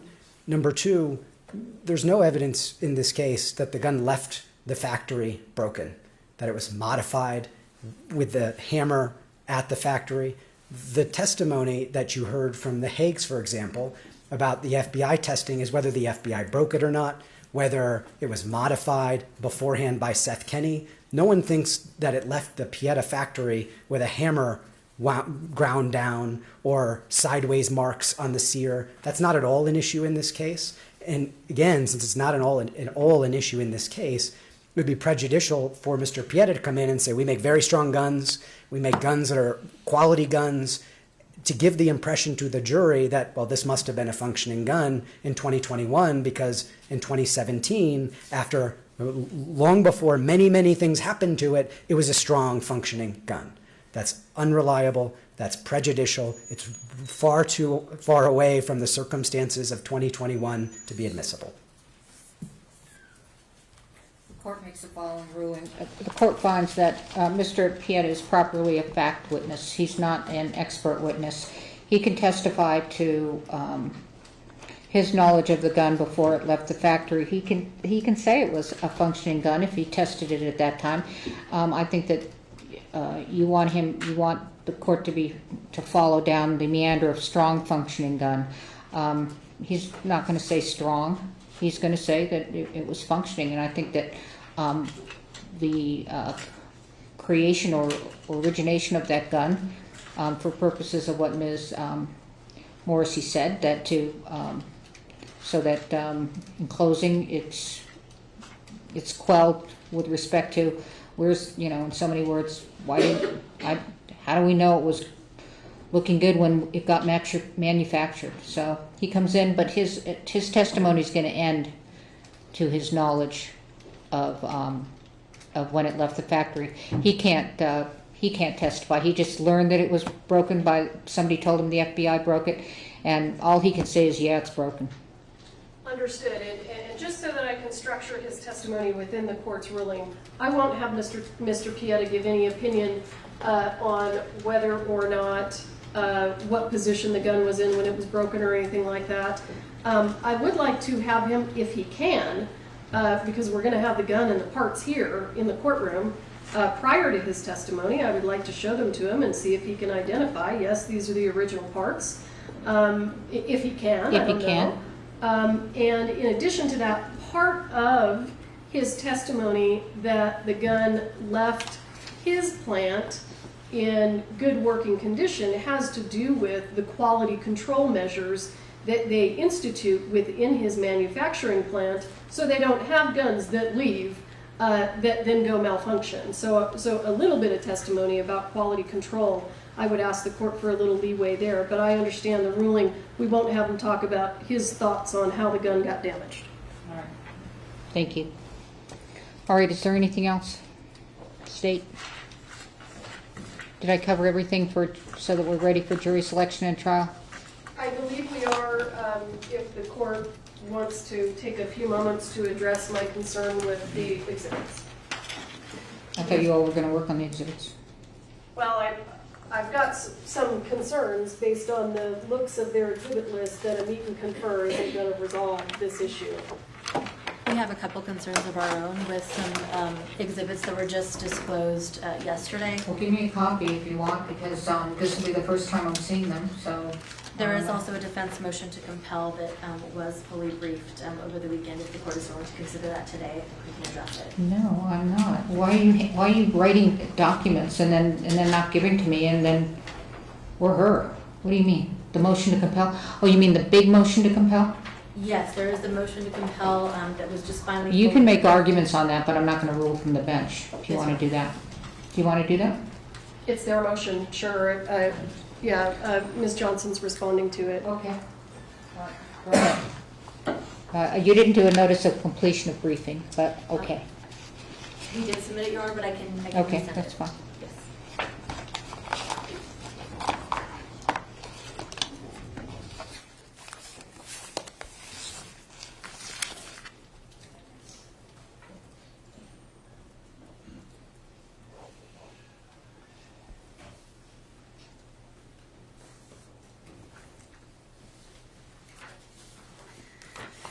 So, Your Honor, I know that this is unfortunately something that we've brought to the court on more than one occasion, and I know that this is not the time that the court would prefer to hear these issues. However, precisely because we are at the eve of trial is why we have to bring this up to the court again. As the court knows, under the laws of New Mexico, the state has an affirmative duty of production, both under the rules being 5501 and also under Brady, Giglio, and all of those. So it's been apparent from early on in the case that we were not receiving all of the productive documents and discovery that we should have been receiving. We've detailed in our motion the numerous attempts that we've made to try to address those concerns. They were not addressed at any point. And I'm going to focus on the reply that we did submit to the court because the circumstances have now changed to some degree in a fairly material way. And that is that initially we had been corresponding largely with Ms. Morrissey, who had been the prosecutor on this case for quite some time before Ms. Johnson came on. Our requests for production and our concerns about it looking like we had incomplete discovery, like it looked like we had incomplete disclosures, we're constantly met with, you have everything, there's nothing else to give you, or if you tell me specifically what you're looking for out of these, IPRA productions that are redacted, tell me specifically what it is that you want unredacted, and then I'll take a look. The problem with that approach, Your Honor, is that the state, again, has an affirmative duty. It's not a reactive duty. It's not that the defense has to first try to guess at where there might be additional discovery that we're entitled to, what Brady information might be out there. The state has a duty to take it upon themselves to review the documents and the discovery in their possession and to turn over anything that falls under 5501 or their other affirmative disclosure obligations under Brady, Giglio, and their progeny. So what we did was, realizing that we were getting nowhere, again, after all of these months, we had dealt with IPRA to try to take it upon ourselves, even though it's not our obligation, to try to get more documents. Those came in over the course of about 7 months, again, heavily redacted, and we could tell that there were some documents that certainly appeared to have the type of content that we would be entitled to. But many, many of them had entire sections that were just completely blacked out, so we don't know what the content was at all. We could only see, who the sender and recipient were, and everything was blacked out. So we were left to guess, whereas the state has the affirmative duty of disclosure. And so what we did was then we, for the first time, I believe it was on the 27th of June, reached out, and instead of emailing both prosecutors or just Ms. Morrissey, we reached out directly to Ms. Johnson, and only to Ms. Johnson, and basically, under her obligations as a prosecutor now on this case, asked her to fulfill those obligations and do an affirmative review of everything and to turn over anything that needed to be turned over. The same day, in accordance with her responsibilities, she did then respond and said that she was requesting a full unredacted copy of the thousands of documents that we received under IPRA that were still redacted, and that she would undertake an affirmative review of those items, as well as checking for an audit with the law enforcement agency. That same day, after she responded to us with the request that we had just sent her, again earlier in the same day, we started to already get disclosures, where Ms. Johnson was saying, I've found documents that are subject to disclosure under Rule 5501, contrary to what we had been told from the inception of this case, which was that we had everything that fit under 5501. It was repeatedly told to us, you have everything, you have everything. Yet we received production after production after production, totaling over 1,100 pages from Ms. Johnson over the course of June 27th to June 29th. And in each of these multiple disclosures with numerous Dropbox links, we received disclosures from Ms. Johnson where she indicated, here are documents that are subject to our obligations under Rule 5501, documents that we had never seen before, despite the fact that these documents were not just in existence as soon as June, they had been in existence for months, over a year even sometimes. And we have a number of them, Your Honor, that I will go over. And so these are the types of documents that were withheld. So we have, for example, there were documents that were created on January 23rd, 2023. They were not disclosed until June 28th, 2024. The topic of those documents, and I have them under an exhibit, which actually I believe is attached to our reply, that would be Exhibit N, is comments on whether or not it's customary for actors to be shown what was in the gun. Again, a central theory of the state's case, that actors are supposed to be shown the contents of the gun so that they can check whether or not there's a live bullet or a blank or a dummy. And so those were comments with witnesses to this case, and that's Exhibit N that the court can look at. And I do have an extra copy if the court needs an additional copy. Okay, yes, Your Honor.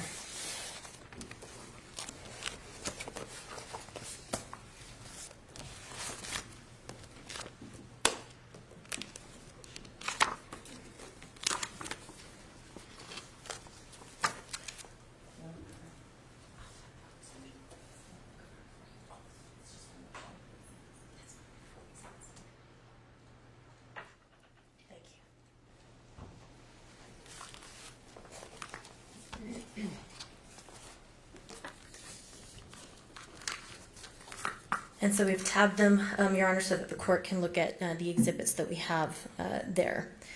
And so, so Exhibit N is what I was just referring to. And again, the date of that statement that had been withheld was January 23rd, 2023, almost a year and a half ago. We also have another statement that was withheld November 17th, 2022. That was just disclosed June 28th, 2024. This is Exhibit O. And the topic of this is the benefits and requirements of New Mexico tax incentives. That's the production that was at issue in that one. And again, it's Exhibit O. Another date of withheld statements, December 11th, 2022. Date of disclosure, June 28th, 2024. In this one, these are opinions from the state's own expert, Brian Carpenter, about statements that were made by Halyna Gutierrez-Reed, and this is Exhibit P. So they had these statements and opinions from their expert, Brian Carpenter, since December 11th, 2022, and we did not receive it until June 28th, 2024.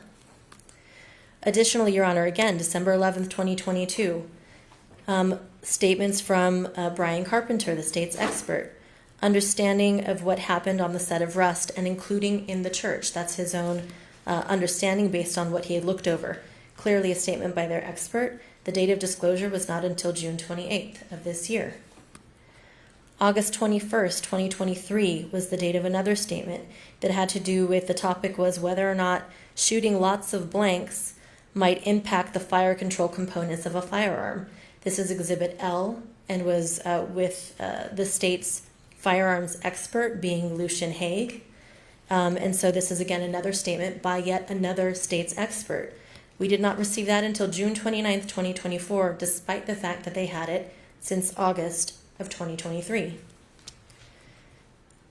Then we have additional statements from November 10th of 2023 and April 19th of 2023.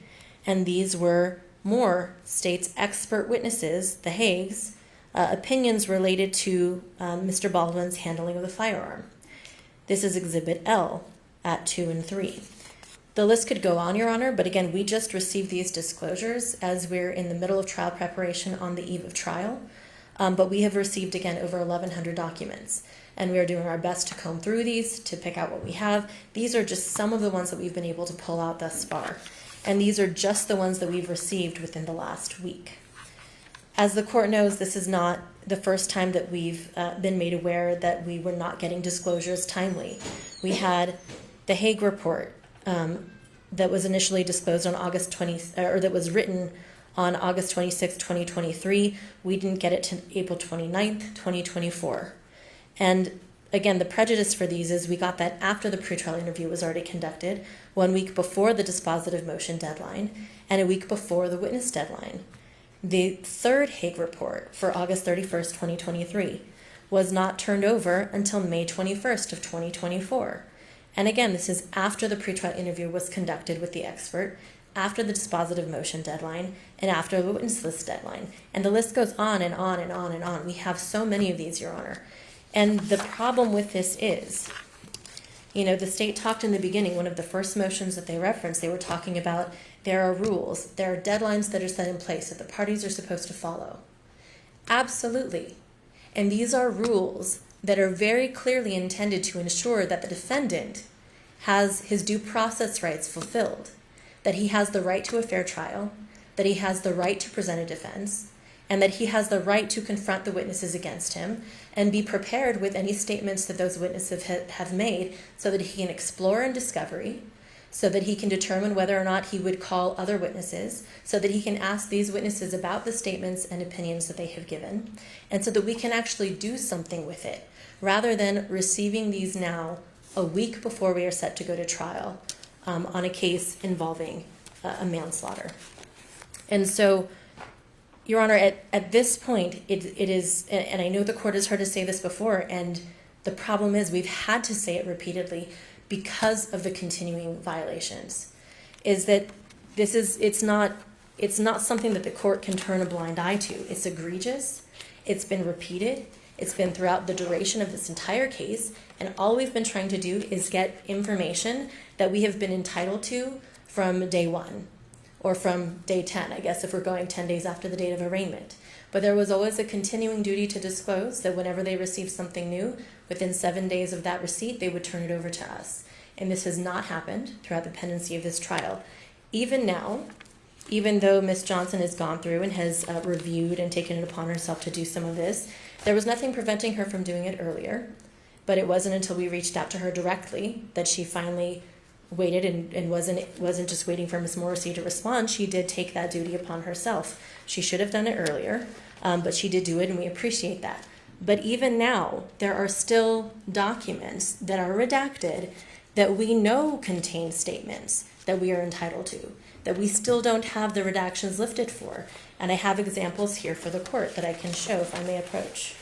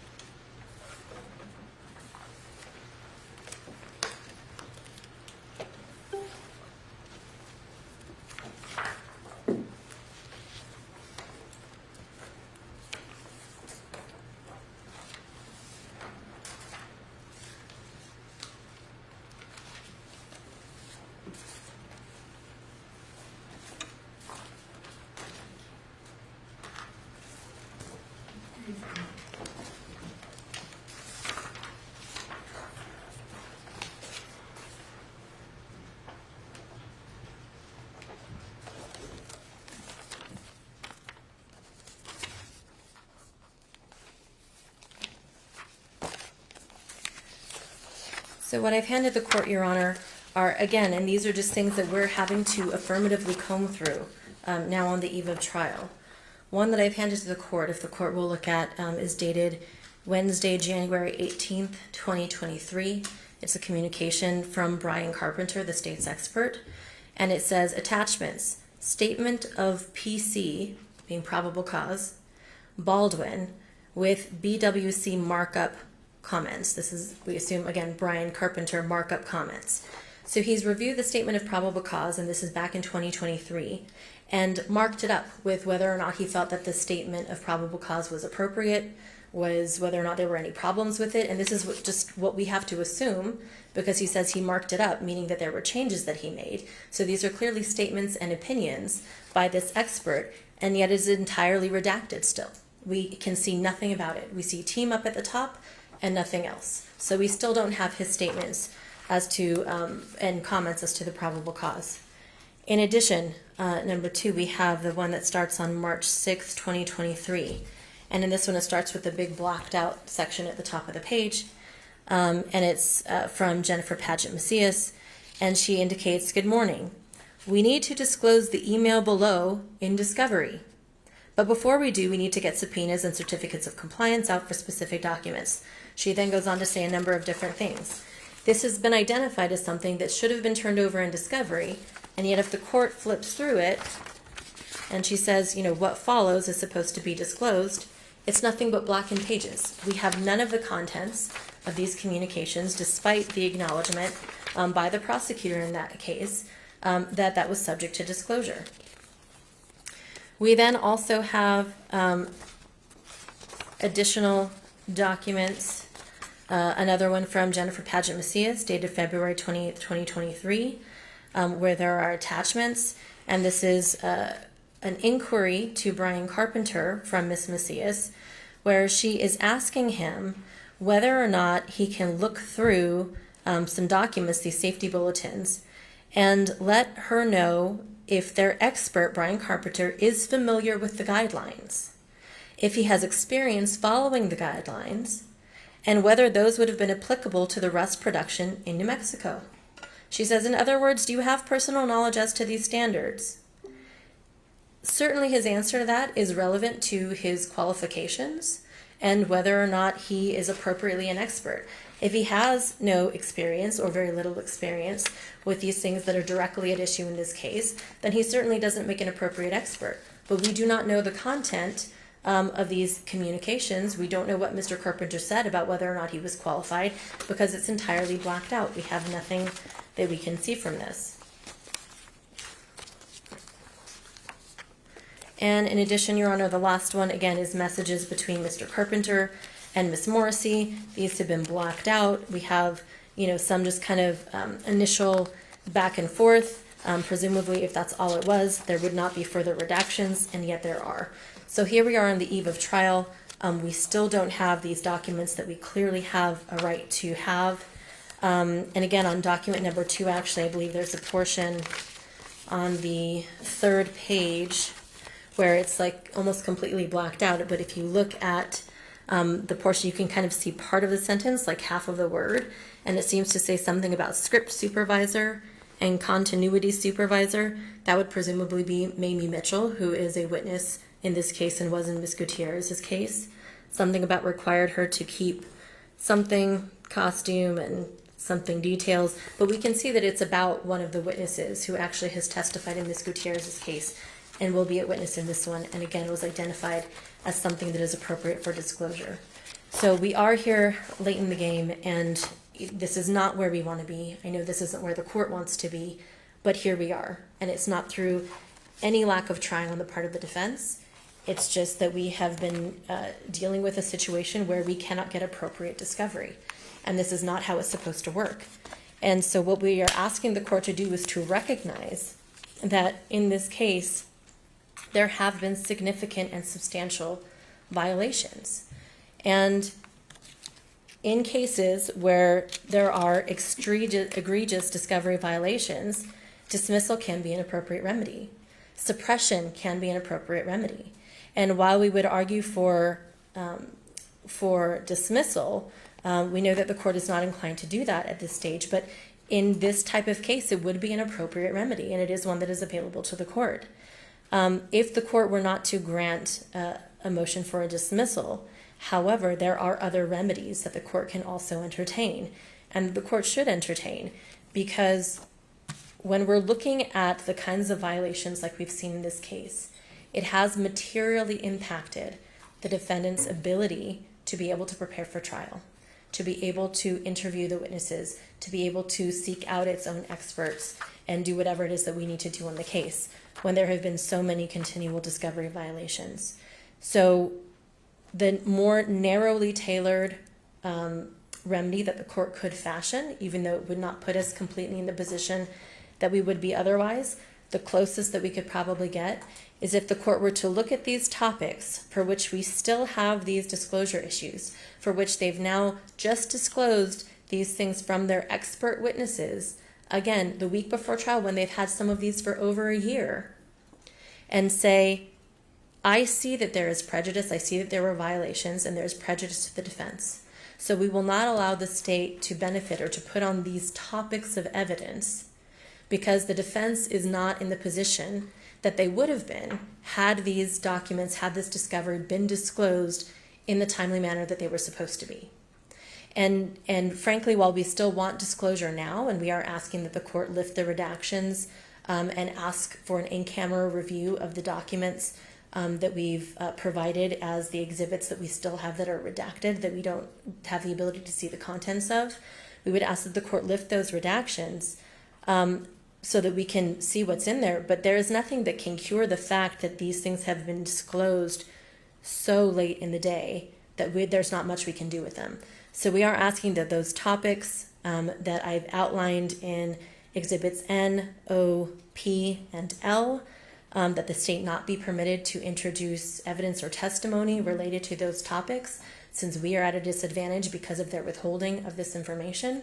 And we would also ask that, similar to the other motion that we had done where the court ordered that the jury would be informed of the violation with respect to the Hague report, for example, we're asking that the court allow us to submit a similar instruction with respect to their violations in this instance, so that the jury can know and actually draw their own inference that this information would have been helpful to the defense had they been able to see it. So you're asking me for 4 solutions. One is to dismiss the case. The second is to eliminate subject matter.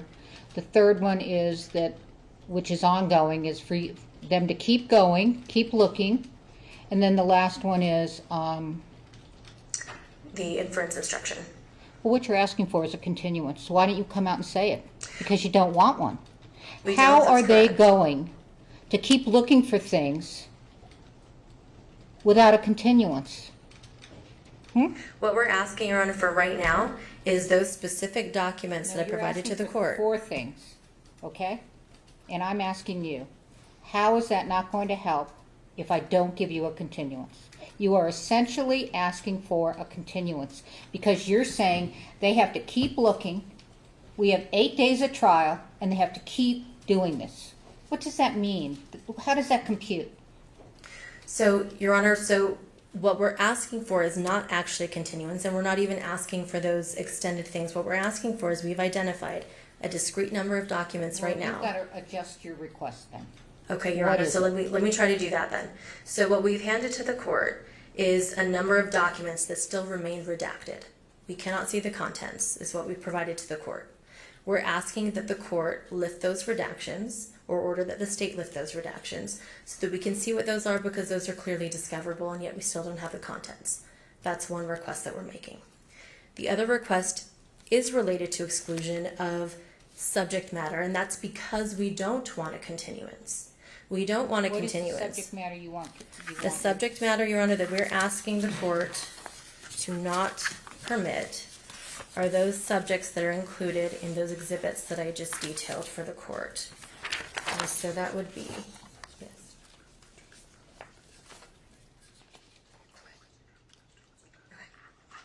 And so, Your Honor, what we would like to do at this point, because we understand, again, this is a difficult position. It's difficult for us. It's not where we want to be. It's difficult for the court, because here we are at the eve of trial. We don't want a continuance. The court has already ordered us to meet and confer. My understanding, actually, from Mr. Spiro is that the state had indicated to him, I guess a moment ago before we argued this, that they have some additional disclosures that they would be making. I don't know if that includes potentially what we're asking for with respect to lifting of those redactions. I'm not sure what that involves. I wasn't part of the conversation. So we may be able to get something out of a meet and confer where some of the remedies that we're seeking may already be addressed.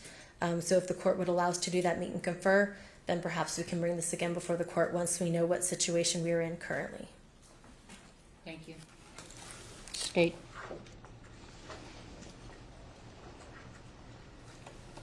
Thank you, Your Honor. Your Honor, first, as the court knows, I'm somewhat newer to this particular case, but the state has complied. I did receive the request, and Ms. Morrissey didn't have the unredacted IPRA. I requested the unredacted IPRA. We went through all of those documents and made those disclosures. They have the information, and the information that they want is information they're not entitled to. So they received information that was subject to disclosure under 5501A6, 5501G, and these are emails is what we're talking about. They're emails with witnesses. And just to give you an example, Judge, I brought the unredacted, and I'd like to give it to the court for an in-camera inspection. And you will see they're not entitled to it. They're not entitled to that information because it's not statements from witness. For example, the email where Ms. Padgett says, we have to disclose this. Well, it's actually the contents of what the person, it's a paralegal emailing the DA's office. That's not a witness statement, and it's just basically saying, hey, we need to get these things, and they need to be disclosed. So if the court would like to take a look at it, Your Honor, for an in-camera inspection, if I may. Give them a copy? Well, no, no, Your Honor, because it's for an in-camera inspection, just for the court. So it's the last page, Your Honor, where it begins after Ms. Padgett signs, "Thanks, Jennifer." It's a very second to the last page. You'll see it's an email from a paralegal at a law firm. They're not entitled to that. What the defense is complaining about is they want communications between the attorneys. They want communications between paralegals and the attorneys. They're not entitled to that. They're not entitled to our strategy. They're entitled to witness How statements. would they know that? Why can't you tell them they're not entitled to this? I Because did, Your Honor. I went through and I disclosed numerous disclosures. And I specifically in those emails stated, and they attached them as exhibits, these are being disclosed because they were found to contain information that is subject to disclosure. So if it's still redacted, it's not subject to disclosure. And so the other documents, Your Honor, I'm happy to submit those to the court for an in-camera inspection. I'm not going to do an in-camera inspection. I'm ready for trial. Yes, Your Okay. Honor, and I understand. And what I'm telling you as an officer of the court, as a representative of the state, I went through these. Why so late? Your Honor, I was requested on June 27th to do, because Well, I'm asking the state in general. Ms. Morrissey didn't have a copy of the unredacted IPRA, Your Honor, so a lot of these happened Why before. did you give them IPRA? Well, what happened was the defense requested an IPRA in October of 2023. Mr. Well, you Baldwin, knew what was going to happen with that. Balloon. yes, and Mr. Baldwin wasn't charged at the time. So that when they received the production from the state, he was then, at that point, charged. I believe it was in May. They asked Ms. Morrissey, would you please unredact? Well, it was thousands, as you noted. Ms. Morrissey asked, tell me which ones you want unredacted and I'll take a look at them. She received no This is response. all about the IPRA. Is this correct? Yes, This it is all is. about the IPRA. It is. This isn't about any other discovery that was disclosed except what was disclosed in the IPRA. Yes, and they're witness statements. That's what it is. So a proper remedy, Your Honor, under Harper is a continuance. It's a continuance. They have the information now. As far as the third Hague report, the court addressed that in the Brady motion. As far as this is concerned, they're statements. And the state has gone through, disclosed to what. Have you already given them the statements? That's what was unredacted. That's what we went through and unredacted. Well, what other redactions does she want? She wants essentially what I just handed to the court. in-camera, the ones that you said you can't do. Exactly. They're Well, what they're. you'd have to make if they responded that this is privileged information, I can't do it for you. You're going to have to make arguments on why the redacted portions of the IPRA request that she has kept redacted are fair game. And this is all about IPRA, is what I'm understanding. They're statements that were obtained, yes, Your Honor, emails. There are thousands of pages of emails. And so, Your Honor, the proper remedy, they haven't shown how they're prejudiced. So obviously you can tell the court is not happy with this. We are in recess, go confer, and I'll see what's going to happen. I will give you an hour. Thank you. We're in recess. Yes, Your Honor. I believe we've worked out many of the issues that were before the court, if I may quickly. So, the state gave us the sense of their witness order, Okay. which showed us that the witnesses that involve these IPRA issues are the end of the case. Okay. So because of that representation, and they were helpful actually in just laying out the entire witness order, more or less. And so because of that, it gives us a little bit more time to meet and confer between ourselves. And the state's also willing to take a sampling of our IPRA issues. And we keep calling them IPRA, but just so the court understands, they are the normal discovery. They just came in and did, right. So they're going to take them and look at them themselves in camera and give them a second look. And I'm hoping between the witness order and that, we will not burden the court further with this issue. In addition, I had held our opening motion in abeyance to meet and confer about the exhibits. The parties have reached an agreement as to the 8 or 9 exhibits each side is using, so that will not be an issue during opening statements. Okay. And finally, we were able to meet and confer about voir dire, and the state can correct me if I'm wrong, but one issue that you voir dired about in the last case that we think, at least I will... Let me just go Sure. back up for a minute. So, for the record, Ms. LeBlanc asked for 4 remedies. And I'm understanding that you have abandoned that request because, and you're satisfied with the compromise of witness order and that the state will take a sampling of IPRA issues in camera. Yeah, we were holding, obviously time will tell about the... Well, that's not going to work for the court.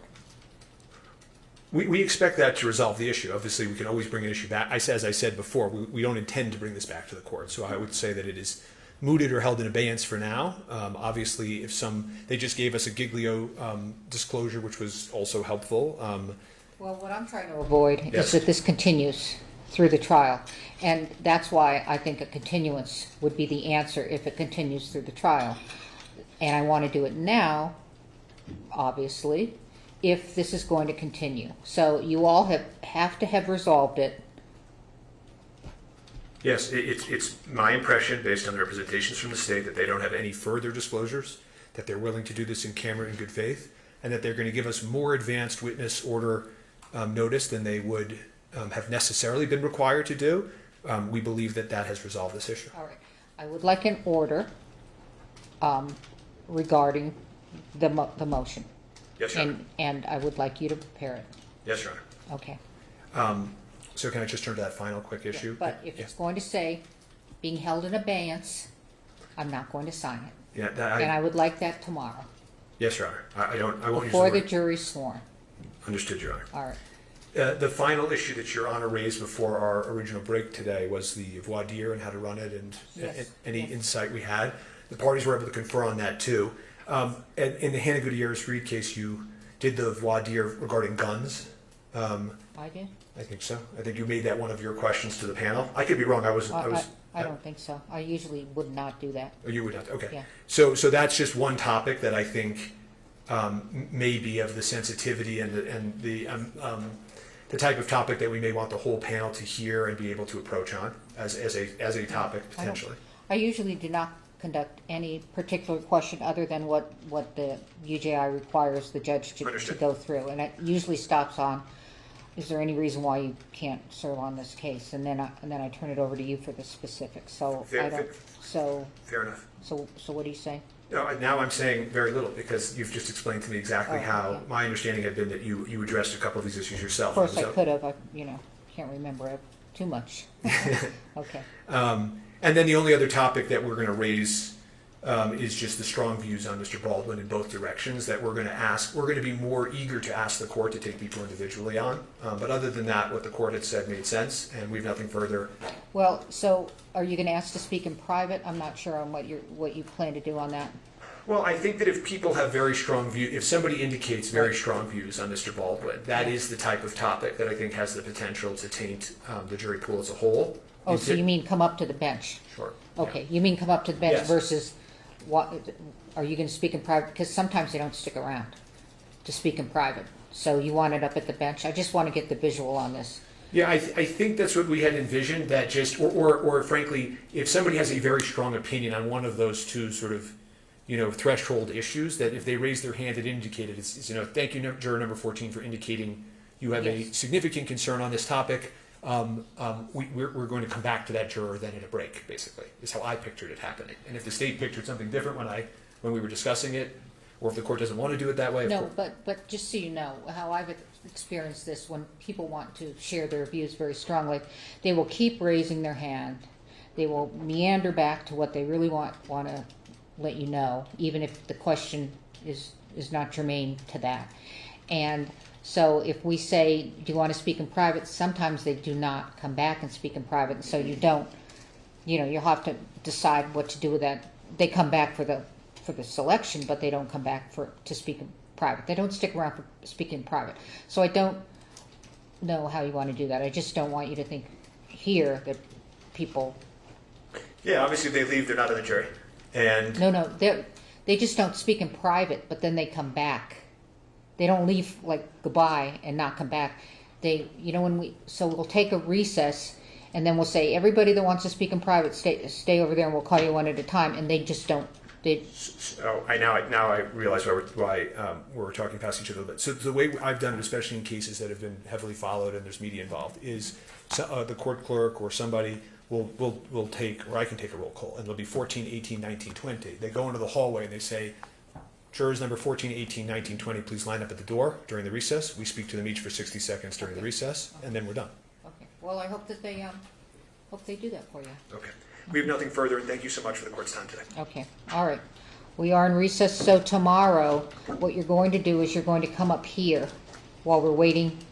Is that where did I get it wrong? Faith, somebody come out?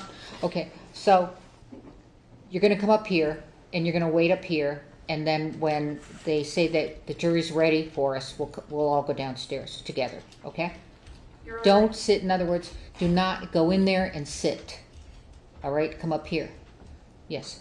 Are you expecting that everyone be prepared to do openings tomorrow? No, not at all. Thank you. We're going to pick a jury and then here. Okay, we're going to... Downstairs. What? And we're meeting in Beach Nights. We are?